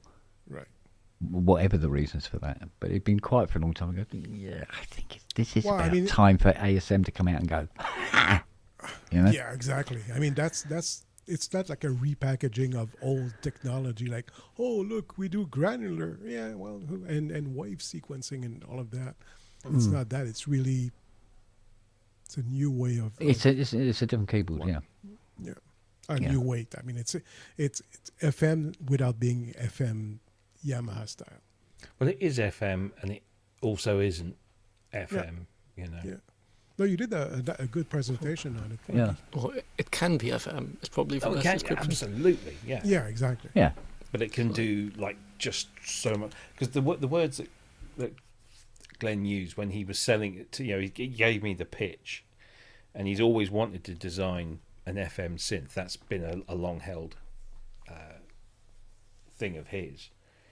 But he said I didn't want to do a rehashed DX7 or a rehashed, I wanted to do something that was that, but so much more. And so, he'd had this idea for a very long time. It's when he started to sort of sketch it out and with him and Dominic, who's the product manager, that they started to come up with what this is, and it's a very digital synthesizer, but it's like if you there's a patch on here. Where did I put it?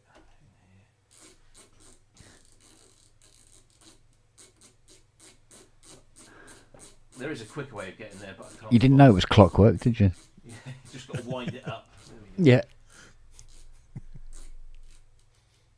Where is it? There you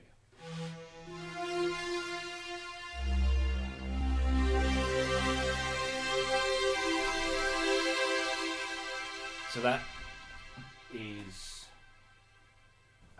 all 8 oscillators, all saw waves, but all slightly different settings.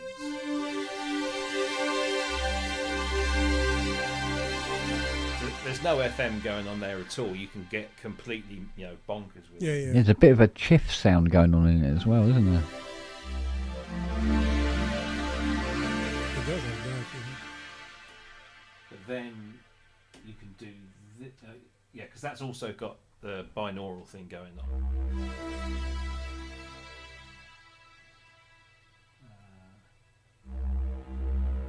So you start detuning a bit.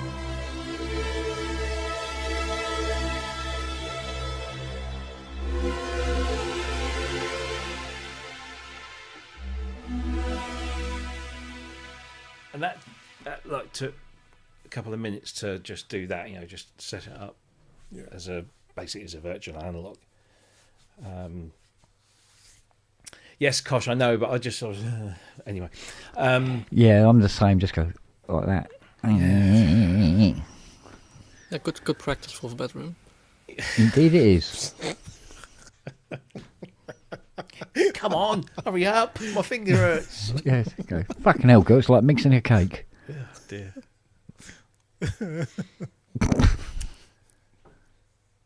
No, it is. It's a. Every time I look down here, the dogs change colour. It was Lily Sparko down there. Now it's Siri. Yeah, you. Just a different dog laying there each time, aren't you? Was that with the synth or Bo Beats? What do you mean, Bob Eats? Bob Eats, yeah. Yeah, his cooking channel. He should really do a cooking channel as well. Just for all the people taking the piss out of him for that alone. With perfect April Fool's channel. Yeah. Yeah. It's just Bob Eats.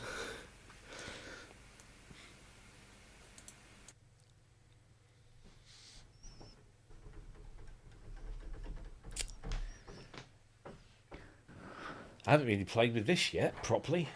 He says. What is that? This. Oh yes. Protein. Protein, for a great yeah. price. So. Yeah, I've been hearing a lot of love for that. Yeah. I mean, for the price, it's it's a great synth. £295 I got that for. Yeah.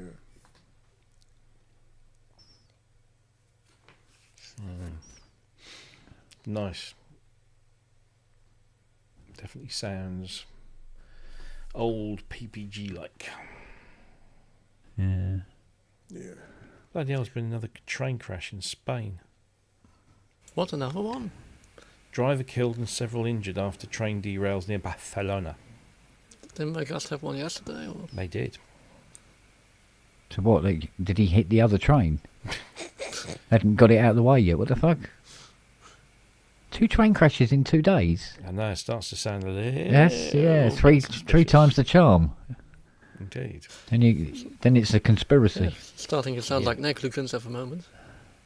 Well, again, I wasn't paying much attention to the news. They were talking about a piece of track missing on that first one, that high-speed one.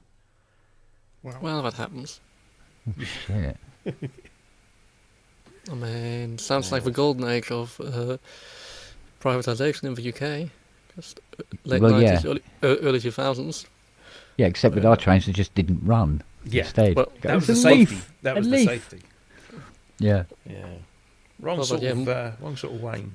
The golden age of privatisation being that the rails just crumbling below the trains at high speed.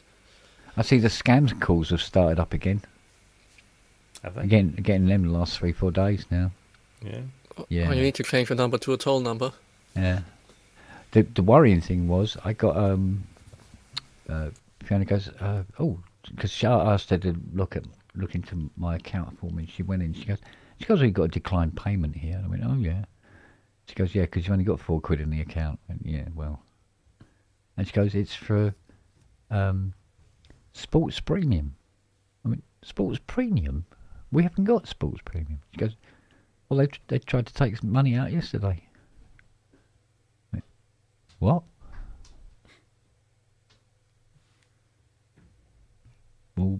Today? Where did that fucking come from?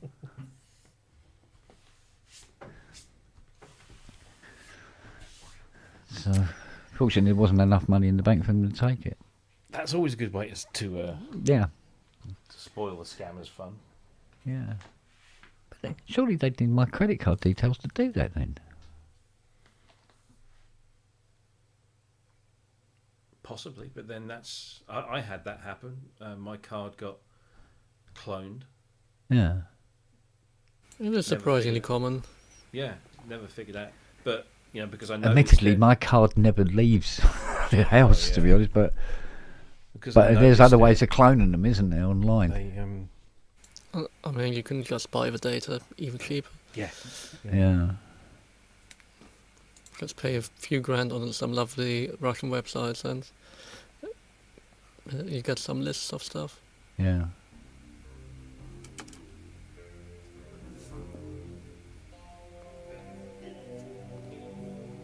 See, that's very DX, isn't it? No, absolutely, yeah. It's recreating the FMs really well. Is there a way to import the X patches? No. No. Yeah, don't be pushing it, mate. Can it do the VS algorithm as well? No. What you can, I haven't tried doing it. Maybe Kosh wants to chip in, but you could take an algorithm structure from one of the the FM synths. Whether probably the FS1R would be or even a montage because it's 8 operator. Take the algorithm structure and then try and, because obviously there's no matching settings really, because even though each oscillator in here is kind of like an operator because you have the oscillator, it's got its own envelope which you have on a Yamaha operator, and it's got things like key scaling and all that kind of stuff. So you could, probably the best person to speak to would be Manny. Yeah, and he's got a whole bunch of patches in here. I would have been surprised if he hadn't. Yeah, to be honest. Well, actually, it's funny. Well, Manny's the new Howard Scar.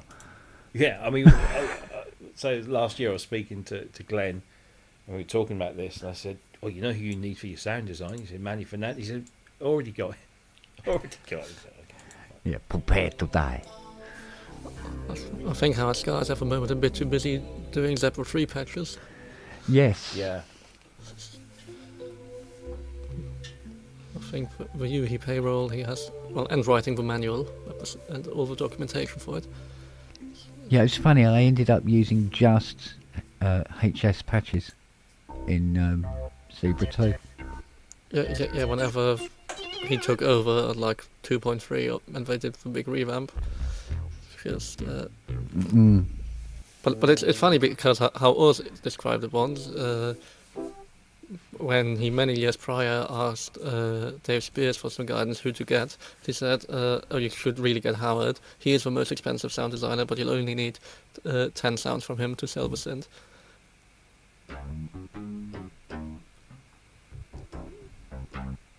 And of course,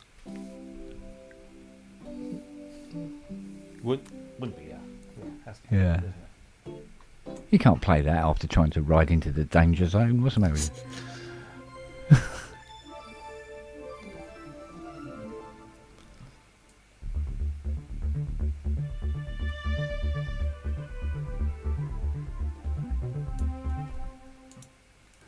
Robbie, stop playing that thing. You're just making me want to fucking get one.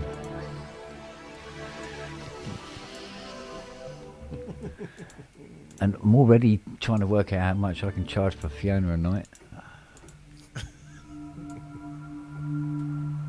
Might that'll take about 8 or 9 years. I'll have to think of something else.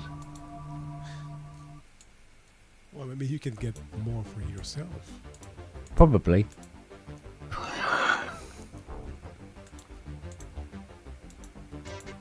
Yeah, I could rent myself out as a bicycle park. Thunk. There you go. Thank you.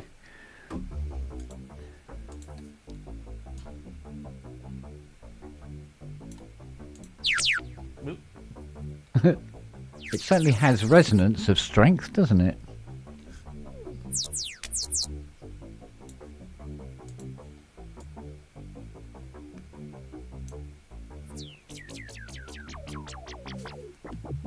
Oh, get some filter attack on that, boy. Give it wah wah wah wah.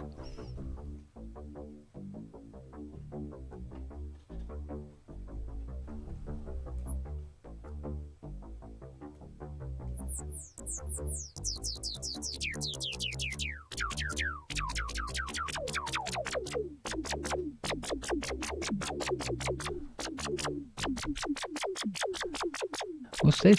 So it not only does note sharing, it will also transfer the ribbon control as well. Say again. It's about the poly chaining, but also transfer the ribbon to the other sense as well. Yes. Yeah. Resplendent. I did notice that Nick, Bo, both got the keyboard and the desktop version. I only got the keyboard. I'm obviously Loop not. Up too got both. Sorry, Loop. Oh yeah, Loop Up got both as well. Yeah, so I'm clearly well down the food chain. Me. What's that make me? Well, yeah, you know. Where's mine? I guess because they do more in-depth review, I guess, or usually. All I'm going to get from ASM is a postcard going, "Fuck you."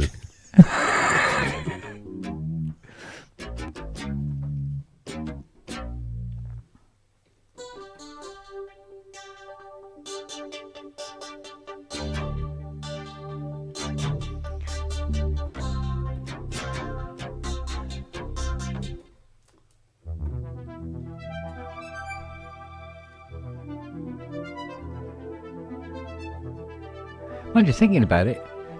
I think ASM owe me anyway. I've been promoting this HydroSense Deluxe to every customer. Because for some reason customers always ask me, so what's the best sense to get and everything? I go, HydroSense Deluxe, what's the matter with you? You know?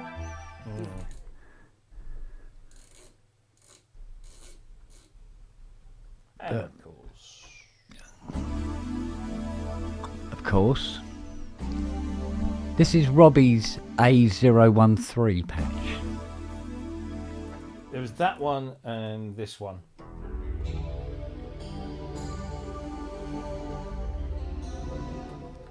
Those were the first two that I really sort of fell in love with. And then there was this one, which was, it's actually called Screen Kiss because it's Thomas Dolby. Nice little fretless bass on there. And then That is good. it's supposed to be a bit Syrah-like.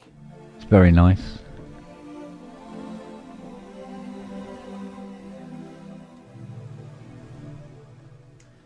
And having the modulation on the pan is quite Yeah. nice on it as well. Makes me want to bring back my DX7 Mark II from the dead. Sorry? Makes me want to bring back my DX7 Mark II from the dead. Yeah. Because it is dead. So your favourite patch, Rob? Where is it? What's its library designation? What, the ZTT one? Yeah. It's Multibank 2 patch 20.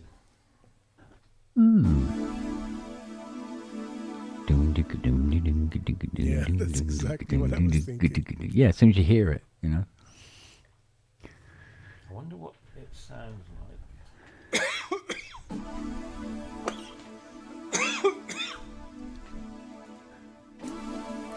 Like, what is it? The Rage Hard Art of a 12-inch. Yeah.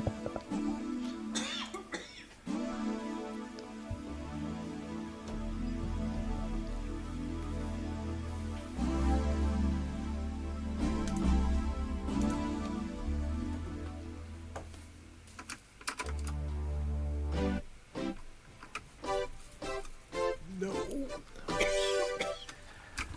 Is it the same sort of weight as the Deluxe? What, physical weight or Yeah. keyboard weight? Physical. I don't know how heavy the Deluxe is. I've not got one. So they're not massively heavy. This is quite a chunk. I mean, it's full stainless steel. Yeah. I don't know what the... Yeah, I suppose, it's a stupid question to ask, isn't it? If you don't know how... You haven't got a HydroSense Deluxe there, have you? Only this one.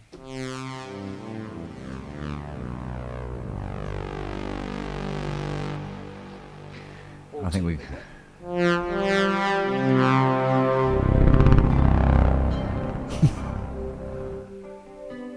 Excuse me. 13.3 kilos. Thanks, Wiggs. Yeah, so... Does it say in the instructions, in the manual, its weight? Because Wags has said the Deluxe is 13.3 kilos. Okay. I'm just worried about my cheap Japanese stands. Oh, there you go. Wags is only 12.2. Oh, 12.2. So it's lighter. It's a little lighter. But then, yes, 12 feet short. Well, that's why you should go for some proper British steel. Do you know, seriously, Bob, I could not afford it. And I really needed to get her over there and these over here. And this thing was like, I don't know, it's about 80 quid. I mean, it's for a 3-tier. And I'm going, yeah, it'll be alright. Fuck me. Set it all up. Put the M8X on it. Donk on the deck. Go, what's that fucking noise? What's going on up there?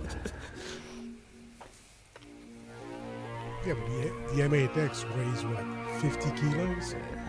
Yeah. But PB12 went as well. She's the next tier up. But she went the following day, and I hadn't put the M8X back because it was down the back. Imagine if I'd left it there, and then the PB's gone and slipped off the back as well onto it. It's like, it'd be that JD800 all over again, wouldn't it? Yeah. Fucking hell! Fucking hell!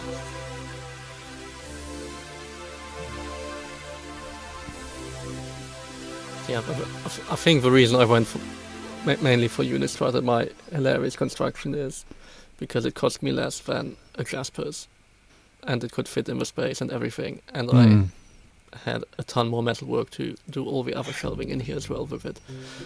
So it was just... Yeah, the other thing that was wrong, what I found out was wrong with this stand was, when I set it up, it said that its width was, X inches or centimetres rather, and I'd measured the M8X and I went, yeah, it'll just go in. It turned out when it arrived and I set it all up, the internal diameter is a lot smaller. So they're doing like the entire length of the stand, right? So I had to both legs sit out slightly, so that the MX just about fits in, and it's just barely holding on the pole. It's like fucking, but it seems to be all right now, settled in. Speaking of keyboards stand that keyboards stand that fail, there was a band cover. They were doing Pink Floyd covers. Yeah. And the keyboard player had a Nord stage plus another Nord, and he had three keyboards like that. He was playing on the stage. He had his foot on the hold, the sustain, and then the X stand just collapsed on his foot. Oh shit! While he was playing. Oh. Still holding that sustain pedal. Yeah. It just went. I was like, oh fuck. Because Emerson did the same thing with a B4. I mean, he used to do that thing where he'd stand it on his corner and he'd spin it, and he lost control of it and it fell off the stage, and it was just crashed into the orchestra pit, just sitting there going like this. He's going, looking down, going, "Fuck, that's buggered that." It was all right. He'd hide it off Tiny, so it was like, it'd be okay.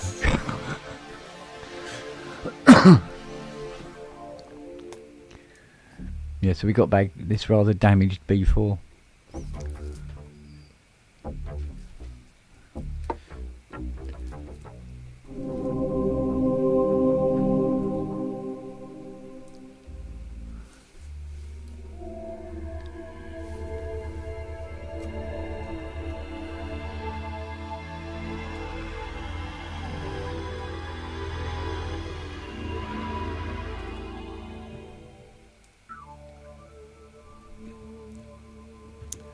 yeah.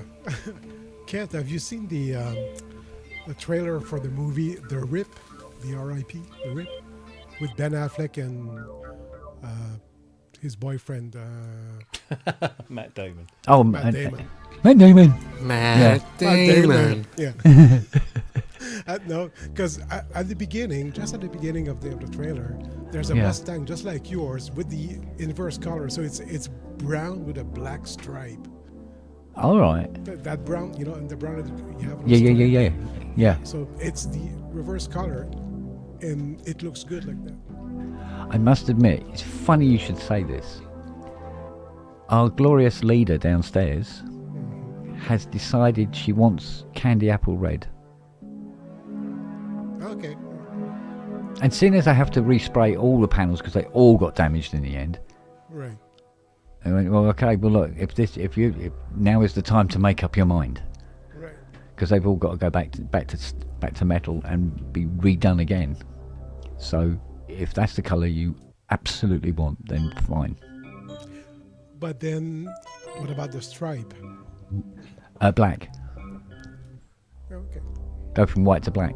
Because black on the red is cool. Yeah. You could put white on, but there's something a little, I don't know. It's a bit Ferrari if you put a white stripe on it. So we do it in the black. So we're doing it. So you do like a non-reflective matte black striping and graphic detailing on the candy apple red. Yeah, that'll be more like Imperial Guards. Yeah, okay. And so that's the way she wants it to go. So yeah, sure. I do the work, she decides. This kind of thing, which is fine. Which reminds me, I'm supposed to be doing her smart car tomorrow, and at the moment it's absolutely pissing down. So weather will depend on whether I do her car service it's tomorrow. raining over there? Oh yeah, it's pissing down. Oh, yeah, it's just like minus 15 here, so you know it's fine. Ooh. Well, I Unlikely to be raining in bad weather.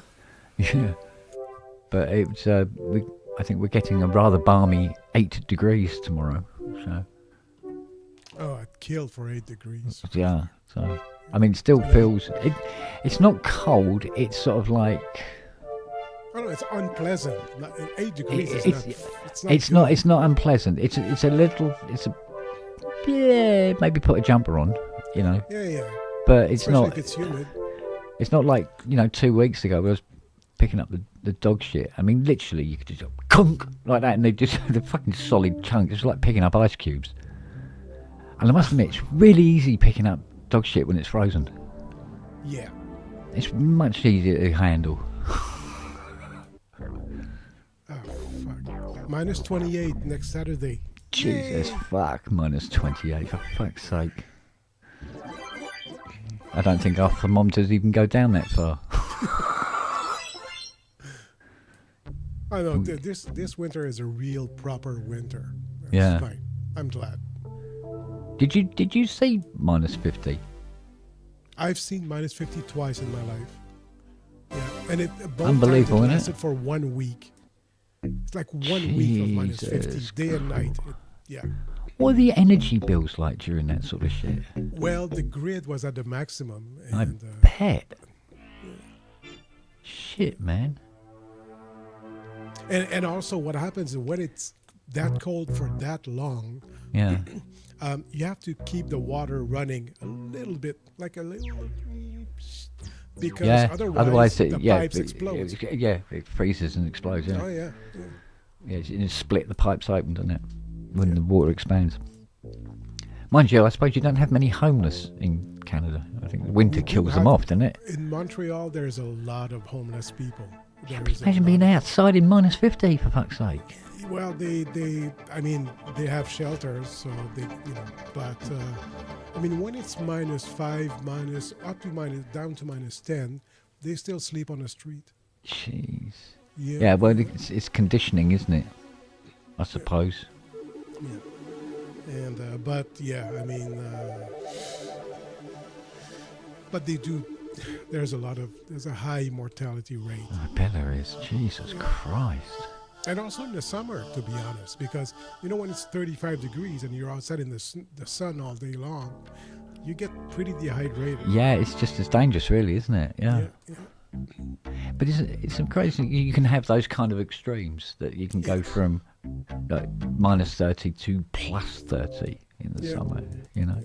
And we have, seriously, like in the spring and in the fall, we'll go from 25 degrees to -5 in the space in 8 hours. Christ. Yeah. It's that drastic. Yeah. I tell you what, you've got some really ballsy plumbing in Canada. You're really selling it. Yeah. Come on over, Trump. Yeah.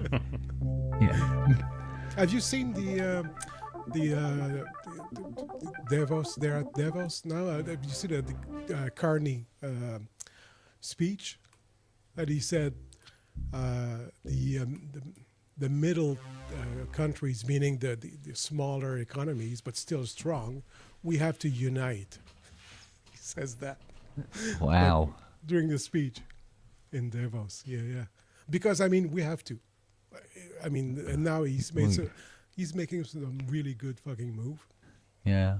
Carney is, he's on the ball, and I didn't expect him to be that much on the ball, but he is.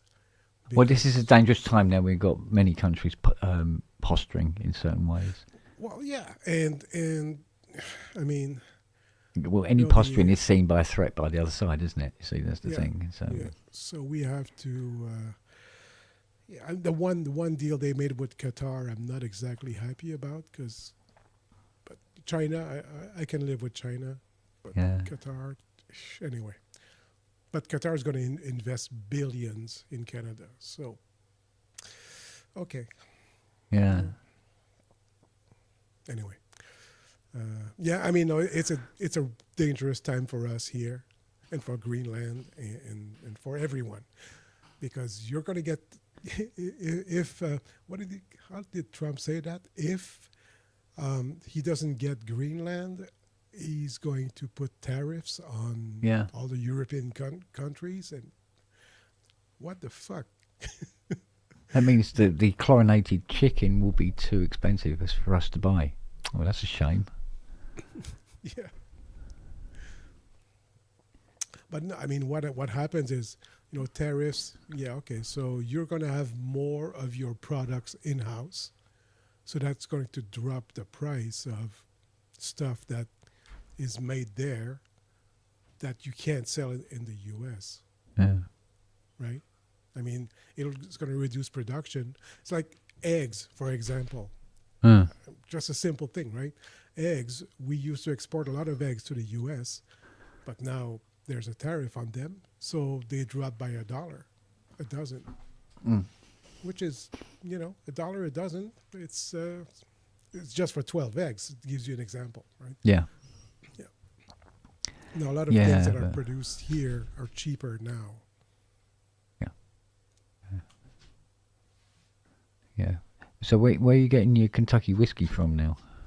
We're not, and that's the one thing I miss, because I like my bourbon. Yeah. Are there alternatives? Well, I'll have to get real Scottish whiskey. Yeah. Well, yeah, but a good Scotch whiskey is $120 a bottle. Right, a Glenfiddich 15 years is $120 a bottle. You don't buy that every weekend. I don't. So, but there's alternatives. I'm sure a trade deal can be reached. Eventually. But it's okay. My liver thanks me. Yeah.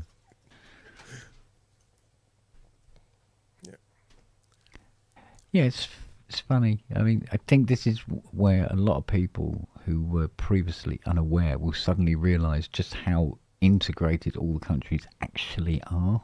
Right.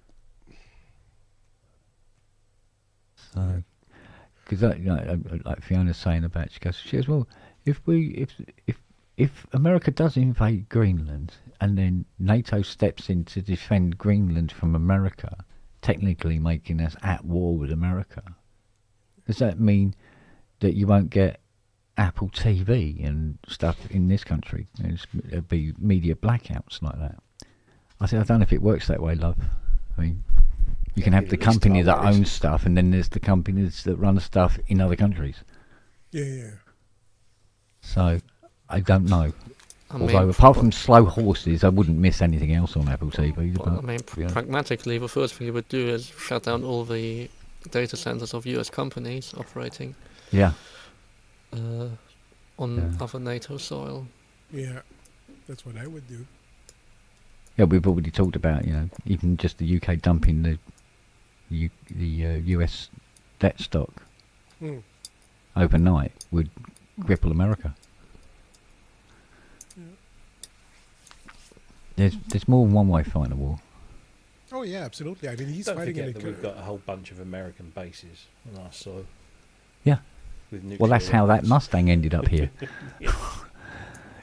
But see, the problem with all of this is that the average American Joe is suffering. Is going to suffer for this. Is suffering. And because you know how when you get things like this, like for instance during the Second World War, when Germany were doing their jackbooting across Poland and all the rest of it, the consensus was, as far as America and the UK were concerned, that then every German was bad. Mm-hmm. But like every German was a Nazi, but they weren't. They weren't all. A lot of them really, really disagreed with the shit that was going on. And it's the same for the Americans. So they're getting this world label as they start getting all fruity and throwing their toys out of the pram. And then all the other honest, decent Americans are getting fucking tarnished with the same brush. It's fucking bollocks, it really is, all of it. It's not on.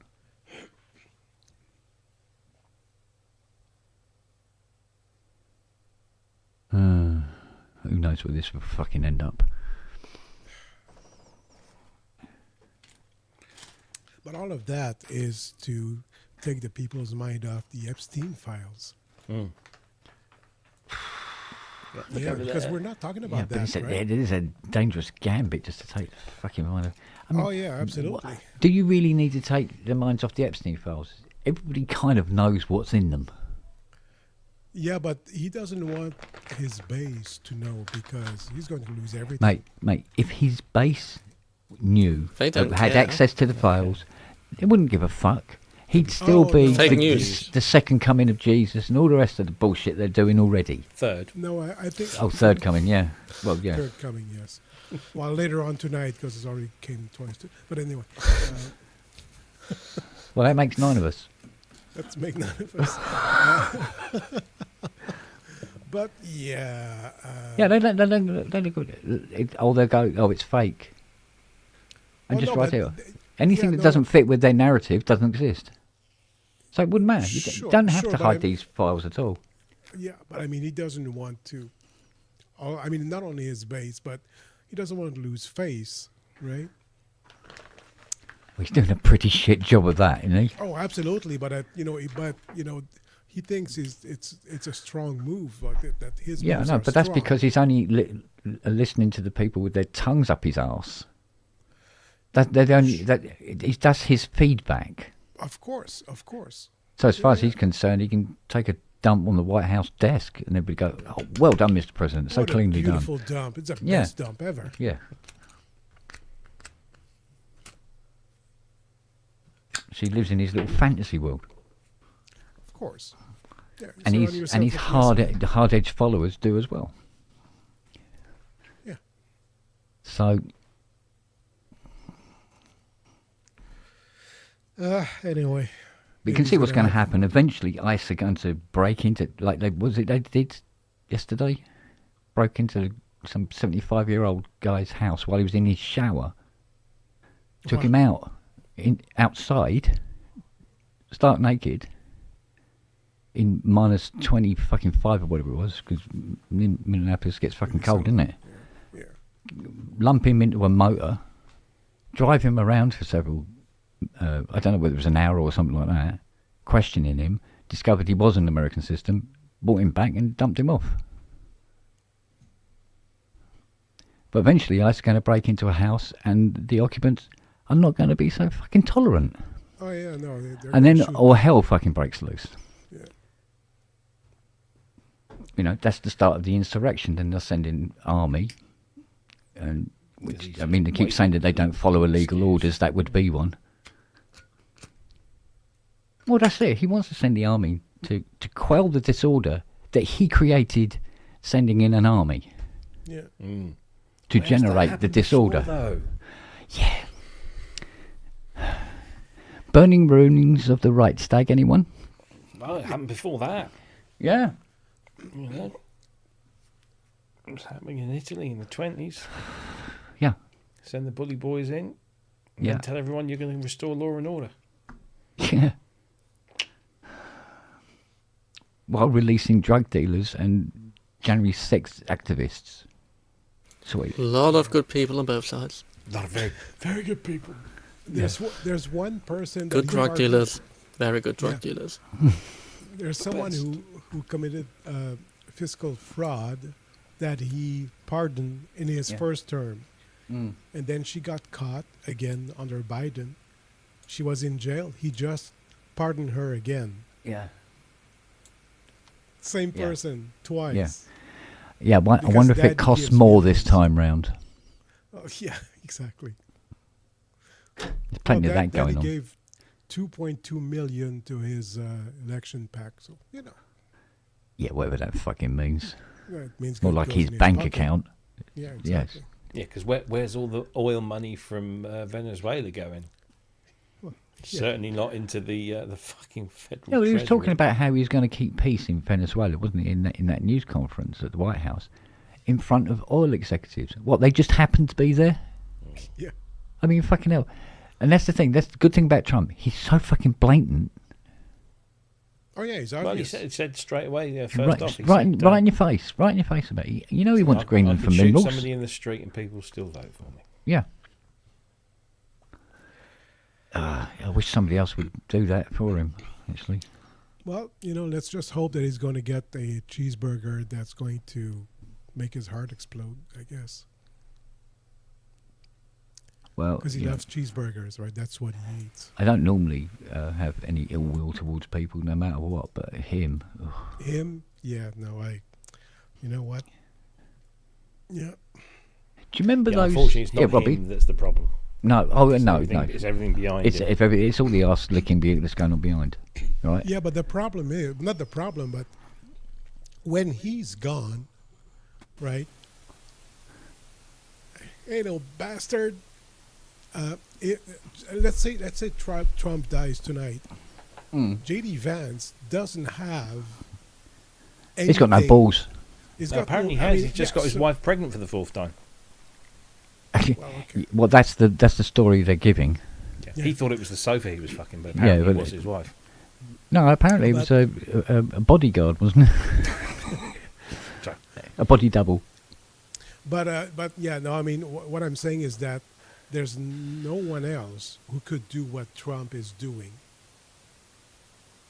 even with the rest of the people behind him, because they don't have the balls to do it. They're not that stupid anyway, and not that self-important. Anyway, how you doing, Steve?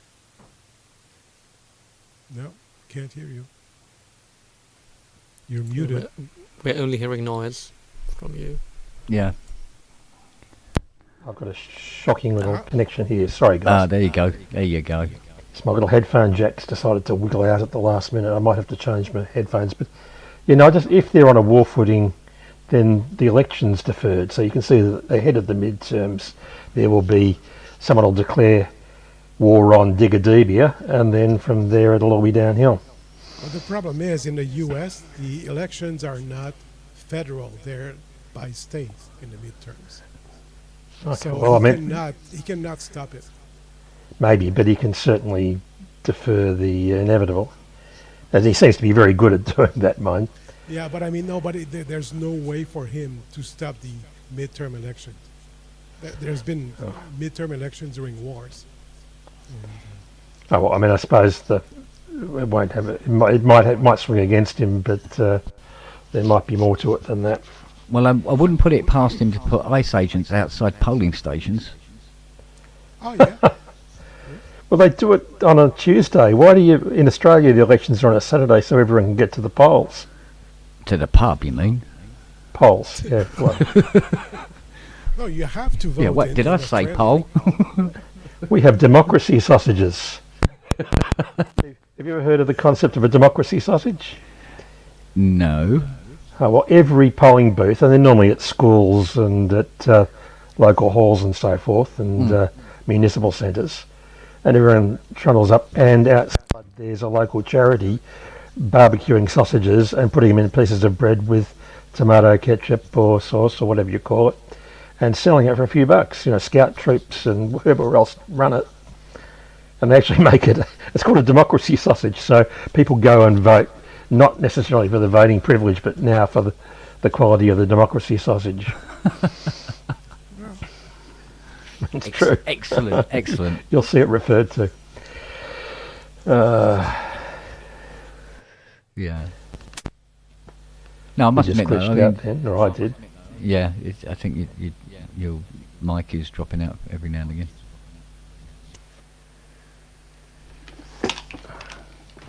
Go for plan B, I think. Fire up the flux capacitor.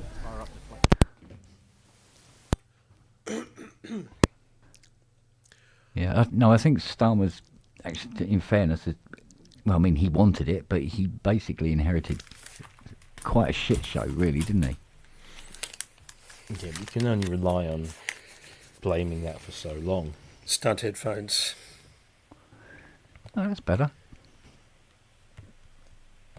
Yeah, I know, but it's like that. They can't use the old line about Brexit. It's like, it's too early to tell. Mm. Yeah. No, it's not. We've seen the results, and we're worse. Gentlemen, I'm going to have to pull an Ian. Ooh. I'm sure he's grateful. He'll be standing in the hallway. Yeah. Right. Form an orderly queue. Yeah. See you soon. Hopefully. All right, darling. Okay. Bye-bye. See you later. Lovely to see you. See you later, mate. Take care, babe. Oh, dear. So we've all ordered our Leviathan, except for Robbie, who's had one sneaking around for a while. Yeah, well, I won't be ordering one for quite some time. I don't think me neither. Yeah, I can't push to that yet. Oh, it'd be lovely to do. I think you also get the stage where you no longer traverse that learning curve with any one instrument. You sort of say, well, I've yet to learn page 2 on this synthesizer, and I've got yet to implement polyphonic aftertouch on this one, and I've yet to sort of work out how to program an XYZ on a... Well, I must admit, that is the excuse I'm giving myself for not getting it. In all honesty.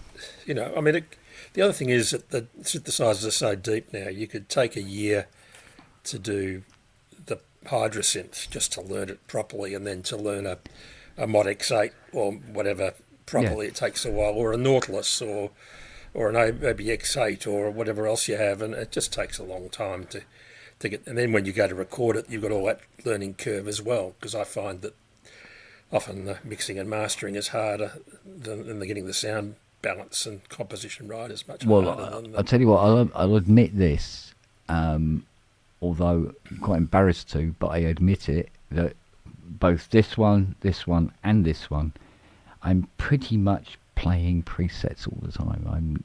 I haven't really gone in and worked them. Do you know what I mean? How dare you? Yeah. Well, that's why you go for something like this, where there is no preset. Yeah, that's an experiment in terror. I've done that. That's for the young. I'm old now. I just want to go. The System 700, man. Yeah. When you're System 700, I know the ins and outs, and set up sounds on that all day long. Weird. It's weird. It's a familiarity thing, but I think it's also that some user interfaces suit some users better than others. Yeah. And some of us are just naturally perplexed by anything modular. You know, But I think when it comes to programming modulars, you know, doing sound design on modulars, nothing beats an ARP 2500. It really doesn't. But I think you work differently because of the packaging system of the matrices. You are sort of... Well, it's like reading circuits. Yeah. You know, lined and down again. Or there are certain things like, I need to split this signal to there. It's like, yeah, done. Whereas if you're packaging it, I need to split the signal. It's like, oh, where's a multiple?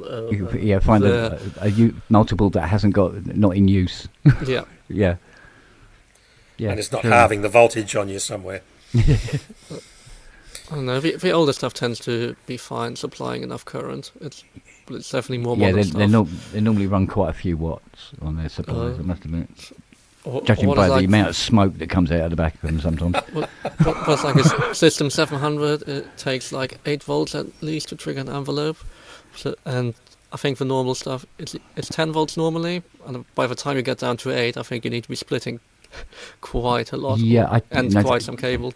She fires on plus minus 15 rails. Gate is, I think it's 8 to 10. I think 10 volt for the gate. Yeah, I think 10 is what it's supposed to be, and 8 is the minimum. Yeah, it does bleed across. Yeah, as you use it more, it will drop down. So, but it's I think its actual tipping point is 6.5 volts, something like that. Well, yeah, so 8 is more than enough, you know. But yeah, whatever the Schmidt trigger is set up to do on it. Yeah, mind you wouldn't patch up one where you got a jack socket in every fucking hole anyway, really. But also it's a Roland, it's semi-modular anyway. Yeah. You could go. You are absolutely soaking. You're drenched. You've been out in the rain with Lily, haven't you? You soppy cat. You're absolutely soaking wet. Ah, mate. And you're going to sleep on my pillow tonight, are you? You think? We'll have to have words. You're going to get dried off first, mate. My daughter's in one spot, but my niece has just come out of Sicily, is in Rome currently. Sicily's had frosts like 3-inch deep snow and stuff like that. It's just been crazy. So I don't know what's happening with the weather, but the sunny Mediterranean climb isn't really at the moment. Cool, that's gone a bit south, hasn't it? Yeah, I think we blame the weather. They put that new computer in the Weather Bureau, and that's the end of it, I think. Yeah. No more decent forecasting. It's cause and effect, isn't it? That's yeah, it must be that. Now we've Can't had be possibly anything else. I think we've had our cold snap now. I think. I don't. Yeah, it's yeah, you don't normally hear of frosts in the streets of Randazzo, but anyway. Yeah. It's a strange old world, but anyway. So yes, the Leviasynth will have to wait for another little while, I think, and I've been moving on a few little pieces that have been seldom used recently, smaller ones. Yeah. But nothing too serious. Yeah, thinking about it, it's 4, 5, 6, 7, 8. So 8 weeks now. It was 6 months. It's now 8 weeks. And big girl goes. So a big hole in the corner. Oh, right. So she's going back to Dublin. Oh well, you'll get, at least it's close by if you need to see it, I suppose. I dare say it'll be back with you in 6 months anyway. You know that. No.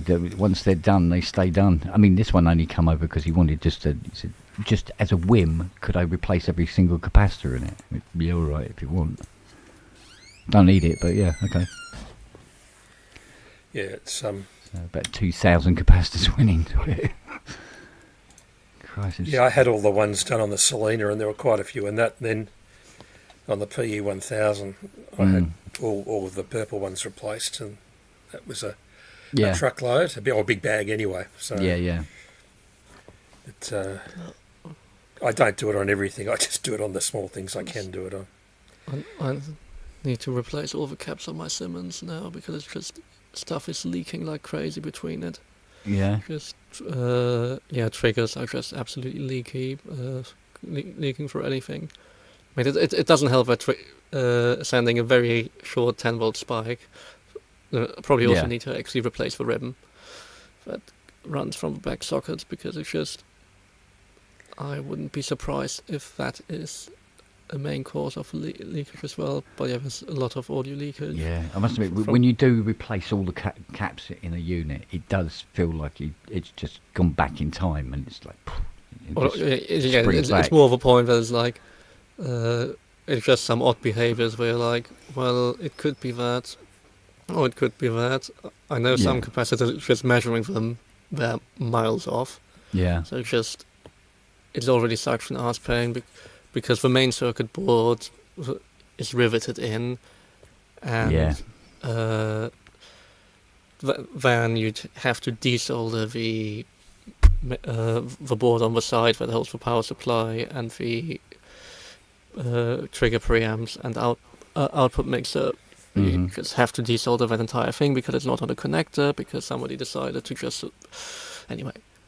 Interesting choices were had. But I've seen inside quite a few machines with interesting choices. I must admit. I totally get why you riveted it because it's piss easy. It's like 3 seconds doing it. But it's just taking not fun it out, nah. Having to drill it all out. I've had a few like that. I bought a D550 rack unit, like the Roland rack unit, and I didn't realise till I came to investigate a problem that the volume knob had been super glued onto it and you couldn't actually separate the case from the the inside, so that became a boat anchor fairly quickly. It happens. But S2 is still playing up a bit. Now annoyingly I don't think it's the DAC seems fine, or let's say if I swap the DAC that is appearing dodgy into a different output, then it's fine, and then the new one just gets the same behavior after a while. So gonna start by replacing some capacitors around that, replacing the bypass capacitors and the one after that, and then probably after that replacing the DMUX, because the only other options are either it's the DSP chip that is somehow corrupting out of the 4 outputs it has, of left, right, left effects, right, only left is affected. So either it's because it's fine before the DSP chip because it takes a digital line that's a copy that goes to the other stuff of the direct outs. So it's just. You don't know, depending on the age of the unit, whether it's just some oxidation that's happened on one side of one connector to a chip. I replaced the IC socket already for the DAC. Okay. I've been there where I was just like, because it was fine again when I swapped it, I was just like, well, this does seem like it's just happening after it's warming up. And then the other thing is, well, capacitors after it, but it very much sounds like it's dropping some bits. Well, then you just get a bit of quantization noise. So I'm more like the thing, what could that be? And the only thing I can think about is that the DMUX is slipping and not giving all the information at once. You're not getting the correct information out to its first. It's a 2x4. But then again, annoyingly, it's one that's no longer made. So the question is, do I buy a second-hand one or do I just put a 4555 in and hope it works? I mean, it should probably work. It's close enough to whatever 74 it is in here. 74 series have a certain charm to them, I guess. That was when I was first getting into that. I mean, 74s are just higher speed than 4000. I mean, the replacement would be a 45, which is in theory higher speed, but just from all my limited knowledge and of books, 74 is always the thing you would prefer for higher speed applications. So. Yeah, I'm about to open up a Poly 61, which has died on me just by being in storage. So those are always troublesome because the connectors go brittle, and then they tend to oxidise a little bit, and then sometimes the chips just fail altogether. So you can buy replacement drop-in cards, but the question is, how far do you go to resurrect a 40-year-old synthesizer? And I'm not sure I know the answer to that. It's not really a popular synthesizer. If it was worth something, it'd be fine. But they trade for about $500 here, and there are very few of them left. So, I mean, they're nice selling synths and great filter VCA chips. Yeah, there were two versions of it. I've had ones that sounded brittle and a little bit thin, and others which were really warm and fat, and could just be a VCA. I don't know, but the later ones have the NJM 2609 that was used in the DW8000 as well. I think that's the later ones. Yeah, I know that there's one factory patch which is number 85 on it, which is like a Hammond organ overdriven, and it's a unique sort of sound. And one batch of Poly 61s didn't produce that rich, deep, distorted sound, and the other ones did. So I don't know what the difference is. Parameter for parameter, it was identical. So there must be something under the cover that was behaving differently. Yeah. But I've seen it before. I think I've had 5 of those now. I had them serviced and they were incinerated in a fire. I'd never replaced, and so I eventually bought another couple and then have sold a couple off subsequently. So anyway, I mean, you sort of tend to hedge your bets with those because you know they're going to fail at some point. You just don't know how long the fuse is. Well, that's the whole thing with all the things with leaky batteries is always the other classic. At least with Poly 6s it's no longer a problem, but it's so common that there are, the Kiwi 6 of course, the most famous one, but also other companies making just replacement boards for them, and just bye old shit board, put a new board, because don't even bother with corrosion. Yeah. Even if you clean it up, it's still a ticking time bomb because you don't know how much, well, unless you're getting rid of your entire solder mask and actually see how far it's gone, which traces are damaged, how much. Yeah, no, I hear your point. I think you can get drop-in boards for the Poly 61 now, but the question is whether you would go to that expense. Is it financial? I mean, it is a great sounding synth, but it is very annoying to use, isn't it? I gigged one for 8 years and enjoyed it thoroughly. It covered most of the bases in a very reasonably priced synth, you know. From a point nowadays, it's more the user interface, let's say. Doesn't worry me. And then like some parameters being rather stepped. Yeah, well, that was it always had limitations. I think there's more the fun of it. You know, if you could get the sounds you wanted, and you got quick at calling them up, and that was all. Anyway. What else did I recently finally did for Prophecy, which I couldn't be asked to do before Christmas, just replacing all the electrolytics on there. The joys of SMT. It's just... Yeah, it's nothing but joy. Yeah, and it's not even that hard, but definitely tweezers would have made it so much easier. Just like bloop, plonk. Well, Fiona's just informed me that she's just booked 2 more synths in tonight, and they are victims of flood damage. Wow. What Peter Clem Stevens? I wish.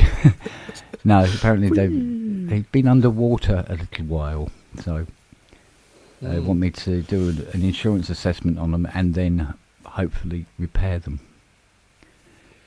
Oh, that's a difficult one, isn't it? Because I'll just write them off otherwise, and then I suppose you get a source of parts if you need them, but it's hard to know, isn't it? The thing is, how long have they been? Probably. It was like 3 days they were underwater. Now the thing is, Fortunately, Fiona knows the questions to ask, and she said, when they were removed from the water, but they thoroughly dried out. And the woman said, yes, they dried them out. Opened them up and put hot air heaters on them and just warmed them up and everything. Okay. I'm going, okay, so good. I said, well, they weren't turned on when they were underwater, I would assume. So they should actually end up being fine. We'll probably need to do a little bit of top and tailing here and there, and a bit of cleaning. But other than that, they will probably be fine. If you get them out and clean them off properly afterwards and then let them dry, it can be very lucky. Yeah, but it's just it depends how much shit was in the water, how much plasterboard and this is the thing. Or concrete salt, or all the other fun stuff you have coming out. Well, one's a Juno 60, and I have high hopes for that because they're really well built. And the other one is I forgot what the other one was. It was something a little more modern anyway, and I said, well, we'll have a look. You never know. It can only go horribly wrong. That's the motto. Yeah, I mean, the worst thing that could happen to it is if it's a battery backup, since that it's possible the RAM can get damaged if it's underwater. But even then, not always. Most ramming those sort of things are, it's not like Rev 2 Prophet 5s where you just look at them funny and they pop. So I think we'll get away with it. We'll see. Even if it's a Juno 60, it has relatively little RAM in it. I mean, that's the lucky thing. If it's like your emulator one where. Yeah, it's what 4 rows of 16 2K RAM chips. It's a whole board of it. It's like, fuck me, really? And each chip is about, what, 10, 12 quid each? I mean, that reverb behind me, that thing, there's literally, there's a daughter board. I mean, first it's massive. The main circuit board is at 30 degrees to, get the maximum diagonal, because it's basically an EMT 250 circuit board, but just wedged into a rack mount that is just about... It's actually sort of like sitting at an angle like that sort of thing. Well, it's probably it has some nice wooden supports in it that hold it up, but the circuit board is very much we're just reusing the one from our other product and just trying to have it fit. And the I think the original EMT 250, the RAM would be just another board the same size, and plug it into the connector there. This one just has a card yay big, but still just full of RAM, of slightly more modern RAM, 5 years later, but still. Yeah, no, I mean, we did get an inquiry this week, which was because what she does is she repeats what they're saying out loud, and I'm at the other side of the room working away, and so I'm hearing, and then I can go yeah or no, and she was going, oh, it's a CR78 battery leak damage. I mean, it was going, no. no bloody things. It does make you wonder why there wasn't a proper discrete battery compartment on all those things, with a when you consider how much box room in the corner. Yeah. There's so much empty space inside a CR78. But then the manual will probably tell you replace the battery by a service technician every 1, 3 or 5 years. I think with the AMS reverb it says every 2 years you're supposed to get your NiCads in there replaced. Yeah, but I mean, you see the battery... not that anybody ever did it. Like the one I have here, that had the original battery from 1984 in it. Yeah. Nobody ever bothered in the 8 years it was in use by the Beep to but I mean, go by the service manual. Well, I mean, it's the same with the Poly 6s. When the batteries leak in them, it's bad news. But when on a CR78, see, a lot of the early CR78s, the boards didn't even have the green band solder mask, on the board. Yeah, and just all the tracks were exposed, and it just ate at them least away. At least you can see them no longer there, unlike under the solder mask where it's a bit bubbly and you're like, yeah, is it true there? enough. Is it not there? Yeah, exactly. True enough. But, you know, I mean, but the battery's the size of a fucking septic tank. Do you know what I mean? It's a huge battery and it sits right beside the processor. It's like, really? And you've got all this empty space. You off? Want to wank up? Yep, take care. All right, darling. I'll see you tomorrow. So, yeah, and it's like, oh, mate, really? And they are a nightmare. And even if you repair all the tracks, it's 60-40 whether it actually works. I've got a problem on the SQ80 now, which I still haven't opened up. But I think the battery is just... I think it is. It can't really leak too much unhealthily, but I think it's just dead. So it's now very unhappy. And another thing. But the Andromeda, perfectly fine. Works like a charm. Well, it's like the... Of all the synths I have here, that's probably the one with the least problems. Because the Quadra has the I think they're double A's, aren't they? It's 3 AA batteries in it, in a cardboard tube, and it's mounted over the string sync board. Well, of all the boards, it just eats all the tracks away. Yeah, that when you look at the components inside a synthesizer, it would make sense to have a discrete power supply board, and most of them do, and you can measure the voltage coming off that, and then that's your first point of check. And you come out of there, and the rest of it, there should be, if there's any other power supplies like batteries or whatever you've got. Yeah. And they're all guilty of it. The Kurzweil K2000 rack unit had a tube in the back for batteries, for pen lights, and look at the number of existing synths and samplers that have pen light cell compartments. It's just it is a recipe for disaster. It should be totally isolated physically so that none of the acid can find its way into the main compartment or the other circuits. Yeah. Poly 61 has a 6-volt battery soldered into the motherboard and just invariably just leaks and craps everything out. There are a lot of them out there that have it. In some ways, I like the older stuff that doesn't have any backup battery. Just all of its settings are hardwired internally, and there's a bunch of buttons on the front, and that's it, baby. And you'd rather have that than the other option. Could you imagine if I used EEPROMs instead of SRAM, and then you would get to the point where they just more bits and they start failing, and you get some very weird behavior because you can't cope with that failure. I mean, that would be even. I think that would be even more annoying because you just like, but the chip is fine and it's working and it's doing some things. Why are just some bits in it? I mean, that's the whole new level when you. Yeah. I've been having fun with pre-MIDI instruments recently. That's been my thing, so that there is nothing that can go wrong with them. They either work or they don't, and the most automation you have is hitting go on the drum machine, then hitting stop on the drum machine. That's it. So very primitive level of entertainment, but it's manageable for me. I find the simpler it is, the better now. I used to look at the complex stuff and enjoy it, but I think you used to get battle weary.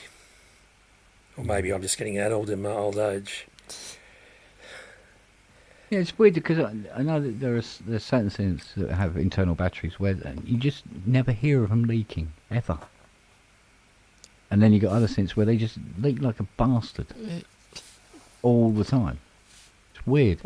But it's always but most of the time it's the same type of nickel cadmium cell, or like that classic green heat shrink one. That is always the standard of. That has aged really well. But the old VAC trials tend to go after a long time, but I guess I saw a circuit the other day that had, and I forget what it was on, had a variable inductor in it, And I thought, gee, you don't see too many of those around, like a variable choke coil. Yeah. Yeah. 25 microhenries or millihenries or whatever the unit is. You're like 100-year-old radio. No, it was a later synth. I'm just trying to think what it was. Whether it wasn't an Alessis, it was anyway, there was a question in one of the synth forums on Facebook, and I saw it. I did have a bit of explore to see if I could find a part, but they seem to be rare as rocking horse pup. Yeah. And then the other thing was, you don't know whether, in the context of the circuit, whether the variability could be faked by a larger value component. So instead of setting a 25 millihenry capacitor halfway, you could get a 31 and then just dial it to a third or something and get the same result. If it's like that, or whether it's going to be critical in other ways that you don't know about because you haven't got one in front of you to advise. Or whereas the curvature chamber filter, where how close can you get by a fixed value and then having a resistor that you max alter your resistance in the filter circuit to like get it close enough that it behaves the same or similar enough. But it's all just guessing game, because even if you had a good sample to compare to, you're just like, well, I've got something that's aged by 50 years and two new components here, and I'm trying to try to make two new components appear like some aged stuff and hope that is the correct choice. Well, it's also a question of, is it being used in the context of frequency calibration, in which case it's going to be critical, or is it something that's arbitrary, like a noise filter, which is kind of more forgiving? I all of this stuff just mystifies me sometimes. I look at it and go, I can't see an answer. I understand a little bit of basic electronics, but my inductors are just pure magic. I don't pretend to be able to fix stuff. I just break most of it, but that's okay. At least I don't touch other people's gear, so there's no damage. Mind you, I always wish that I should let you guys get some sleep.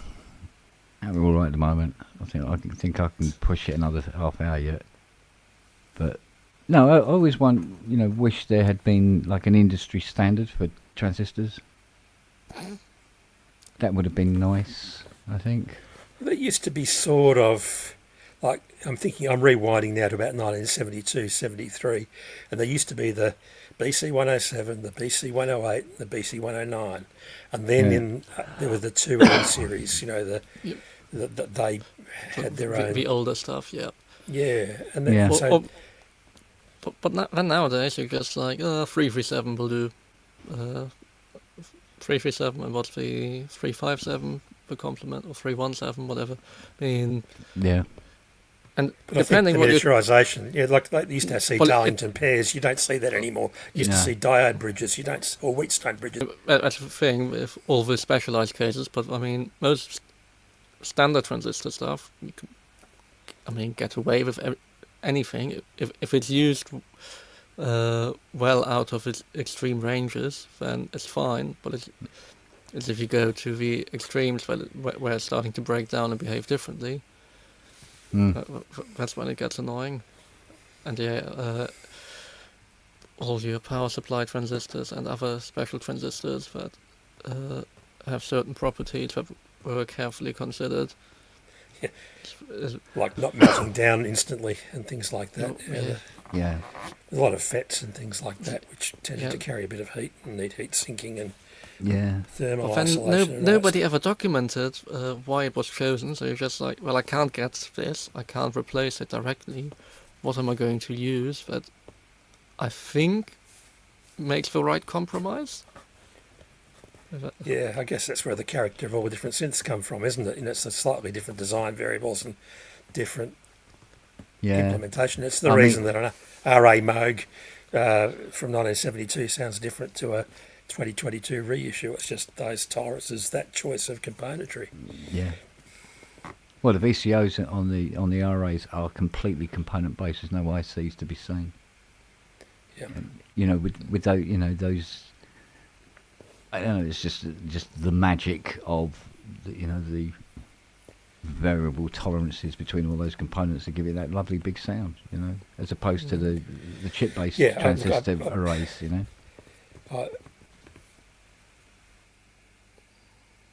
But I don't know.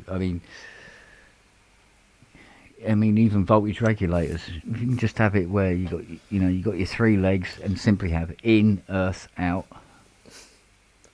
That would be nice, Yeah, just give me 78 and 79. I don't need any other voltage regulators. Yeah, but then you get BD 234s and 244s, and the leg outs are different. It's like, oh, for fuck's sake, really?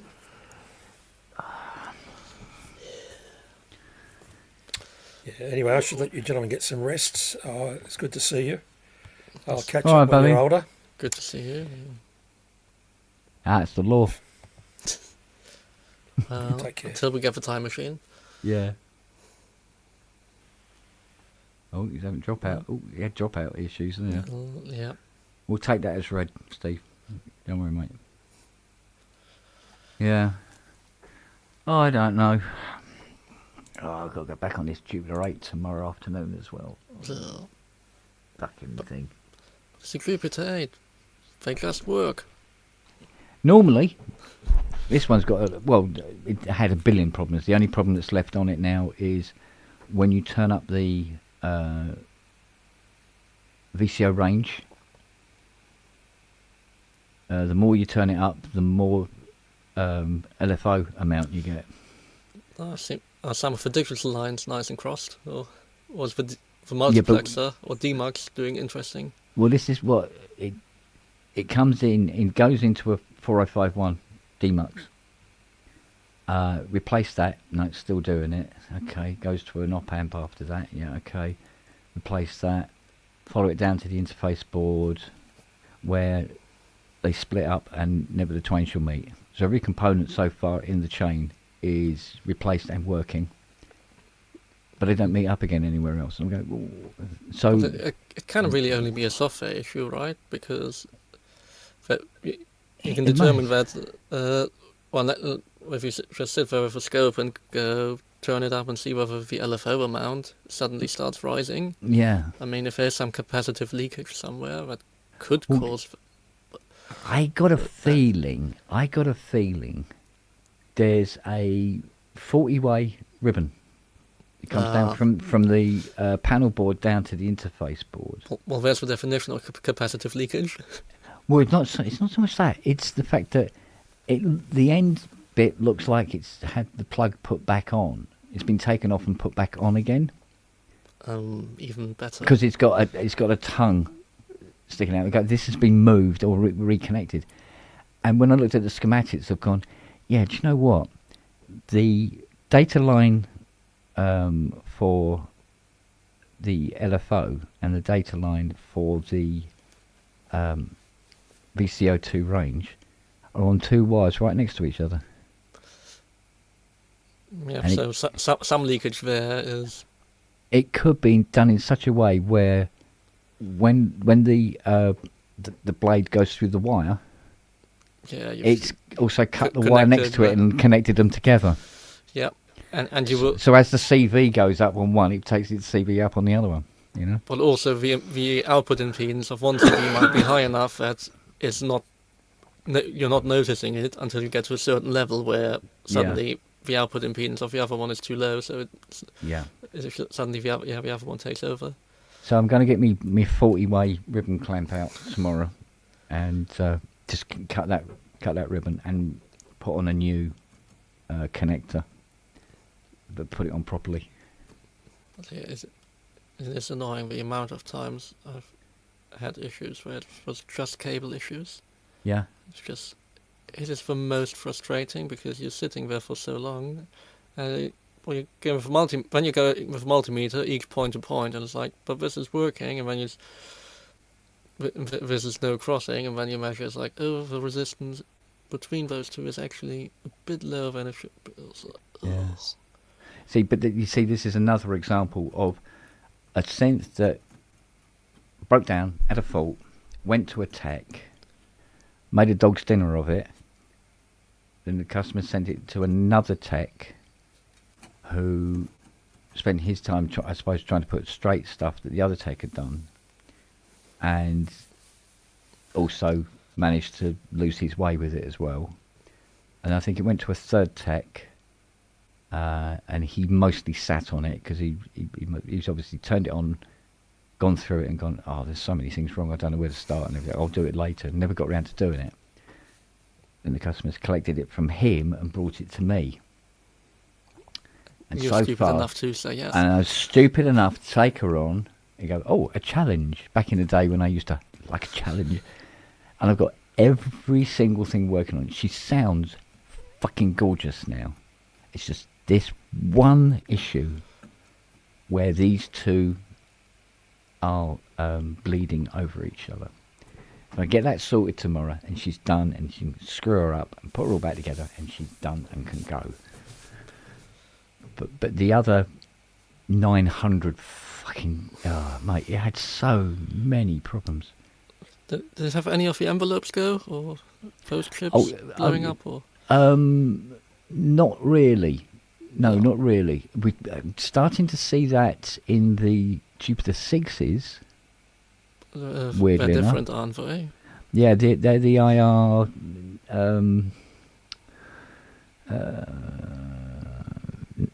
what are they? 910, or I can never remember. 310? No, that's something else. Doesn't matter. Yeah, but anyway, so the envelope generators in the JP6s, apparently they're starting, seeing them dying. But there seems to be or it looks like there is a connection between these dying and whether they've had their filter caps replaced or not, weirdly. Right. So the ones... Old capacitors leaking and over voltage, or...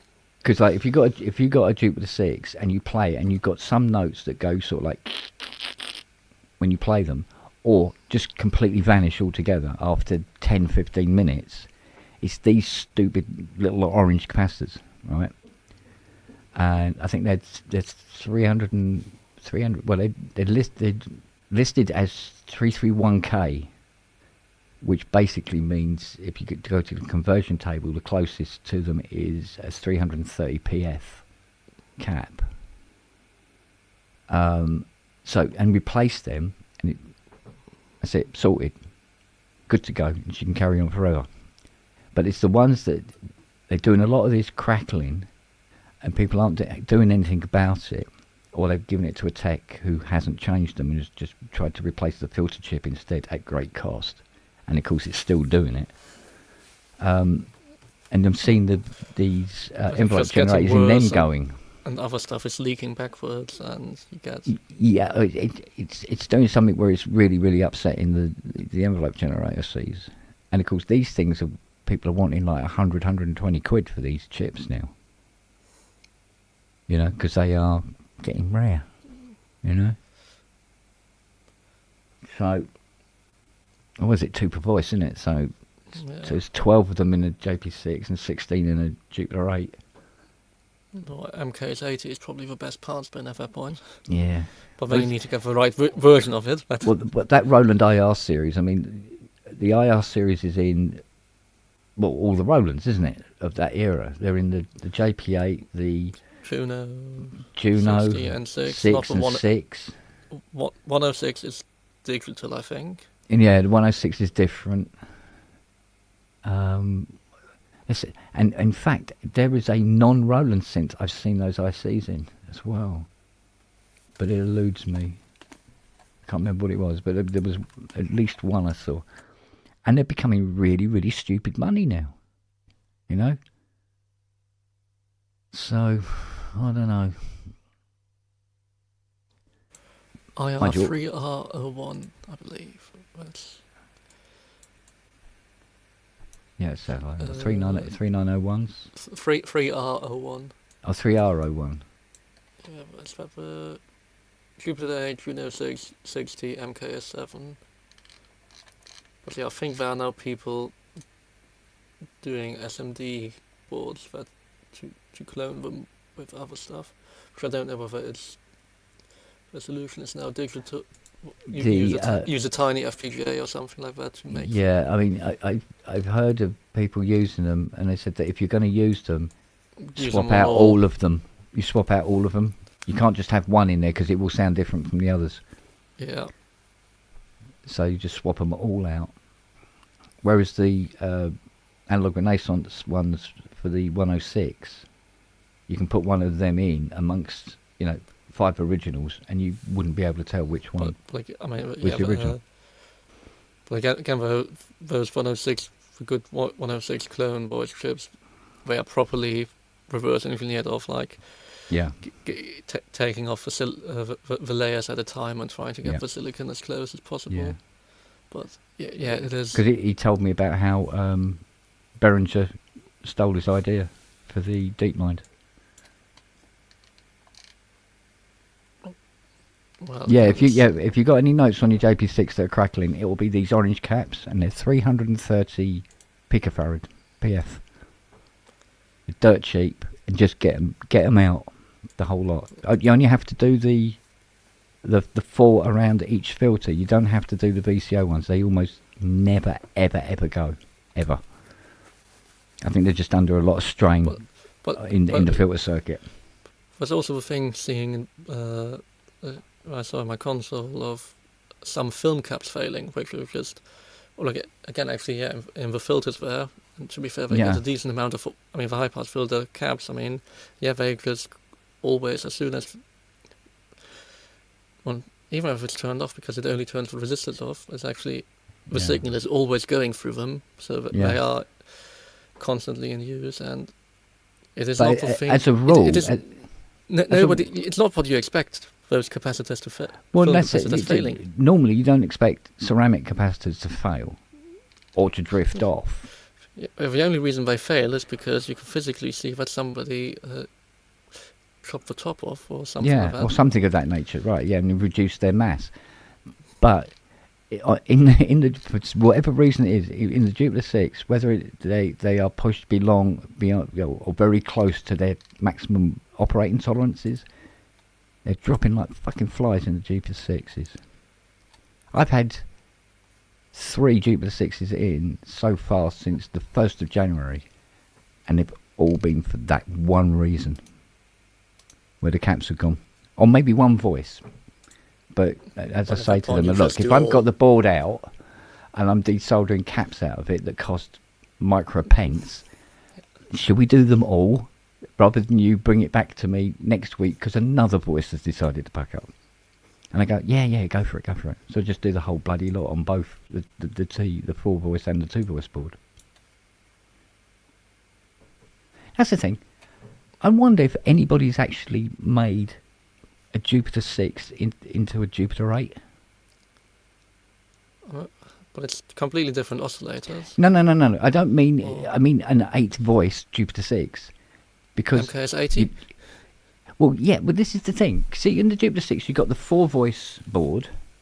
Then the 2 voice board is just a half populated 4 voice board. Oh.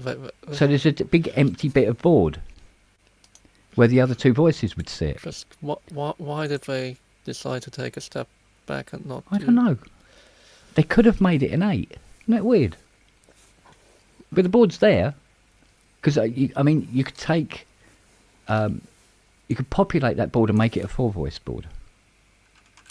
And the EEPROM seemed to be, each EEPROM that on each board, it seems to be exactly the same. I can't confirm whether the software on each one would be different. Because obviously it must know that there's only 2 voices on there, so there's some sort of switch, to indicate that board becomes a 2 voice board. But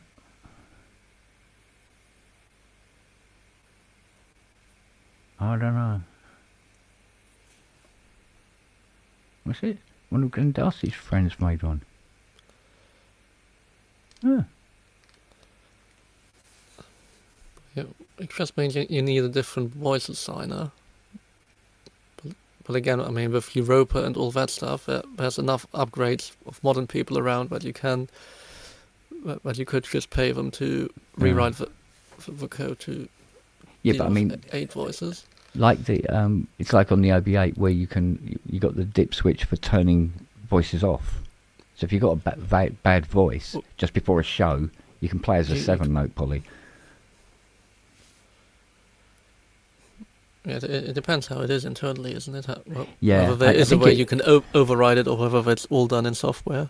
Yeah, there might be a way of like just earthing out a couple of pins on the processor or something to make it a 2-voice board instead of a 4-voice board. Because as far as the boards are concerned, they are absolutely identical in every single way. I mean, it would have been a good project to try out in the 90s. Probably not now, considering the price of feckin' chips now. But it's 3340 oscillators, right? Or 3320, whatever. Yeah, but Roland filters and Roland envelope generators. And lots of BA662s as well, all over the bloody shop. So again, you needed that MKS80. Yeah, exactly. Yeah. Or if Ty comes in with 2 Jupiter 6s, one that looks like it's been through hell, and one that looks pristine, but has some issues. Perfect. Have a crack and see if we can make that work. Come on, Ty. You must have 2 Jupiter 6s. I think what it is it's not so much you change something on that 4-voice board. It's something on the actual CPU board. There's something that you can switch it in some way to make it 8 voice, read 8 voices. Because all it is the key cycle, isn't it? It's all that's what change. But you still have a lower upper, don't you, on the 6? So. Yeah, which is set to 4.2 or 2.4, depending on how you want to do it. Yeah. But I think if it was set up as an 8, if you go to the 2.4 split, it becomes a 4.4 split. Yeah. So it must be the computer. The CPU board is dictating that. Yeah, but I don't know whether it does. Because it doesn't have 2 outputs, does it? So it depends how it then does for mixing. And LFO assignments and those sorts of things. Or is the LFO shared between... Is it only on... Because obviously on the group A you have 2 LFOs, or one per layer. But on the... Don't know. Does the 6 have 2, or does it only have 1 that is shared? I think it only has the 1. It's the Jupiter 8 that has 2. I have to confirm that. Do you know what? I'll have to confirm that. Do you know what? I cannot put the hand on heart and say whether it has 1 or 2, and that it can do independent LFOing on the splits.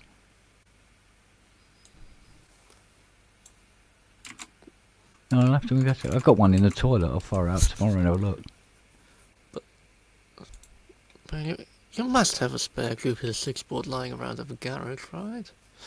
I have, yeah. But I have been using her for parts. It has to be said. That will be a slightly weird client. Like. Oh, actually, no. No. Oh, yeah, sorry, it's 8 voices now instead of 6. Yeah, no, actually, it's not out of a JP6. It's out of an MKS80. It's an MKS8, but so it's a 4-voice board as well. Yeah, well, MKS80 is such a mess with like so many different revisions. Where it's like, what is an MKS80? It's like, but there again, 6 different versions, 8 different versions. Yeah, well, same with the Jupiter 8s. Their module control boards are. It's so many different versions of them. I mean, there were 2 major changes. I mean, of the 8A and before, but yes. Yeah, that's the general bit. But there's revisions to the boards but mostly the module control boards. It's almost like they never figured out how to do it properly. And there was another thing they had where some module control boards on them have these 2 little dip switches, and if you turn these dip switches on, it sends a set voltage to the filter's resonance, and what it is for calibrating the resonance, so you can have resonance running without the VCO running. Oh, so they calibrate so you can, the key tracking. Yeah, so you can key scale the resonance, and then you can turn these switches off. And then they do module control boards that do not have the switches on them. And then there's other ones where you've got different the same components, but in different locations on the board. So the board is actually physically different. And although the IC numbers match one board along with the other one, but their locations are completely different on the other board. So you're having to fucking look around to go, well, where's IC5 now? Because it used to be up here, and it's like, where now is it? And it's down here somewhere, you know? But loads of revisions. But not the voice boards, and not the interface board, or the panel board, or the CPU board. They're all pretty much exactly the same. Just these two module control boards. Fucking constantly changing their design. So, but I mean, 9 times out of 10, if you do get a problem on the JP8, it's going to be those boards that are responsible. Well, that's good knowing, I guess, but... Well, it's always your first port of call with a fault on the on any JP8. Is these module control boards. They basically just do all the CV mixing that comes from the computer's interface board to the voice cards, and that's where all the shit can hit the fan. They've got the DACs on there and everything like that, you know. But I mean, what I would really like is a Jupiter 8, but with 4 technology. I think that would be the peak of Roland for me. Just have the slightly more raw sound of a 4, but and that drifts out a bit more, but have 2 oscillators for cross modulation and all that stuff. Yeah. But yeah, have Jupiter 8 feature set, because it's a great feature set. But have a sound of a Jupiter 4. That would be. Yeah. Wood Down Sound said that a JP6 that has 2 LFOs. Thanks for that. That means I don't have to drag it out of the toilet and try it out tomorrow. Find out. And presumably 1 LFO per voice board. I would assume so. Yes. Yeah. The LFO must be incorporated onto the voice board at some point. I mean, not to each one. But why would you make 2? Why would you? It's such a waste of money. Just having. Well, or is it? It means that you don't have to manufacture a second type of board. But why not just have 1 board that had 6 voices on it? That's a good question. Oh no, because that means manufacturing a whole new type of board. Where if they got this board is ready to go, I suppose, because it's an MKS80 board. You go, so I don't have to make a different kind of board. Right. Oh, is it just an MKS80 board that they used? And pretty much, yeah. It's because you can take an MKS80 4-voice board out, put it into a JP6, connect up the plugs, off you go. Nothing has to be done. Right. So what they do then is just halve the manufacturing product placement on the board, and you go, right, that's a 2-voice.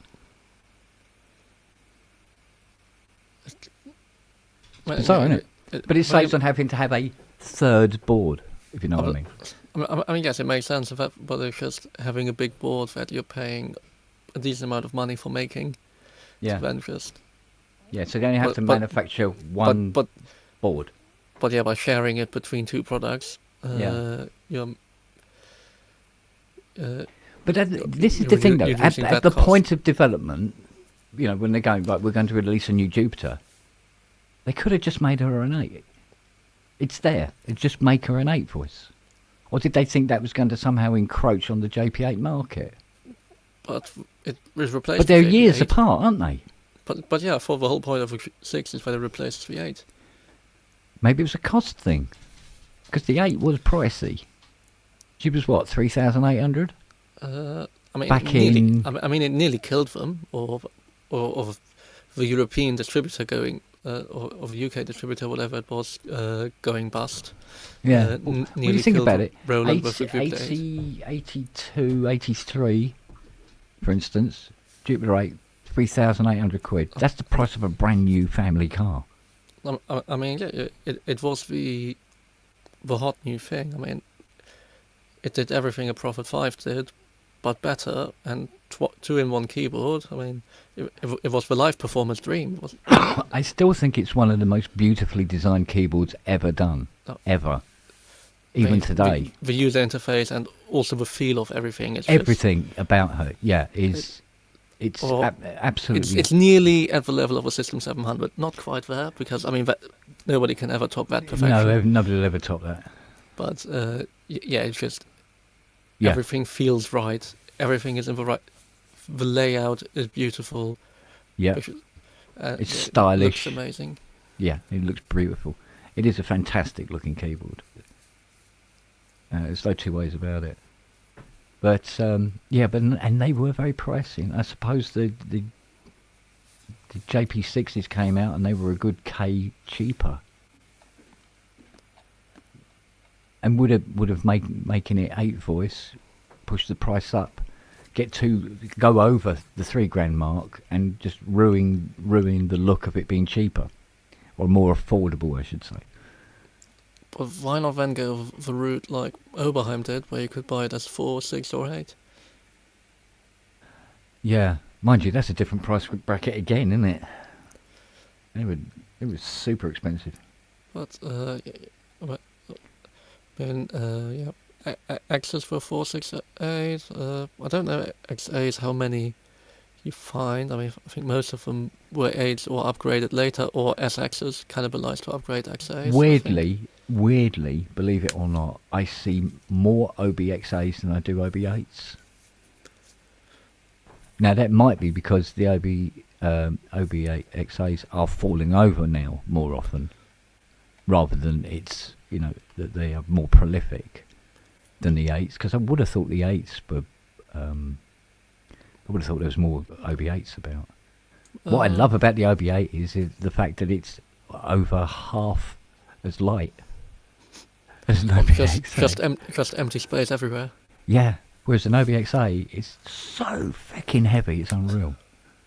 But the best sounding one's the OBX. So, I mean, the XA, if you just want a fat analog sound that is reasonably, I mean, in my opinion, very limited. Whereas the X has a bit more, it goes a bit weirder, and yeah. What does it have? It doesn't have cross mod, but it does have cross mod. But the X gets you can do stuff that sounds almost like the classic Vangelis ring modulator at the start. That slight ding at the start. You can sort of do on the X and it sounds weird enough, and because it's never quite right across all voices, it's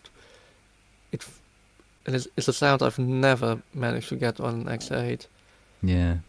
Well, it's weird because even with Wags saying about the OBX is more or less polyphonic SEM.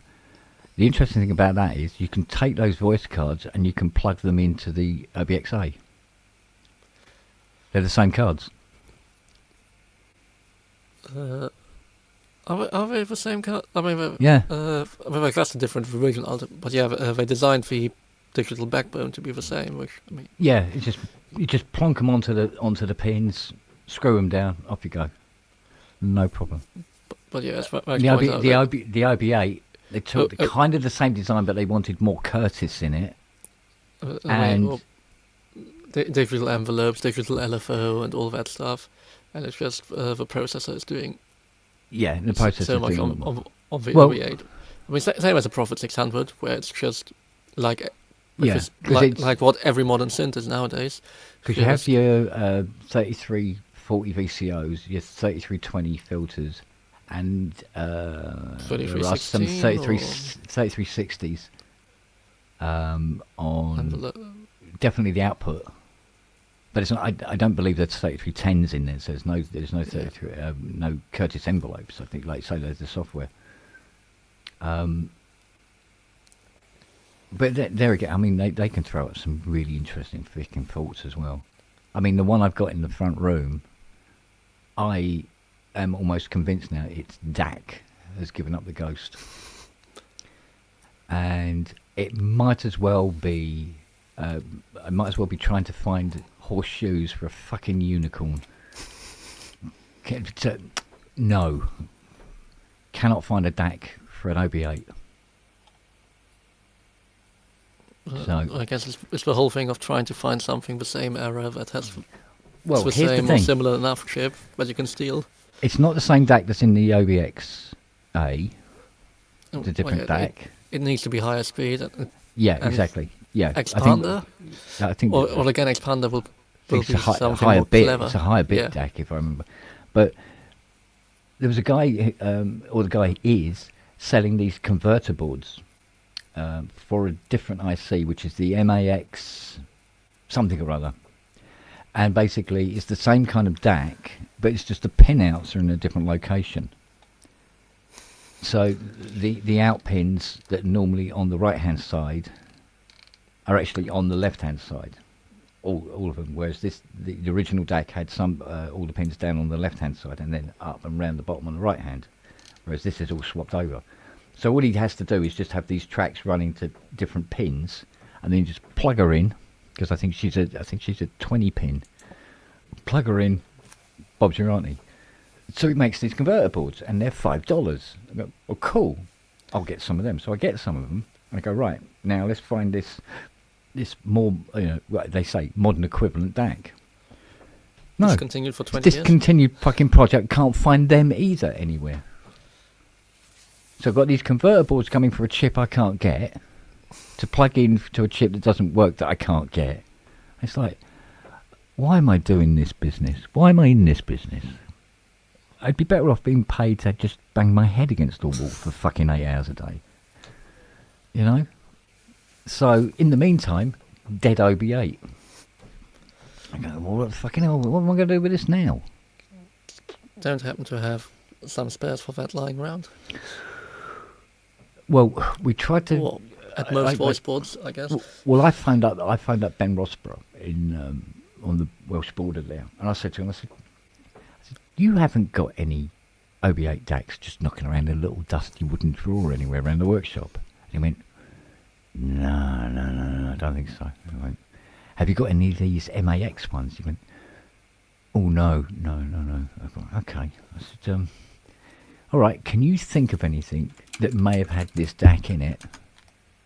And I think so. It was a 81 something or other, this DAC, the code on the DAC. I said, because if it's in something, weird, I might have one in the garage. I can go and pull it out of that. And he did a Google search while I was on the phone with him, and I was doing a Google search the other end. He says, I'm not finding anything. And he said, as far as I can see, the OB8. I mean, well, they couldn't have just manufactured this IC and just put it into one, just one synth is using it. It must have been something else. Maybe not a synth. Yeah, that's the thing. What sort of industrial computer or yeah, exactly. Yeah, factory control system was it used in? Well, probably knowing my luck, you go, oh yeah, there's about 78 of them in a a Fairlight 2X. Oh fucking right, okay, cool. I'll just go and nip round the garage and get a voice card for a bleeding Fairlight. Actually, I think I've got one round there, but I don't think it has any DACs on it. Magoo was saying in the chat now, it's just tiny FPGAs. That is sort of the way it's going, because I bought one for one of the string machines for top-down divider. Yeah, it's just impossible to get. So, and there's this company Flat Keys that, I mean, first they make integer dividers that.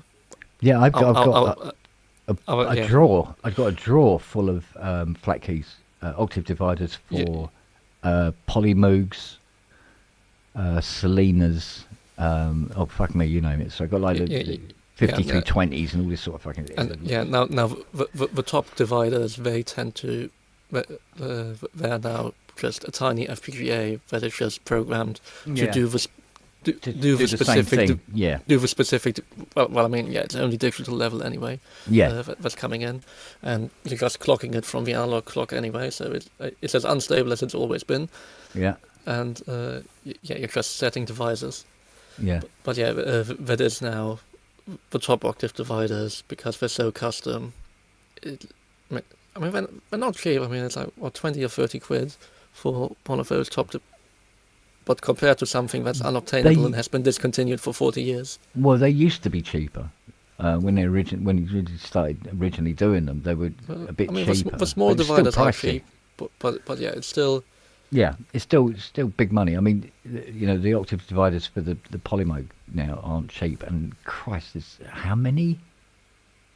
I think it's 32 of normal dividers.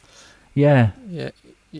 I think the the standard divisor chips were like 7 quid each or whatever. Yeah, something like that. Well, it soon adds up. You see the customer balking at some of the prices. Well, it's Polymoog. What did you expect? You expect to... The fact that it turns on is a fucking win. I was like, when I read about the guy who bought the Kraftwerk one, where it was just...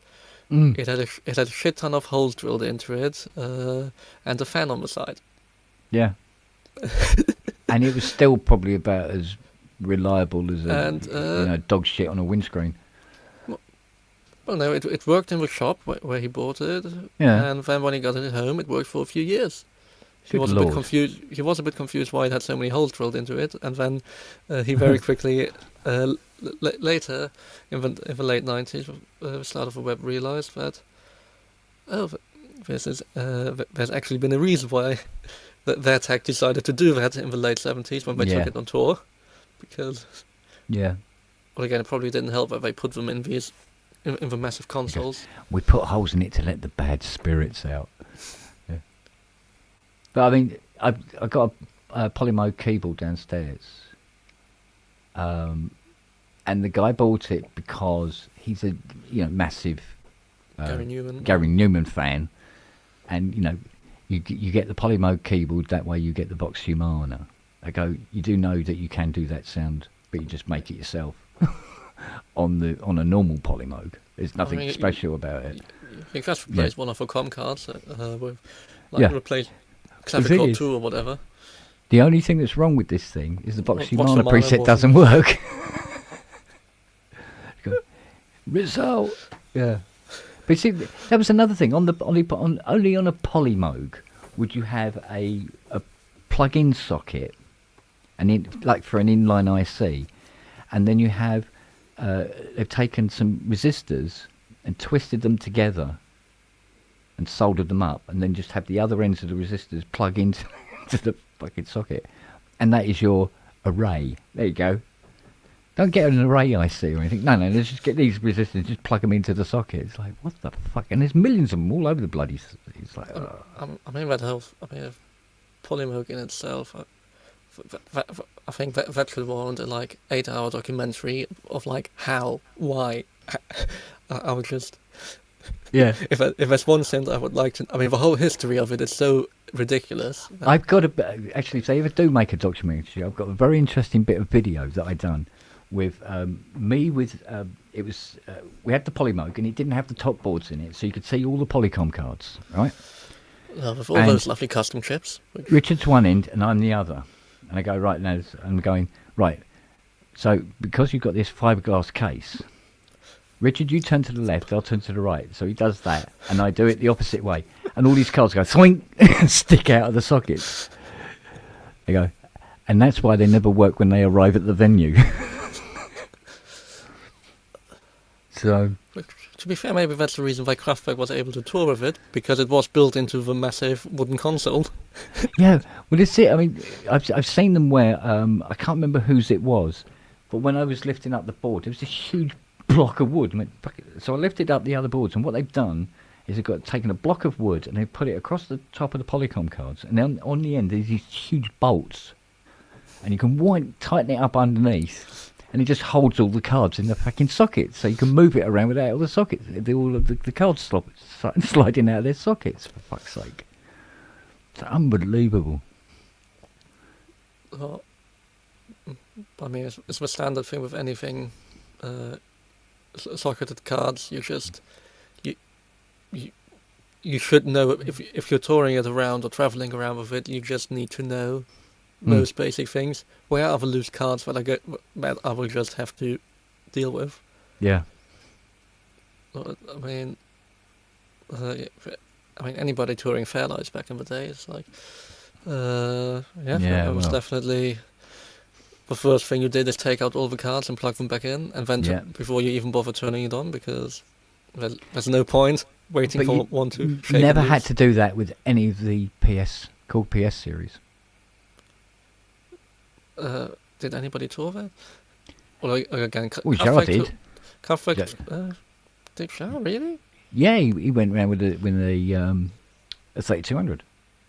Because quite a lot. Because obviously Kraftwerk did it back on the Computer World Tour. I'm trying to think. Did the 3200. Rick Wakeman had obviously on Gas Tank and the one tour he did afterwards. Underworld toured with one for a while. I think that might have been a 33, not a 32. But it's even worse. It's the same. Yeah, it's the same architecture, really. So. Tangerine Dream had a 3100 on the first few gigs when Johannes just. I mean, it was funny. The first few gigs when Johannes just started, 1980, he just had the rejects from the other two. So he had his Mini Moog, he had a Poly Moog he just bought, then 4 voice and 3100 and piano. Yeah. Because Edgar didn't use the 3100 over 4 voice really, so it's just like you could take them to have some. Woodtown sound there going on. He says, my Polymoog was fully working until I moved home. Then it wasn't fully working anymore. Yep. We did a joke. I mean, I think it was Ben Edwards. Yeah. We're carrying his Polymoog out, and he caught one edge on the middle door as we're going out, and it went clunk like that. And I go, right, see, it doesn't work anymore now. And he goes, do you reckon? I went, nah, you'll be all right. I think you'll be all right. He got it home. Didn't fucking work, did it? Bought it back. And I went like that with all the Polycom cards, jiggled thingies, put the lid back on it, turned it on, worked fucking perfectly. I go, right, now this time, don't hit the door. It was like really, really carefully carried it out, laying it flat, put it onto. He bought this fucking mattress that he put in the back of the van, put it down carefully like that. It's like put little straps over it, hold it in place. I said, it should be all right. But once you get in the studio and plugged in, never move it again. They don't travel. They really don't. Yeah, it's one of those synths I would absolutely love, but no, I don't think. Yeah, I used to be in awe of the Polymoog when I was a kid. I mean, it's just. Yeah, I mean, again, it's the sound of Man Machine. That's for me more the thing than anything. Yeah. I mean, but there's so much of when you know some of like the model lead sound. Yeah. Or put the oscillators in phase sync and all the short staccato stuff on the whole album. It's just all the polyphonic in the model, and again in Man Machine and Robots and in Computer World. Yeah. Computer World, I think it's less used, but it's just it is so much over that album, and I mean it's not the sounds you'd think of, but getting those exact sounds out of anything else is really hard to. Yeah. When you know of a Polymoog, it's just that preset, put oscillators from 3 into sync, and now you have that sound. And now have direct and low pass in parallel on the bass sound, and you have a model lead sound. I mean, just trying to get the model lead sound on anything else is good luck actually getting to it. But it was, I mean, the strain was put on the power supply in that Polymoog was just ridiculous. It wasn't man enough to run that synth, which was. Because why they put it in for memory mode? That's why they thought, no, well, let's put it in the memory mode. It'll be fine. Well, funny enough, generally, it is all right in the Polymoog. It is genuinely okay. Mind you, it has a heat sink on it at the back, at the sides of a house brick, to be fair. I mean, I think Group 8 also has the heatsink aside of a cinder block. Yeah, that's true enough. I mean, Prophet 5's also proper sized heatsinks. Yeah, I mean, but the Rev 2s don't have a heatsink. They'll be fine. Oh no, they're not. There's a fun Prophet 5 story I learned recently from Reinhold Heil, is that he bought second-hand Chris Franke's Rev 1 Prophet 5, which he then very quickly realized why Chris Franke replaced it and had one of the first Rev 3s. Yeah. And I think he did the one tour with it. Instead of taking the 8 voice out, he got that, and then he decided to buy a Group 8. Basically, that was his decision after. Yeah. Having a Prophet 5, it's like, this new thing, yes. Today, now, I mean, because one of the things that used to scare people off of having a Rev 2, which does sound better than a Rev 3. Sorry, it just does a lot better. Whether it's a Rev 1 or a Rev 2, their weak spot was the RAM. Those 8, was it 805 something or others? The ICs, the RAM ICs in that. I mean, they were already nearly out of date by the time they put them. They were out of date when they were building them, yeah. And because it's what Dave used on his sequencer. So it's like, it was something he used in the early to mid 70s, that was by the late 70s obsolete. Yeah. So, and of course, Rocking Horse shit, and if you can find them, it's a toss-up whether what you're buying actually works or not. And you're going to need 8 of these feckers, right? Well, there's this RAM upgrade now, where you can fit this board and it just has 2 6116s, which is what the Rev 3 went to, you know? So, and you just plug this thing in, Bob's your auntie, and it gets around that whole problem. So what it means is, I mean, I hit up Robert Rosen, and I said to him, all right, Rob, how you doing? He said, oh yeah, good. I said, yeah, I've got a question for you. Have you got any original RAM chips for the Rev 2? And he goes, yeah, I've got fucking loads of them, mate. He says, because I fit these RAM packs in as standard, and we take all the old RAM, you know, whether it needs it or not, and we take all the old RAM out. He says, I've got boxes of it. I said, don't bother with a problem coming back. I said, do you want to get rid of them? He went, yeah, I'll fucking... He says, yeah, I have them. And so I thought, yeah, okay. Now, I mean, this Prophet 5 I've got at the moment is one of these, you know, trust me, I'm not going to get a clear-cut Prophet 5, am I? This Prophet 5 is a Rev 3 that has the Rev 2 RAM in it. So probably a 3.0 then, or whatever. So I think it's a 3.2, would you believe? A 3.2. How does... I know. Because I would have thought a 3.2 would have 6116s in it, but it actually has 3.2 written on the board. I would have thought it'd be a 3.0, wouldn't you?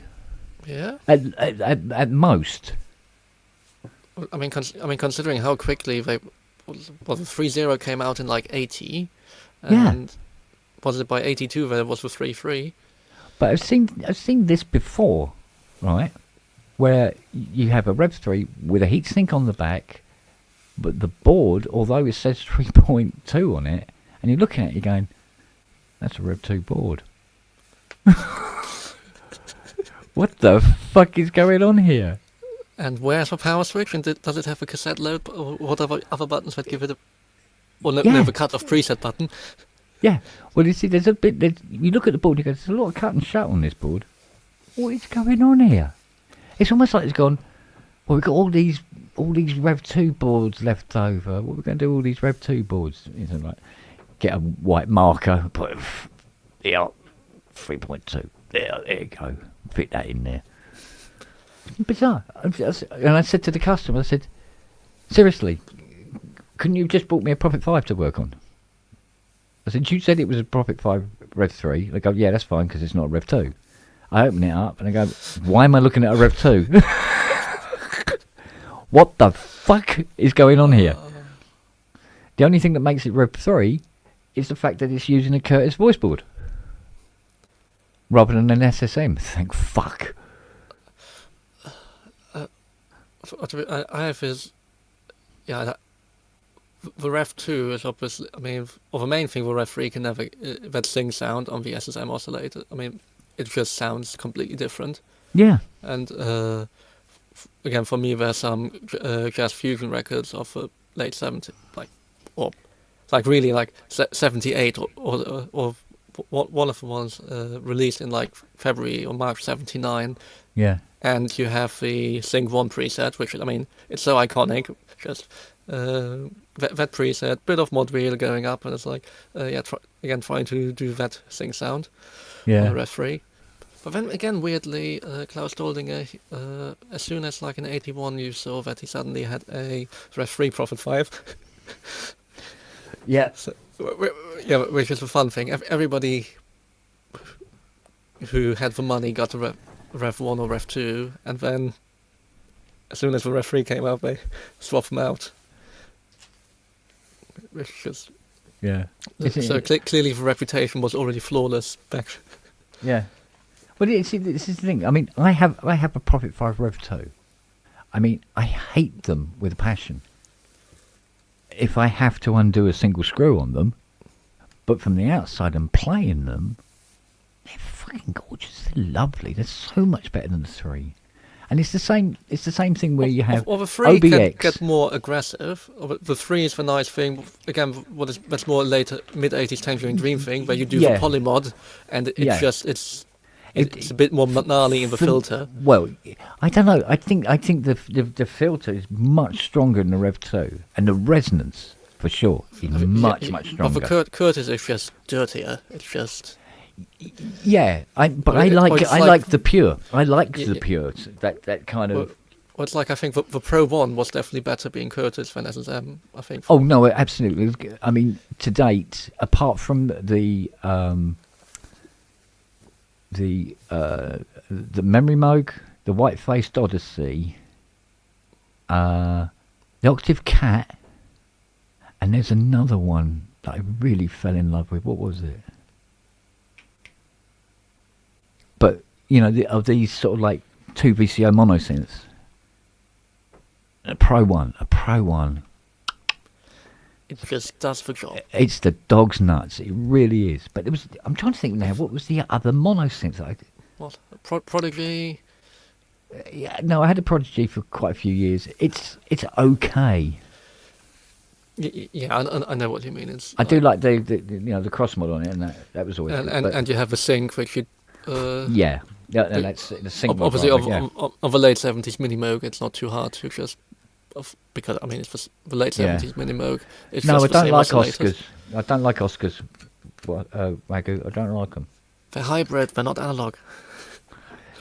I don't know. I never really got into the sound, especially not like old Spearsy got into them. But I said, I can take or leave that. No, what was it? It was a weirdie. Crewmaster Spirit.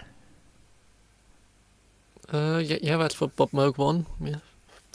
That was quite no, it wasn't Crewmaster. It was something. Bollocks! I cannot remember for the life of me what it was. It was a weirdie. It was out on the fringe, but it sounded really, really powerful and lovely. It's a really nice one. But already 80s or still a 70s one? I'm trying to think because I can't really remember what it was. So I don't know the era. But yeah, the first generation Octave Cat with that weird filter design, which is just, man. Yeah, I love the Cat. Or to be fair, both generations of Cat are still. On the surface, you think, this is an Odyssey clone, and it's but it just goes to show that features are. You can have 2 things that are exactly the same feature set wise, basically. Pretty much carbon copy feature set wise, and sound wise. Another beautiful thing about the Pro 1 though is I can take a Pro 1 and have it in absolute bits and a board out and nothing connected to anything else in 4 minutes.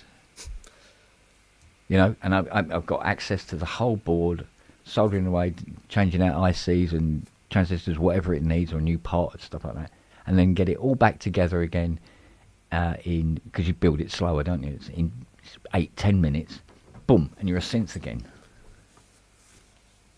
Very, very few synths you can do that with, but that Pro One. For me, the Pro is just wobbly hardware. I just really passionately hate. Yeah. Just I mean, it's just the whole. If it were built like a Prophet 5, I know what you mean. A Prophet 1 would be a synth I would like to have. A Pro 1, just obviously synth wood back in the day made obviously the lovely cases, and rather than the single folded case. There's a project, Rob. There's a project, mate. Make a Prophet 1. Make a Prophet 1. We'll get the car bearer out. We'll make you a nice, carved aluminium front panel for it. No, then again, it should be like just get the proper black panel, silk screen, make it like just properly made like a. Have it a sit up and beg angle. No, just have it like a Prophet 5. Just that would be in so many ways. Just have it exactly the same dimensions of a Prophet 5, and you like have a 5, and then you have a Prophet 1 next to it, and it just. Oh well, match the Prophet 5's design type thing. Yeah. Just. I'm with you. I'm with you. Match the whole thing. It's like. The beautiful design, which is the one thing I hate about the Rev 4, is just those mod wheels. They are hideous. I mean, don't get me wrong, the original mod and pitch wheel are not nice to play with. I think they're definitely, or let's say thicker wheels are more girth on the wheels is beneficial compared to those early 70s wheels, which. Yeah. But they just look so ugly compared to the rest of the synth. Or when you're so used to how a Prophet 5, that left-hand controller, and also with the rectangle with around that white outline around it. Yeah.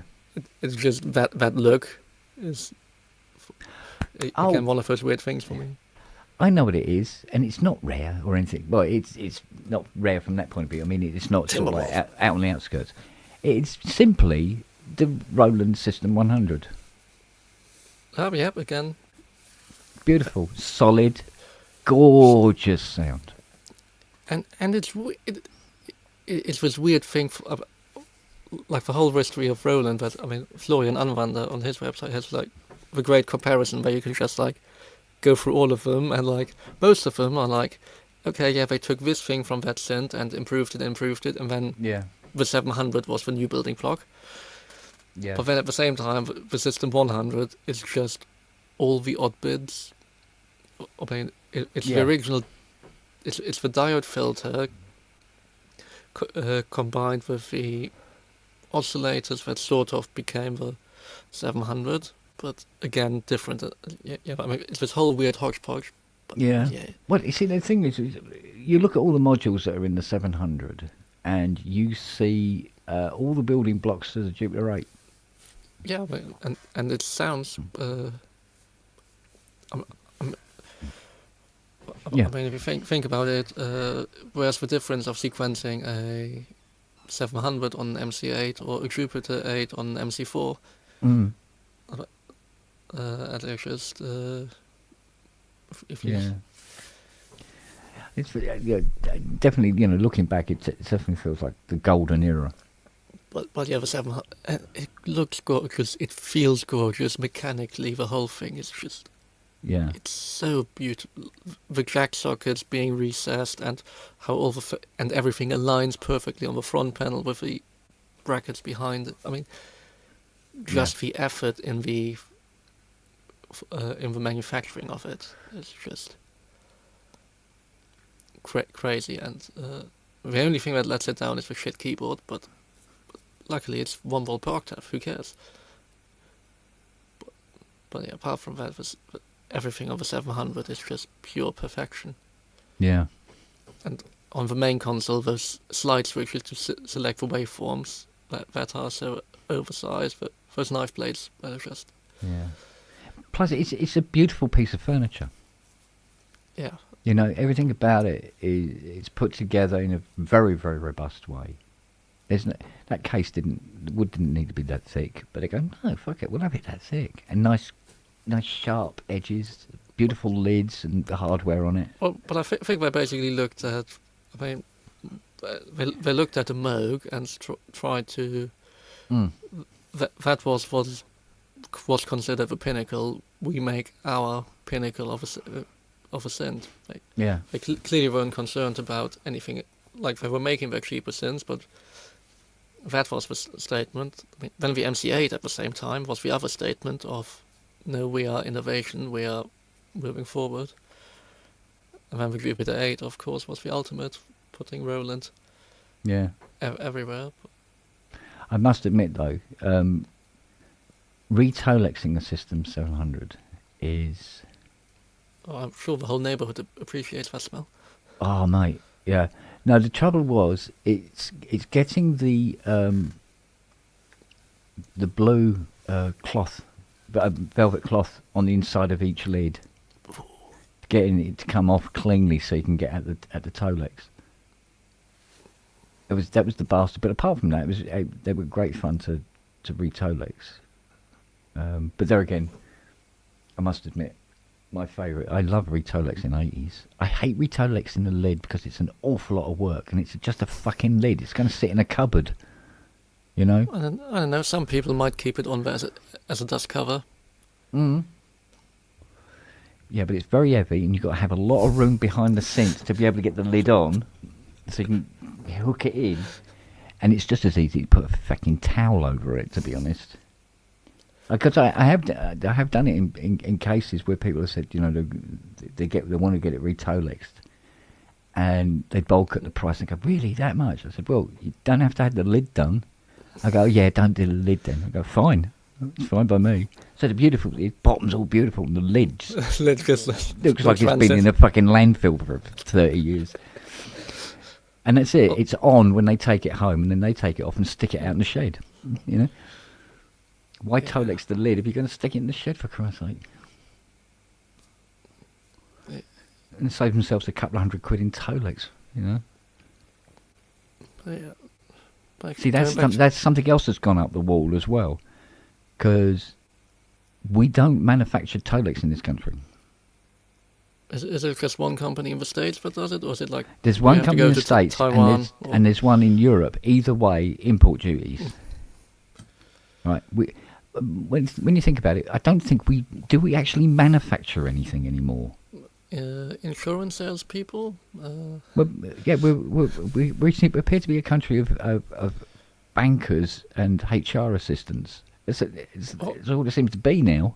Well, I say that in my dealings, there's a surprising amount that is manufactured. I mean, the biggest conglomerate of large mixing console. I mean, so Allen and Heath, SSL, Calrec, and then Digico. They're all owned by Digico's parent company, and all the Digico stuff is actually made up in Glenrothes in Scotland, and some of their other company stuff is also made up there. And then SSL is pretty much all made in Oxford still. And again, some of the Allen and Heath stuff is made. Well, the boards are. I think the big FPGA boards are made in China, and then they're put in with the other stuff in Glenrothes, and then. Yeah, but I mean, there's no manufacturing in this country anymore that's actually what one would call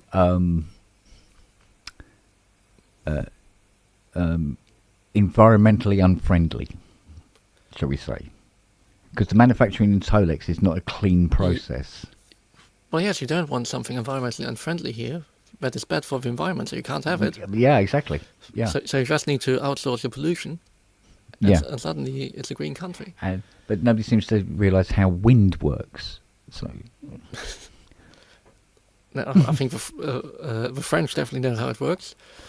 You must know the famous picture of like one of the pieces of land sticking out to Belgium, and where's the nuclear power plant? Yeah. It's like beep. Right. Mind you, have you seen the pollution map over China? It's quite something. like over Shenzhen and something. It's actually because they have it in the color coding is it goes from clear basically all the way up to a dark maroon, and Shenzhen is just this huge dark maroon patch. Yeah, it's, but then also Japan, where Toyota is based, main. Yeah. That is. Yeah. Not the nicest place. Then in Iceland, the bauxite aluminium stuff. That is again. Yeah. Mind you, with the gases that are coming out of the volcanoes, it's. I mean, yes, pragmatically, it is not much worse than what happens every half year anyway. It's all right. It won't notice.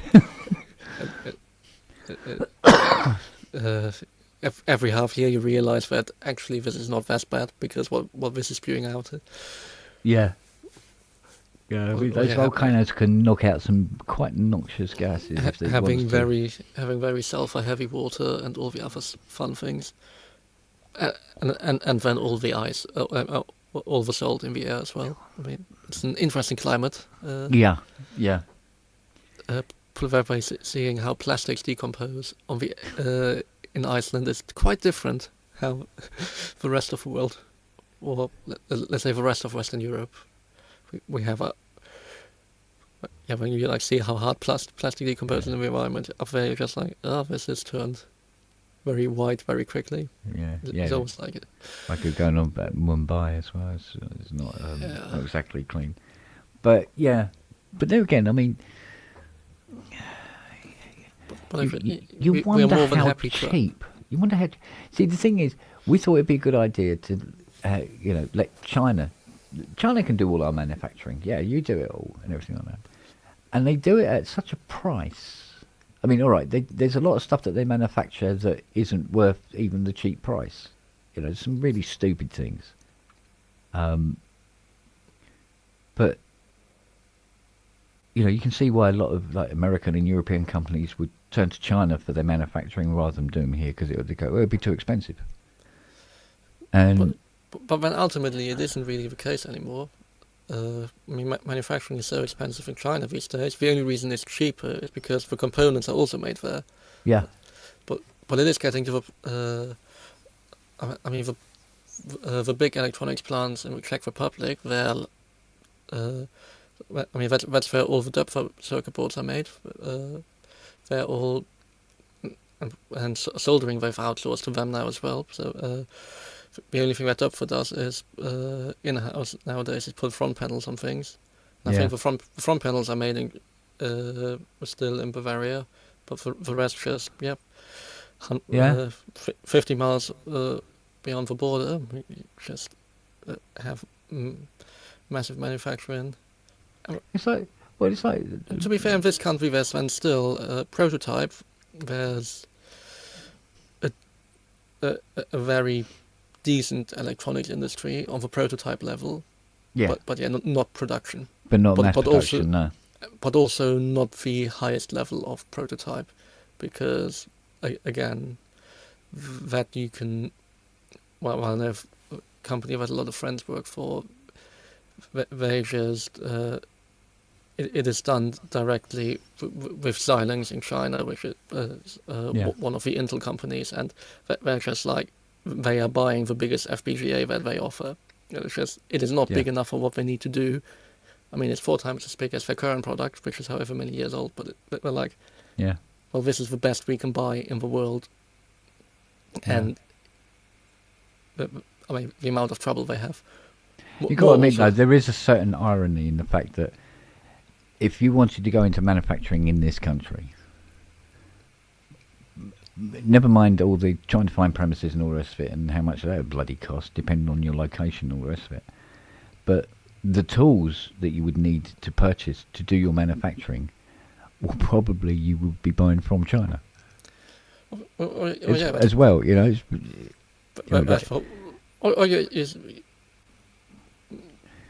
it's like half China, some of it then made in Australia, some in Germany, some wherever. But I mean that gets a bit more global, and a decent amount of American stuff even. Yeah. But again, it's when all becomes very specialist. Yeah. But yeah, like what is but the nothing, biggest... nothing's straightforward now anymore. I mean, a classic example is that Mustang, the Mustang door that I bought, and I had to buy it from a company in California. And they had brand new doors for a 50-year-old car, right? And it was like $500 and something for the door. It was $2,000 to have it shipped to the door here, right? Plus, the import and all the rest of it. And the bastards put the import not on the value of the product, but on the value of the product and the cost of the shipping. Right? So that's another $1,000. Yeah. So let's just say this door's cost a few quid, and it weighs. It's quite a considerable weight, even though it's just the door with no ancillaries on it at all. It's very, very heavy. Oh, and it's 2 mil steel. Like most cars of that era, they're 2 to 3 mil steel, so it's really heavy. And we took it out of the case, laid it down. The first thing we noticed was the tiny little gold label on it said "Made in Taiwan." So, and you go, well, hang on a minute.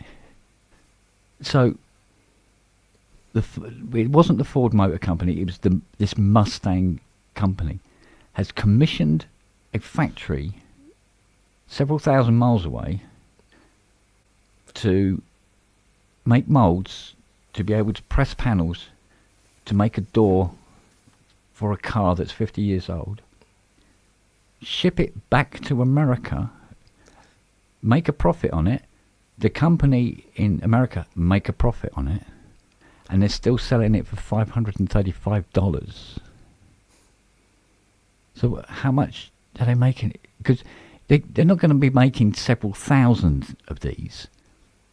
We're talking ones and twos, really, aren't we? Mustang Mach 1 doors. It only fits Mustang Mach 1s. Yeah, I mean... So what kind of pricing? It must be so... if somebody wants to set up a manufacturing anywhere on the planet, their marketing strategy has to be in such a way that there has to be something unique and elite about it, because there's no way in hell you can compete standard manufacturing with China now. There's just no way. Or that has been, I mean, the amount of stuff that's moving out of China or People's Republic, i.e. to Taiwan and in India and other parts of Southeast Asia, is actually getting to the point that China is considered too expensive now, and it's just how the world turns. Yeah. But yeah, the amount of my circuit boards I tend to just get done in Newbury because mainly because I can't be asked to wait the extra month that it takes if I'd get them made in China. Yeah. And the annoying thing that if you go for a decent company, we're going to rip you off. If you go for a proper Chinese company, I don't want to interact with that because I don't have the time and patience to interact with a website which looks like it was made in 2002, which is probably would be the best way, but... Well, there was a couple of places in Europe where you could get circuit boards manufactured quite competitively priced as well. Yes, but Brexit means that it's only business customers. Brexit fucked that up. And it's like, for fuck's sake. Yeah, Brexit means Brexit. Yeah, I'm not quite sure still what it means. But Brexit, yeah. Yeah, apparently Brexit, which is this arbitrary word that is... It's supposed to mean... It's the will of the people, we must... Britain exit put together. It should mean fuck and up. It should be just called fuck up. Or it's great legacy. Stew-eyed. Or stew-dear. For stupid idea. Stew-dear. So... Because, we're all feeling the benefits of Brexit now.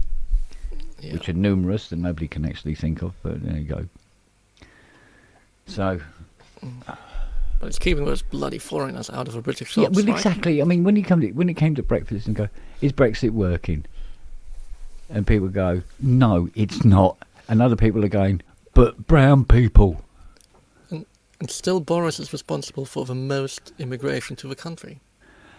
And yet, we got all the Proud Boys now and old Farage and everything like that going, oh, yeah, we're going to stop the boats and everything. We go, oh, I thought that's what Brexit was about. Make up your fucking minds.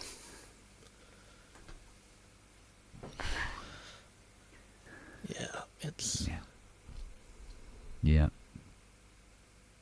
What was the analogy? Would have said somebody goes around all the people at the table and takes 80% of all their food and puts it on their plate, and then blames the bloke down the end for the reason why you haven't got as much food. Yeah, that's his. That's politics. pretty much it, isn't it? Hypercapitalism. It's great. Yeah. Ricklet thinks so. Maggie thinks so. Literally So it must be amazing. flash the road signs. Yeah. Yeah, that's fucking useful, isn't it? What is the reform councils are already showing how amazing they are at running politics. Yeah, well, Farage, apparently he's never at his one, is he? He's never there. There's another one as well in Wales or something like that. He's never there. Wasn't it the Reform Wales, their boss? He was imprisoned for doing illegal stuff for Russia. So it was like... was actually convicted. It's like, yeah, what a lovely party. But what I'm just wondering, when is Nigel leaving? Because I mean, given his history, at some point he will just leave Reform, and given Reform has now become a Conservative Party after. Yeah, just waits until it gets a little bit too hot and then he fucks off. Isn't it? But well, there's a channel on YouTube where this black guy goes around interviewing people on the streets and asking them random questions, and it beggars belief. Like it goes up to this guy and says to him, he goes, what planet is Britain on? He goes, what planet? Europe, innit? He's going, what planet Europe? Yeah. And it's like, fuck me, what? You go, how many years in a decade? 100? 50? 50? No, it's less than that. 25. You don't know how many years there are in a decade, for fuck's sake. Decade for 10, but anyway. Mate. Don't want to go that far. And, but he asks these questions, and he gives the answer, and he just looks at the camera and just goes... he can't believe after. And he asked one guy, he said, what was it? What continent is, what was it? Yeah, what continent is Britain on? And he just starts talking about this song he's made for the World Cup to bring it to London. And then sings it, and not one word of it is English. And he sang it so fast nobody could understand it anyway, even if it was in English. I go, that wasn't what I asked you, mate. But then, I mean, you have the same thing in every country. I can remember in Switzerland, but I mean, that was now at least 10 or probably more, 15 years ago, because around the time of the South Africa World Cup, because some comedians going out in the street and showing people various interesting maps, and like the simplest one was just having map of Africa but upside down. It's like, where's South Africa on this map? Well, south, it must be at the bottom. It's like, yeah. Or show a map of North America or South America comparatively. Can you point out where South Africa on there? And people, well, yeah. It's like one of the guys. He asked this kid. He said, "Name a country that ends in Y." And he's there going. And then after about 2 minutes of abject silence, or him just going, he went, "There isn't any." And he goes, what about Germany? He goes, oh yeah, it's Germany. He goes, Italy? Oh yeah, it's Italy as well, no, yeah. Norway? Yeah. But some people just, the rudimentary learnings, and it's not like they're asking people who are 80 and can't remember their name. They're asking some of these people are asking this are like kids who are at school. And again, he's going, 2 times 2. I goes, no, I'm not that good at maths. 7? Yeah. Must be 7. If you 2 times 2, it's like, what? And there was another guy where he says 2 times 2, and he goes 4. He goes, okay. He goes, 4 times 4. He goes, 8.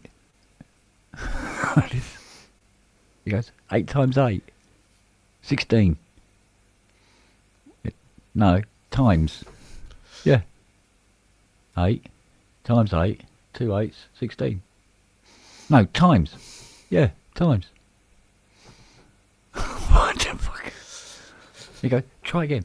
And another guy, he said to him, spell Ferrari, right? And he couldn't spell it, even though he had it written on his cap.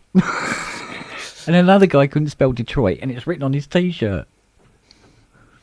He kept going, was it? To be fair, OIT. I think it was OIT rather than IOT, or so, whichever way around it, because even I am in trouble thinking of it. And it's like, mate, he's not asking rocket science questions here, and it's just so many people just going, name a country in Africa.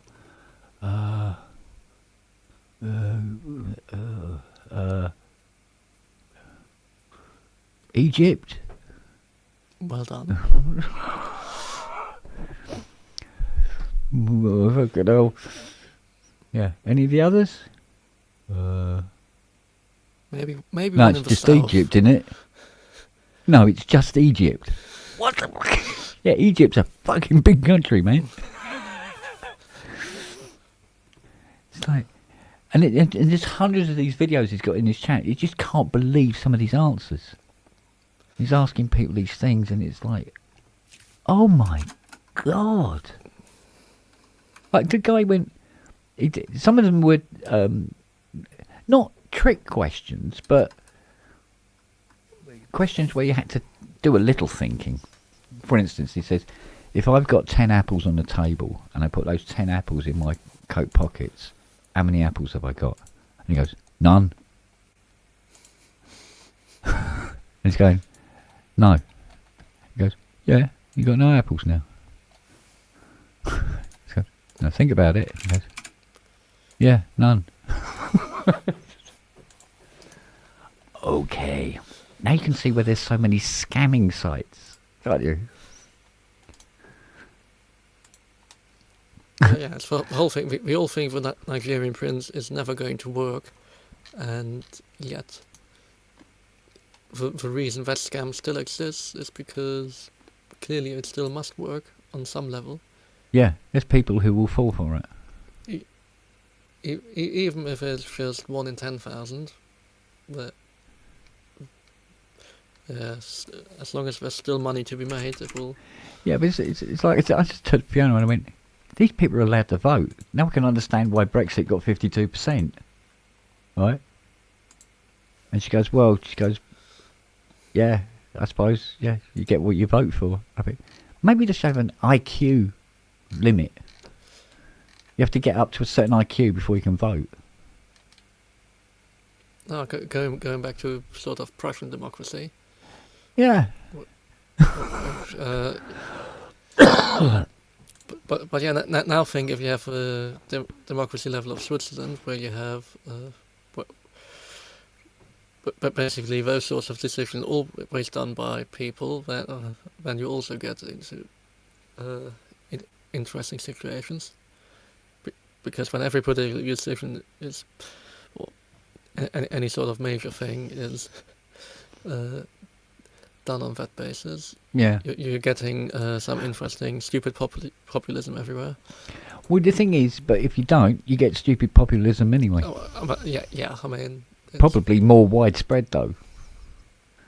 It's like old Jimmy Carr says. He goes, he said, the world would be better off if you just got rid of health and safety, and let nature take its course. Well, I mean, yes, but also the only reason we have the lovely, annoying health and safety, particularly in this country, is because as soon as you started making CEOs and other higher people liable, suddenly they were concerned about it. It's like, yeah. No shit, one posh person in jail and suddenly it's a problem. Yeah. Well.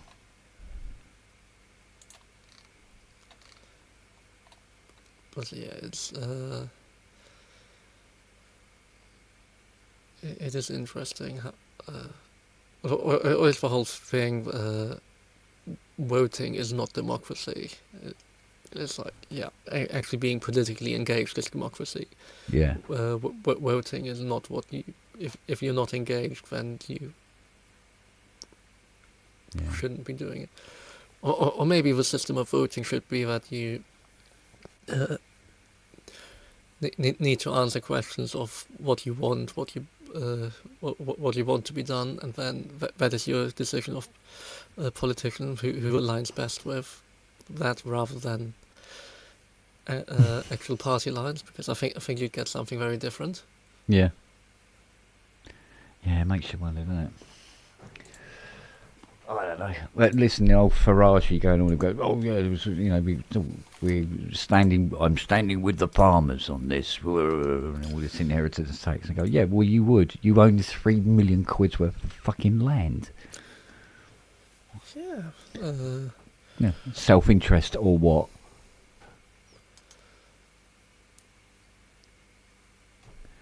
I don't know.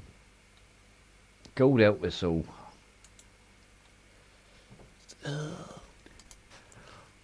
Oh, mate. That's the fun now. Every morning waking up and just checking, has World War III started? Yeah, just is there any of the planet left? Oh yeah, no, it's still there. Okay. Because, is there point for me to look for a job, or is there no point today? Yeah. Are you interested in further education? It depends if there's any further. Yeah, it's just why? Why should I? Yeah, which is kind of damaging in itself, isn't it? Yeah. But such is life. Yeah. Well, it was like while I was, doing the restoration on the Mustang, and you're getting all these little sound bites coming in, saying about want to clamp down on the classic car owners. Bring back the road tax for classic cars, and even though they've been paying road tax for 50 years, and all this sort of thing, and it's like, oh god, here we go, and that they weren't going to be ULEZ exempt anymore, and all this sort of stuff. And then we're starting to talk about that, pay penny a mile.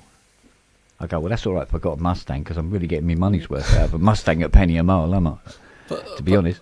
But that is actually, I mean, it's like penny a mile. That is a sensible thing, right? Because pragmatically, if you have a classic car, you're not going to be guzzling around with it most people who, and even posh people who have 25, they're not going to be driving 25 cars around every day. They come around, like with most classic car owners. I mean, I'm not a classic car owner. I am at the moment, but we're not going to keep her. We can't afford to keep her. But pragmatically, every weekend. They come out for 6 weeks a year. Every weekend over summer. They come on the road. Or they go up on trailers to go to shows. And so they're technically not on the road anyway. So, the revenue they were hoping to grab from this isn't going to happen. I was talking to one of the receptionist girl down at Essex Mustangs. And she's a classic Essex girl. And she goes, nah, it won't happen. It won't happen. You go, most of these big wigs, all these MPs and that, we see them in here, they've all got bloody classic cars. They're not going to vote for something that's going to cost them more money, are they? It won't happen. They'll U-turn on that. You mark my words. She's going. I went, you reckon, do you? And she's going, yeah, I wouldn't worry about it. Oh, all right, darling. Thanks for that. Reassuring. I'll go and carry on spraying my car. And it looks like they're already, sort of going, yeah, maybe that's not such a good idea. Should we destroy a $4 billion a year industry to try and get 100 million back in tax? Well, yeah, to be fair, it is very simple. You just look, how much money does Goodwood make for the UK? Which is, in its own right, that's a few, that's tens to hundreds of billions that does for the economy. Yeah. That it is very much one of those events that you can see a dent. So here's the thing, right? How somebody brought this up the other day, talking about this penny per mile thing, and there's a lot of people who go, that's actually not a bad idea. You go, yeah. Now, well, with your Mustang, you're only going to pay. When you look at that on paper, maybe. Yeah. Look, but the thing is, for the penny per mile, you go, oh, that seems reasonable, and yeah. So people who use roads more contribute more to the roads, as if the money that they give is going to go to the roads. It's not going to go to the roads. There doesn't seem to be any money going to the fucking roads. Look at the roads, right? But the thing is, yes, local councils. But how do you meter that? Well, it's trickle-down economics, that's the problem. It gets collected by the top, and it's never going to trickle down to the people actually responsible for those roads. But how are they going to measure what cars are using how many miles? What infrastructure has to be placed to track that? That's the problem, you can't. Yeah, unless you're talking about, arbitrary meters fitted to cars that uplink the data to a central database, so they know how much to charge you, right? Or you could have it with an MOT or whatever that possible. You need to look at the mile counter. Yeah, but you can mess with clocks, Whereas if they're metering the car, because I mean, when you're writing down the mileage of a car on a piece of paper, there's a lot that can change between what's on that dial and what goes down on the piece of paper. You can slip somebody 20 quid and say, yeah, take 20,000 off that, will you? Do you know what I mean? So, that's fine, but until you try to sell it. Yeah, but it'd be like, they'll probably say, all right, with penny per mile, and you have compulsory trackers fitted to your car. Which I think would probably be the sort of route they would take. Good luck fitting a tracker to a Mustang with that metalwork. It's never going to get the signal anywhere. Yeah, just true enough, right. But there's always this thing about, well, the engine would rattle it off, to be honest, if it didn't fall off with the rust. Or the speed bump. Yeah, there's the speed bumps down here. They can rattle panels off. I don't know about a bloody tracker. So, and it's sort of like digital ID for cars, and which I think would probably be the only sure way of being able to see how many miles each car's doing. Or it's the problem, like all the easy ways of doing it only work in bigger urban settings, and classic cars are not going to be there apart from a few shows, but most people are going to drive them around the countryside, and most people who own them live in more rural areas anyway. Yeah. They live on the estate with 5 horses and 10 classic cars. But they could do that, but how they would sell that, because basically what it is just basically, again, the same sort of like government spying on you kind of thing. So the conspiracy theorists would be going mental with it anyway. But it's they would sell it as going, oh yes, but it's so much safer for you and much better for the person who has their tracker fitted, because if your car gets stolen, we'll know where it is immediately. We'll be able to track it, and you can get your car back. And that's how they'd sell it as a good idea for you, and not a way of just being able to just monitor everybody and put it all into a central database up at MI5. Well, you just have a bigger black market for cars. That's the only thing that's going to do. Yeah, or you'll have these little black market companies popping up. Get your tracker fucked about with. Put a VPN on it, or something. Make it look like it's at home when you're driving all over the bloody countryside in it. Clearly, the easiest to just increase the tax on petrol again. Yeah, but I mean, they put the price up on petrol anyway. Don't need a reason. Yeah, it's the whole thing. Like you were saying, with a Mustang, aren't you? If you were going around the country in that thing, I think you'd be paying enough in tax. Yeah. Just on the fuel that. Just on the fuel alone, yeah. That should cover anything. Anything you're doing, any damage you're doing to a road with that thing is probably covered by that, well and truly. It's like the Sainsbury's guy that was dropping off the shopping last week, and he goes, "So what's under the cover?" I said, "Oh, it's a 1973 351 Mustang Mach 1." And he went, "Cool." He goes, "How far does that go to the gallon?" I said, "End of the driveway." Yeah, how many gallons per mile? Mm. He goes, "Nah." I said, "No, I said, just put it this way: economy isn't written in the manual anywhere. It doesn't. That word does not appear."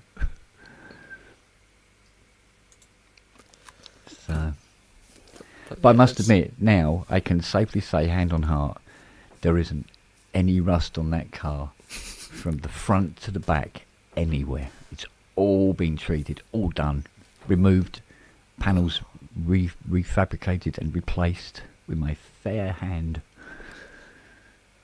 Now all I've got to do is get it all sprayed up and get it all back together.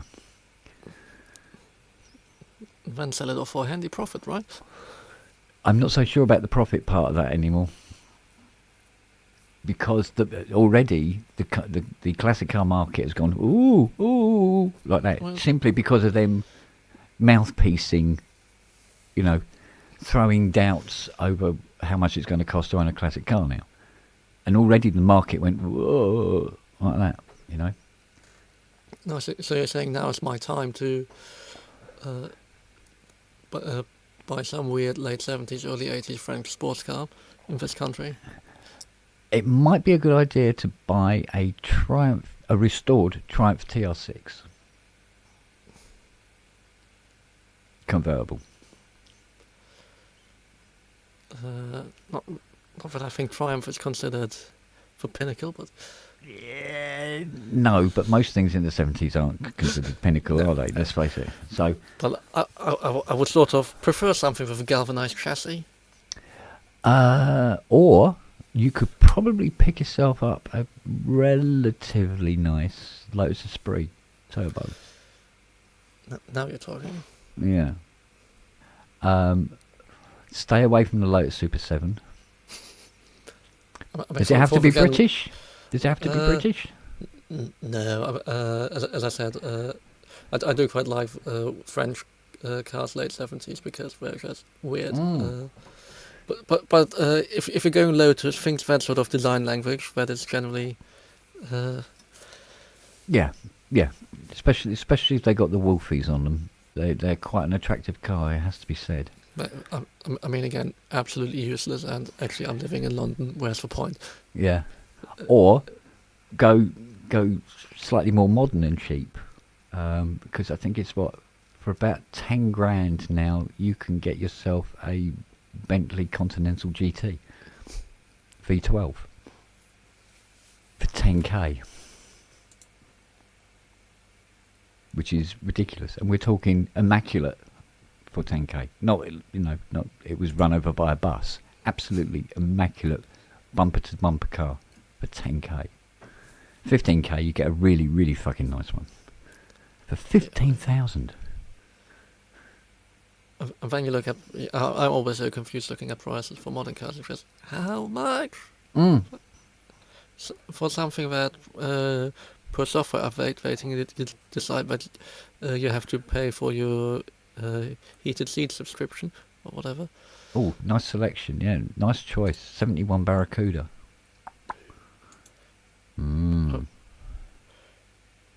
I must admit, I'm a sucker for American muscle.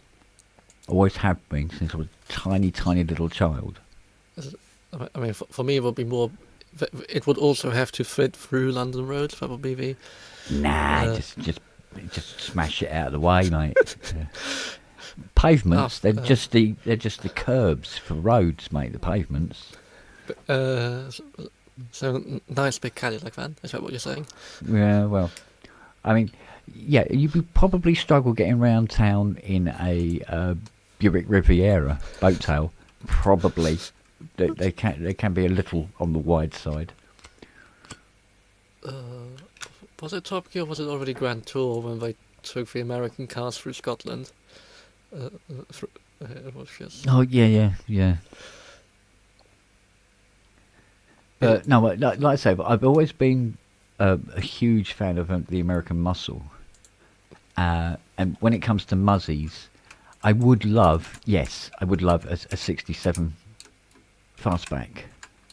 But they're about 85 grand now.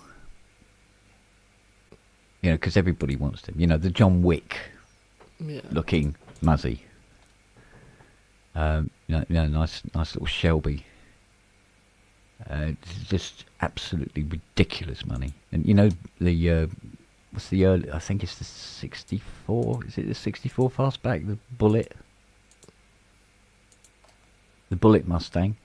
They cost a bloody fortune as well. I mean, stupid. The Macs are quite cheap in comparison, but they're coming up through the ranks now. As years go by, they're beginning to be seen as being sort of like, ooh, you know, sought after.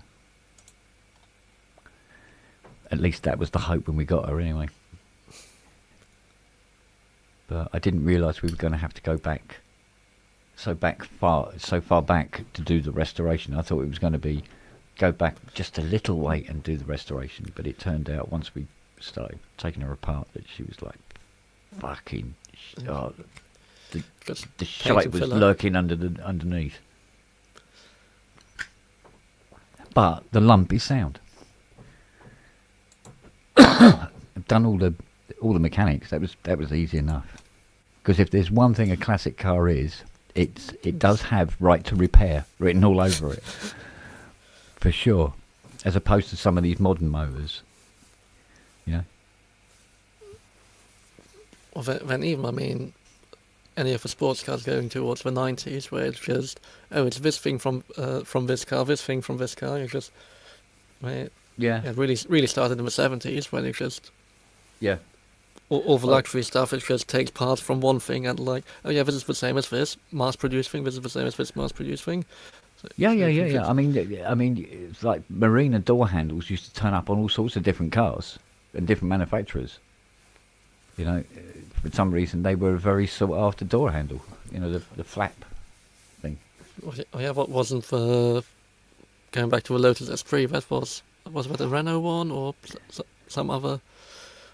Yes, mass-produced door handle, and again, lots of interchanging of parts. And nobody cared if there was Leyland parts on a French car, you know, or German, you know, BMW parts on a British car and stuff like that. There was none of that sort of like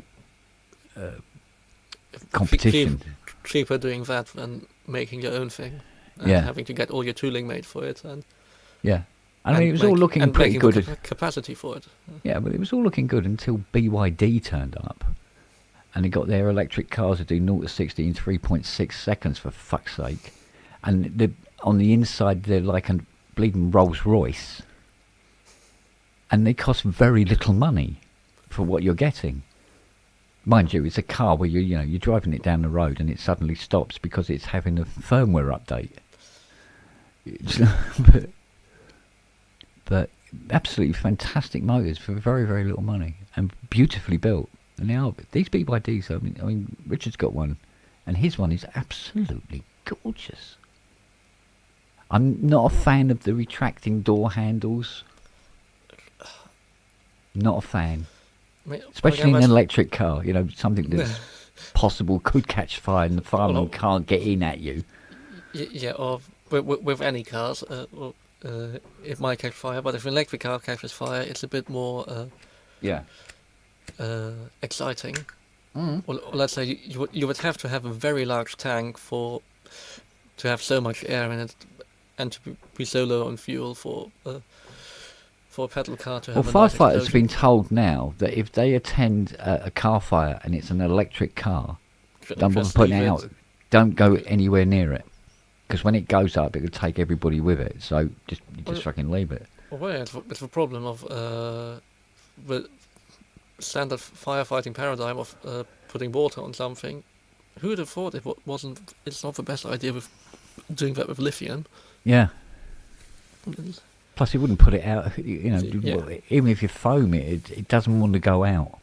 But, yeah, just drop sand on it. That's about get It's the not, person out. it's not encase really. it in sand. Well, it's because the fire's not really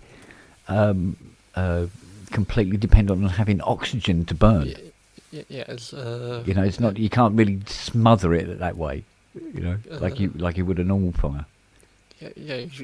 It requires some rethinking regarding chemical fires. Yeah. So they still reckon that on mass scale that hydrogen cars would have been a better idea.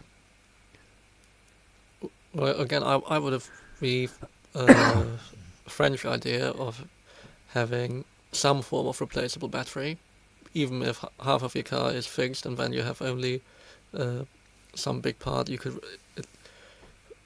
For longevity alone, but it would have been so much superior. And you just go to your petrol station, take that thing out in 30 seconds, replace it with a fresh one, and yeah, even if it's only half of your battery weight that you could replace, you suddenly go from range of 10% to 60% in 30 seconds. That would have been a new thing. That makes me laugh. There's a company in the States. And they literally are saying, they say in their blurb that they're doing a big fuck you to Tesla, and what they do is they're taking the Teslas, put V8s in them taking the battery out and putting V8s in them, and they're fucking lovely. It's really, and they go like shit off a chrome shovel, because once that battery's out, because the battery's about 1.5 2 tons. I mean, yeah, the battery's the whole floor pan of a more modern Basically, one. yeah, they just cut the battery clean out, and rather them do it than me. And because they're basically removing an explosive device, aren't they, from the car? Yeah, it's not something you want to have too many sparks getting, or you don't want to cut the wrong place and suddenly having sparks going into it. It literally should have printed on it face forward, like a claymore. So, of course, now this car's much, much, much lighter, and it's got this V8 in it. You can see now why you've got some of these electric cars coming out, where you can choose your engine sound for them, and it syncs to the accelerator, and it'll even do exhaust chatter and stuff like that for you. And you actually get a deliberate kick as you're going, you put the foot down, but it gives the impression that you're going through gears. I mean, the main thing that's so scary first time driving electric is reverse suddenly has power. Or a traditional reverse gear is obviously always somewhere between first and third, but suddenly a reverse gear that can do full is a bit unusual. Let's put it that way, because obviously you don't have a reverse gear. The motor just goes the opposite way. And you have your same gearbox. Yeah. It's not the nicest experience when you have a wall behind you and you're just like, well, because I think it's only available in California at the moment, but they have, was it Waymo? The driverless taxis? And I think they're using Jaguars. And they don't hang about. You'd think that a driverless car would be pootling about. But it's not. It's going as fast as all the other cars on the road. And it's completely driverless, right?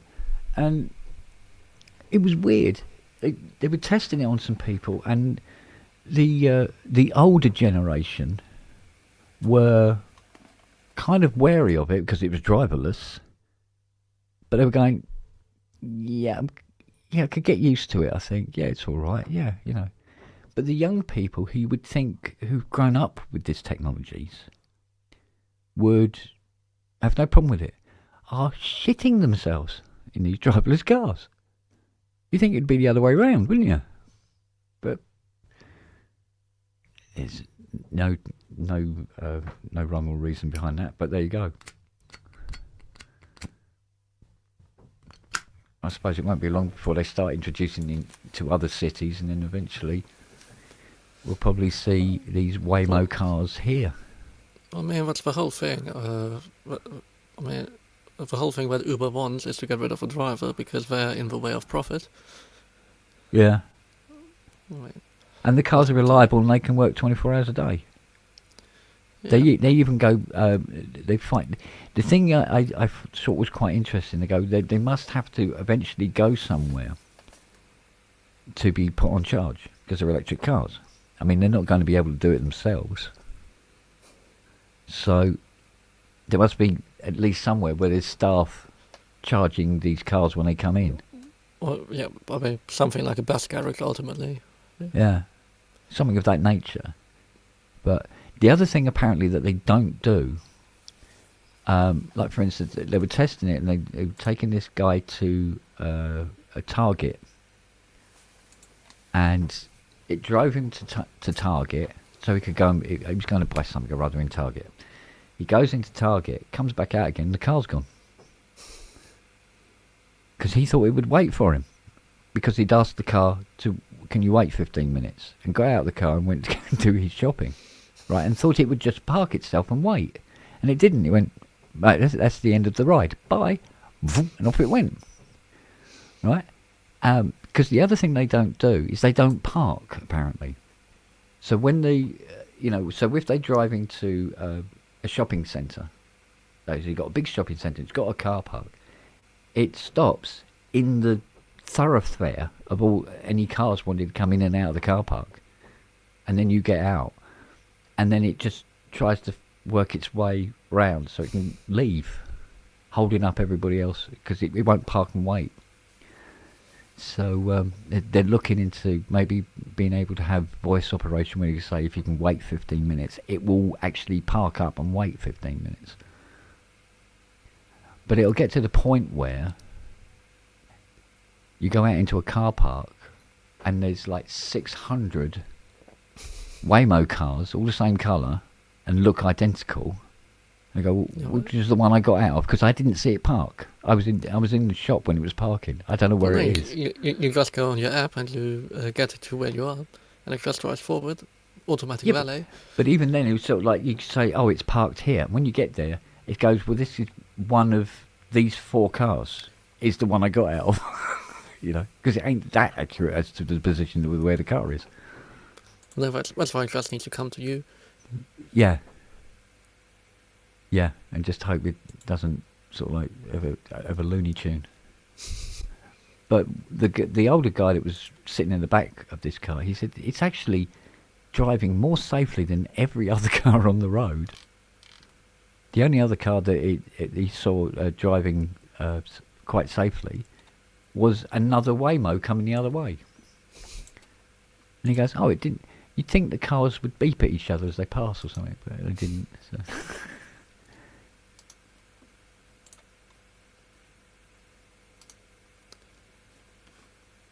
Oh, I don't know. It's ridiculous, isn't it?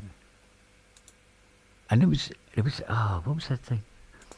This guy's going on. It was on this little podcast, and this guy was going on like this was a great idea, and it is and it isn't. But he said, he goes, he said this would be a great invention, right? So you got your electric car, and then what you have is you have a small petrol engine in the back that charges the battery. Motor assist that BMW try to push on people, and it's pointless because you have. You go, yeah. What's the point of having an electric car again?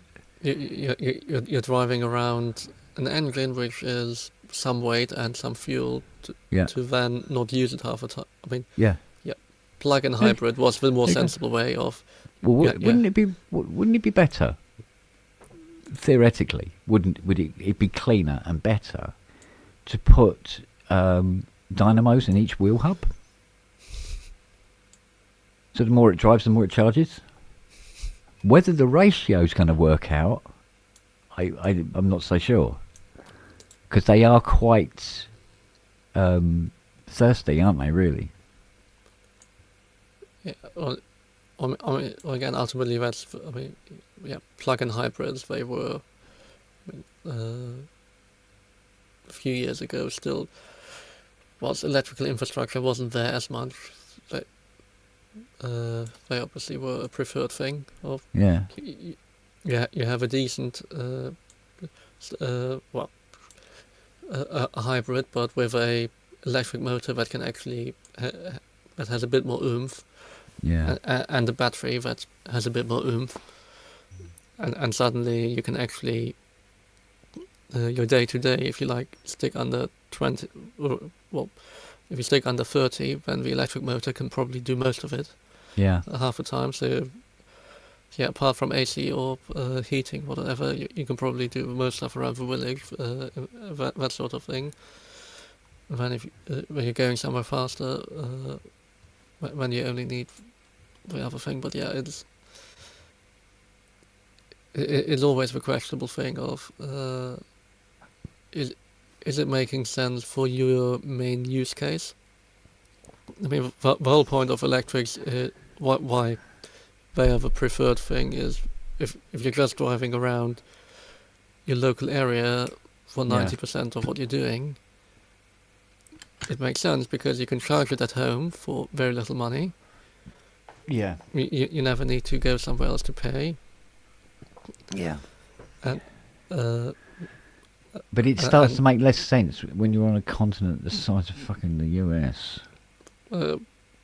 Yes and no. If you only think if 6 days a week you're going from your home to work, then for 6 days a week, you're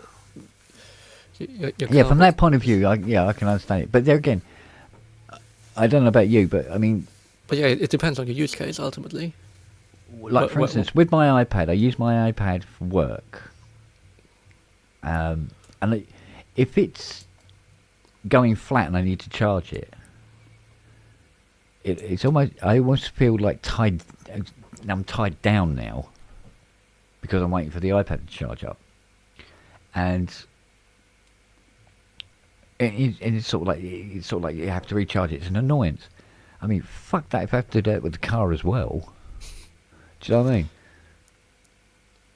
And knowing my memory, I'll bring the car back, put it up on the driveway, forget to plug it in. Come out the next morning, it's only got 3 miles of charge left on it. But I'm late for work. Yeah, I think obviously that is just something you get used to, that you always plug it in and then you have it set up that, again, it might only charge at night or whenever the power is cheapest if you have dynamic demands and those things, and you set it up that it only charges up to 60% normally, and if you want to charge at 100 you have to tell it to, and all those things. So I mean, but yeah, where Pro's talking about the dust use, except it charges from a standard power socket.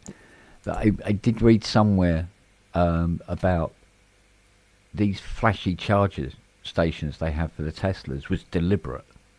I mean, yes, the point was charging quickly to get adoption of rich people because they don't want to wait around too long. And by having their proprietary system and putting their name on it, they would get market recognition. I mean, it was more a marketing thing than anything. Yeah. But you can imagine getting into, you go to a second-hand Tesla dealer, and you get in. At some point they will, and you get into this used Tesla, and you sit down in the driver's seat, and the salesman sits beside you, but you're leaning slightly this way, and he's leaning slightly, this way, and you go, I think this needs a new battery. The floor seems to be bulging in the centre. Yeah. Or again, that's more of a thing in the long run. is there any resale value? Or I don't think so. I don't think so, because they reckon that the battery literally costs more than the car. Or the effort of replacing it, disposing it, apparently getting a new one is. Yeah, somebody told me a replacement Tesla battery for just a little saloon. Never mind that fucking atrocity, the Cybertruck, the wank panzer. Yeah, yeah. But just a normal saloon Tesla, it's something like about $20,000 or something for a battery. That's before you take out the old one and fit the new one. You got to find $20,000. Yeah. And isn't it? But then again, how much have you spent on fuel over the years compared to what the battery plus?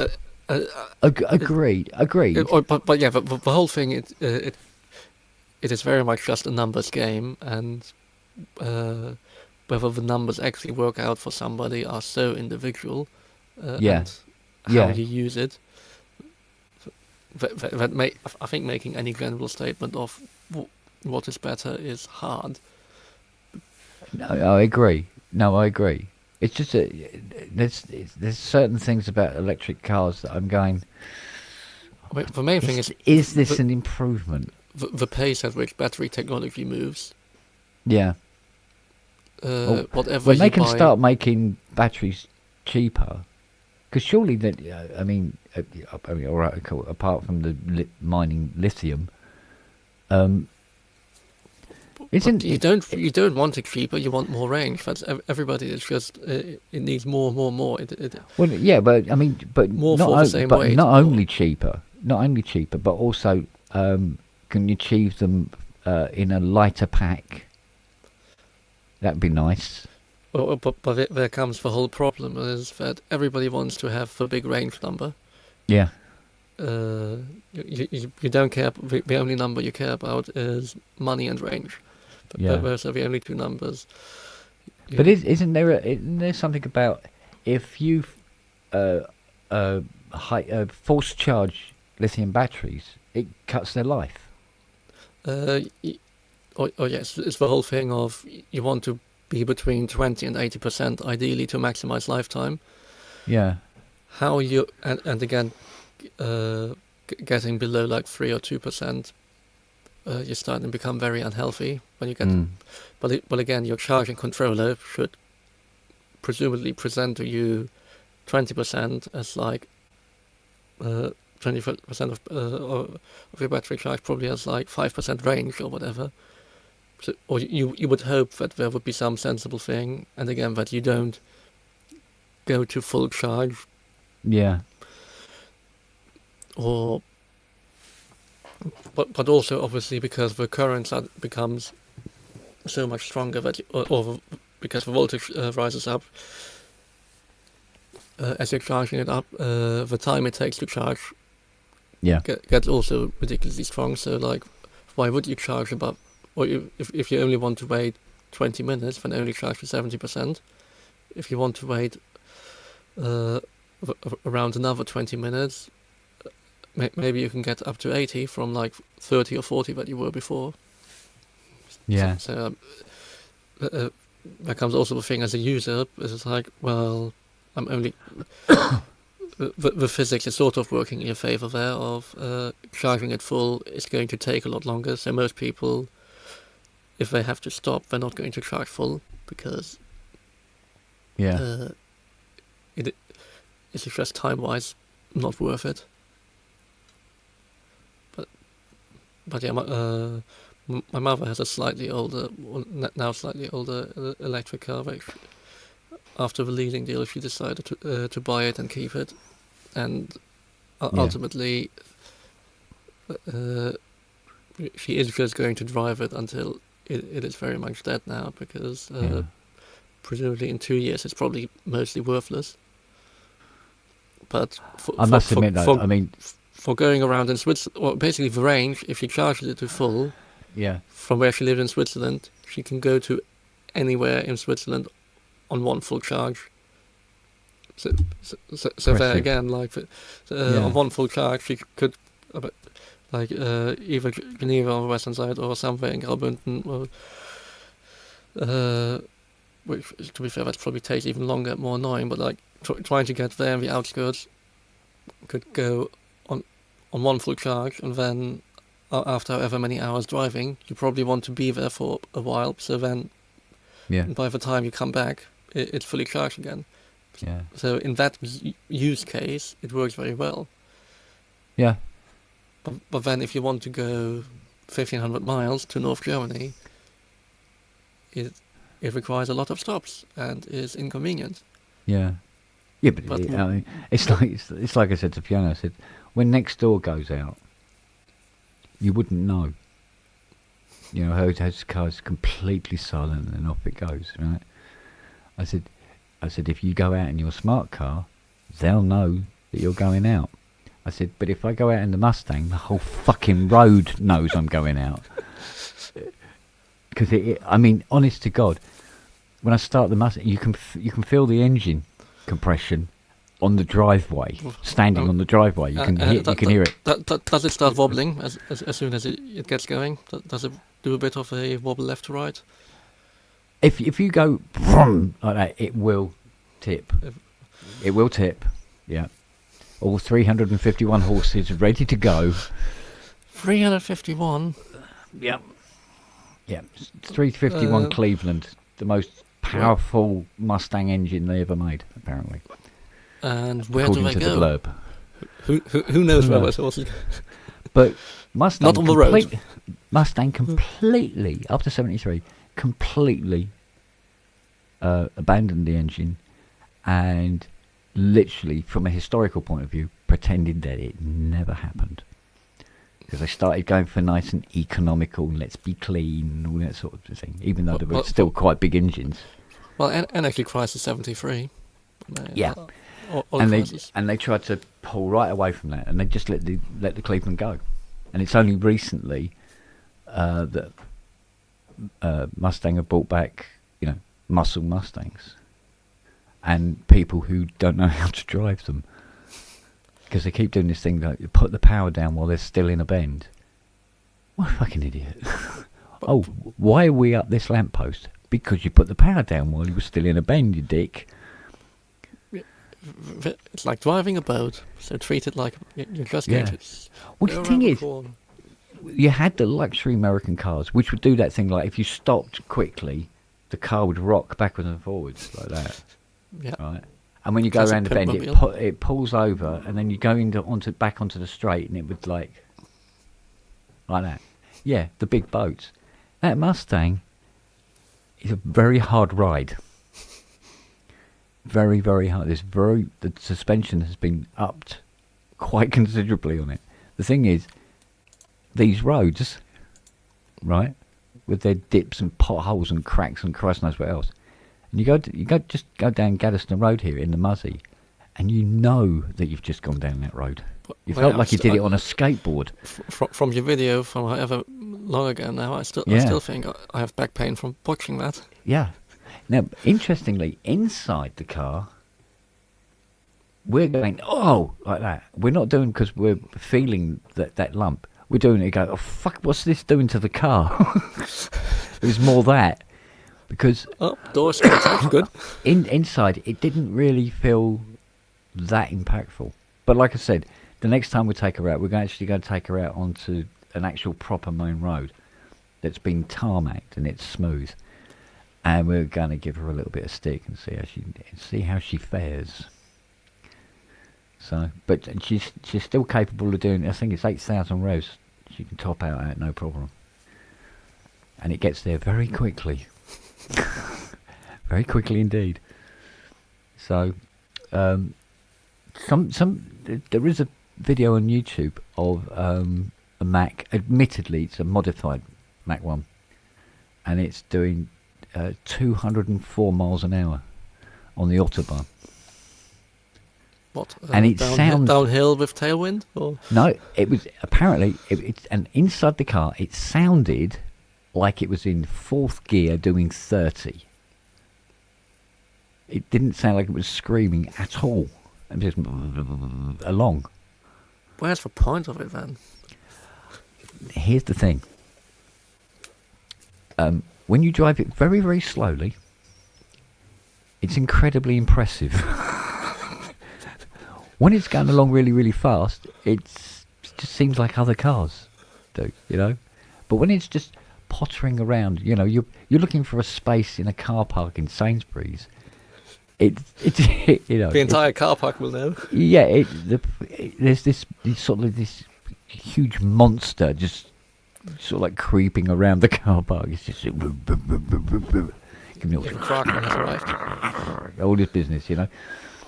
But I mean, and then the acceleration point, you get the classic Mustang V8 sound, and it's a very, very sexy sound to me, as opposed to the more sort of like nasally, raspy Ferrari sound, you know. And there's people that, you know, shoot their load over that, but for me, it's that V8 Mustang muscle sound. It's like that it does. It's sort of like, oh, you fucking gorgeous little piece of shit.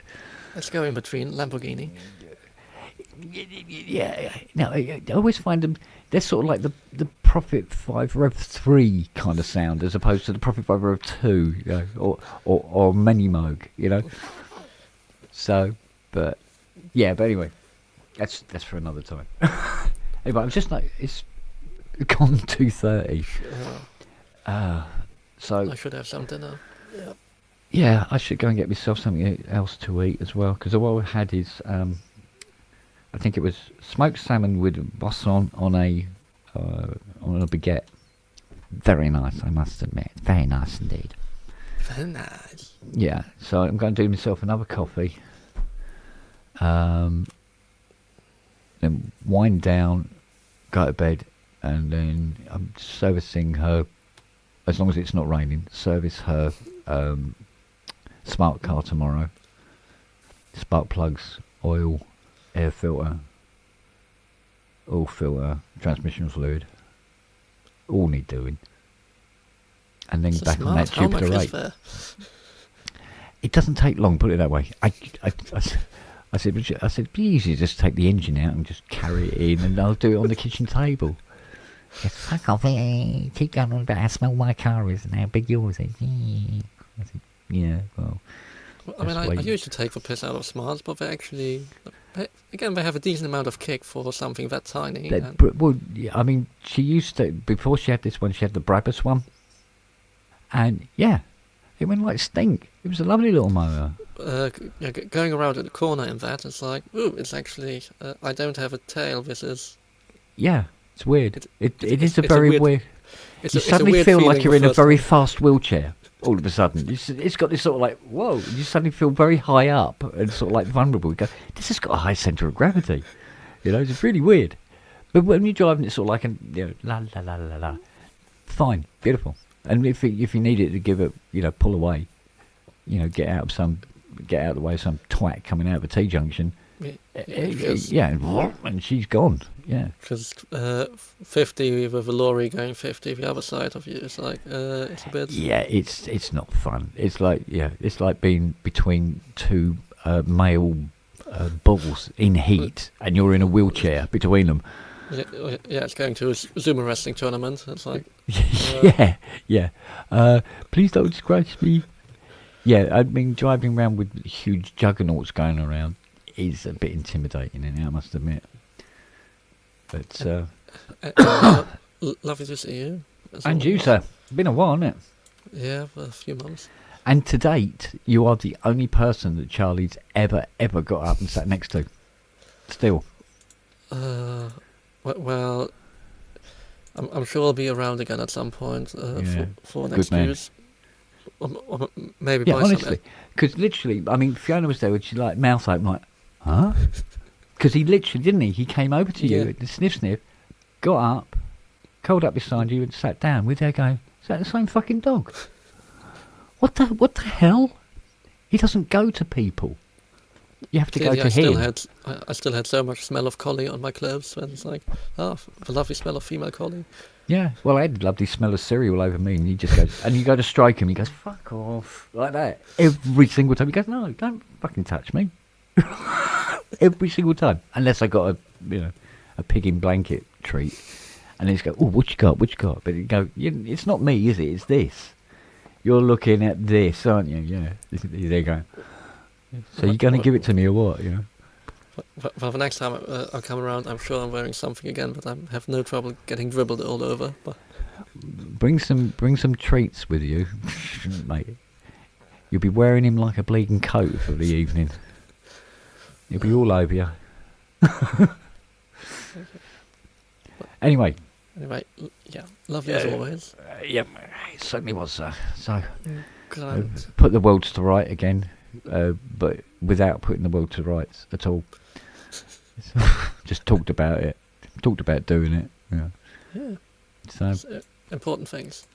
Yeah. Well, I might do a workshop pub later in the week. So if you are otherwise available. Oh yeah, it's unlikely I'll have. I might get a few days of work next week, but yeah, it's just the usual thing of January. You have 1 million people working on Pantos, and then suddenly, right. You have January. You have first Monday of a new week in January. You have a whole bunch of people looking for jobs, and then the week after, you have even more people looking for jobs. God, yeah. Apart from the ones who made so much that they're not going to work for 2 months because they have decided they don't want to see people again for a month after. Yeah, and panel shows suddenly have comedians on it that you haven't seen for 4 months. And stuff like that, isn't it? You have a classic everybody just suddenly comes out of. Everybody's available. Yeah. Yeah. And looking forward to paying that tax bill. Ugh. Yeah, well. No, I say that this is the last easy one for me, because I've done enough PAYE work that it's basically I'm just due another refund, so it's fine. So basically, Panto season, it's behind you. Oh God. I don't do Panto, so. There you go. It's ahead of me. Well. I think very much it is still ahead of me. No, it isn't. All right, babe. But, yeah, I will see you around, and everybody else who's still up. What's the matter with you people? Why are you not in bed? Like, regardless of where you live in the world, go to bed. Even if it's 4 o'clock in the afternoon. Go to bed. Yeah. All right, I'll see you, Ron. Look after yourself. Stay good. Stay good and healthy. All right. Take care. Bye. Bye.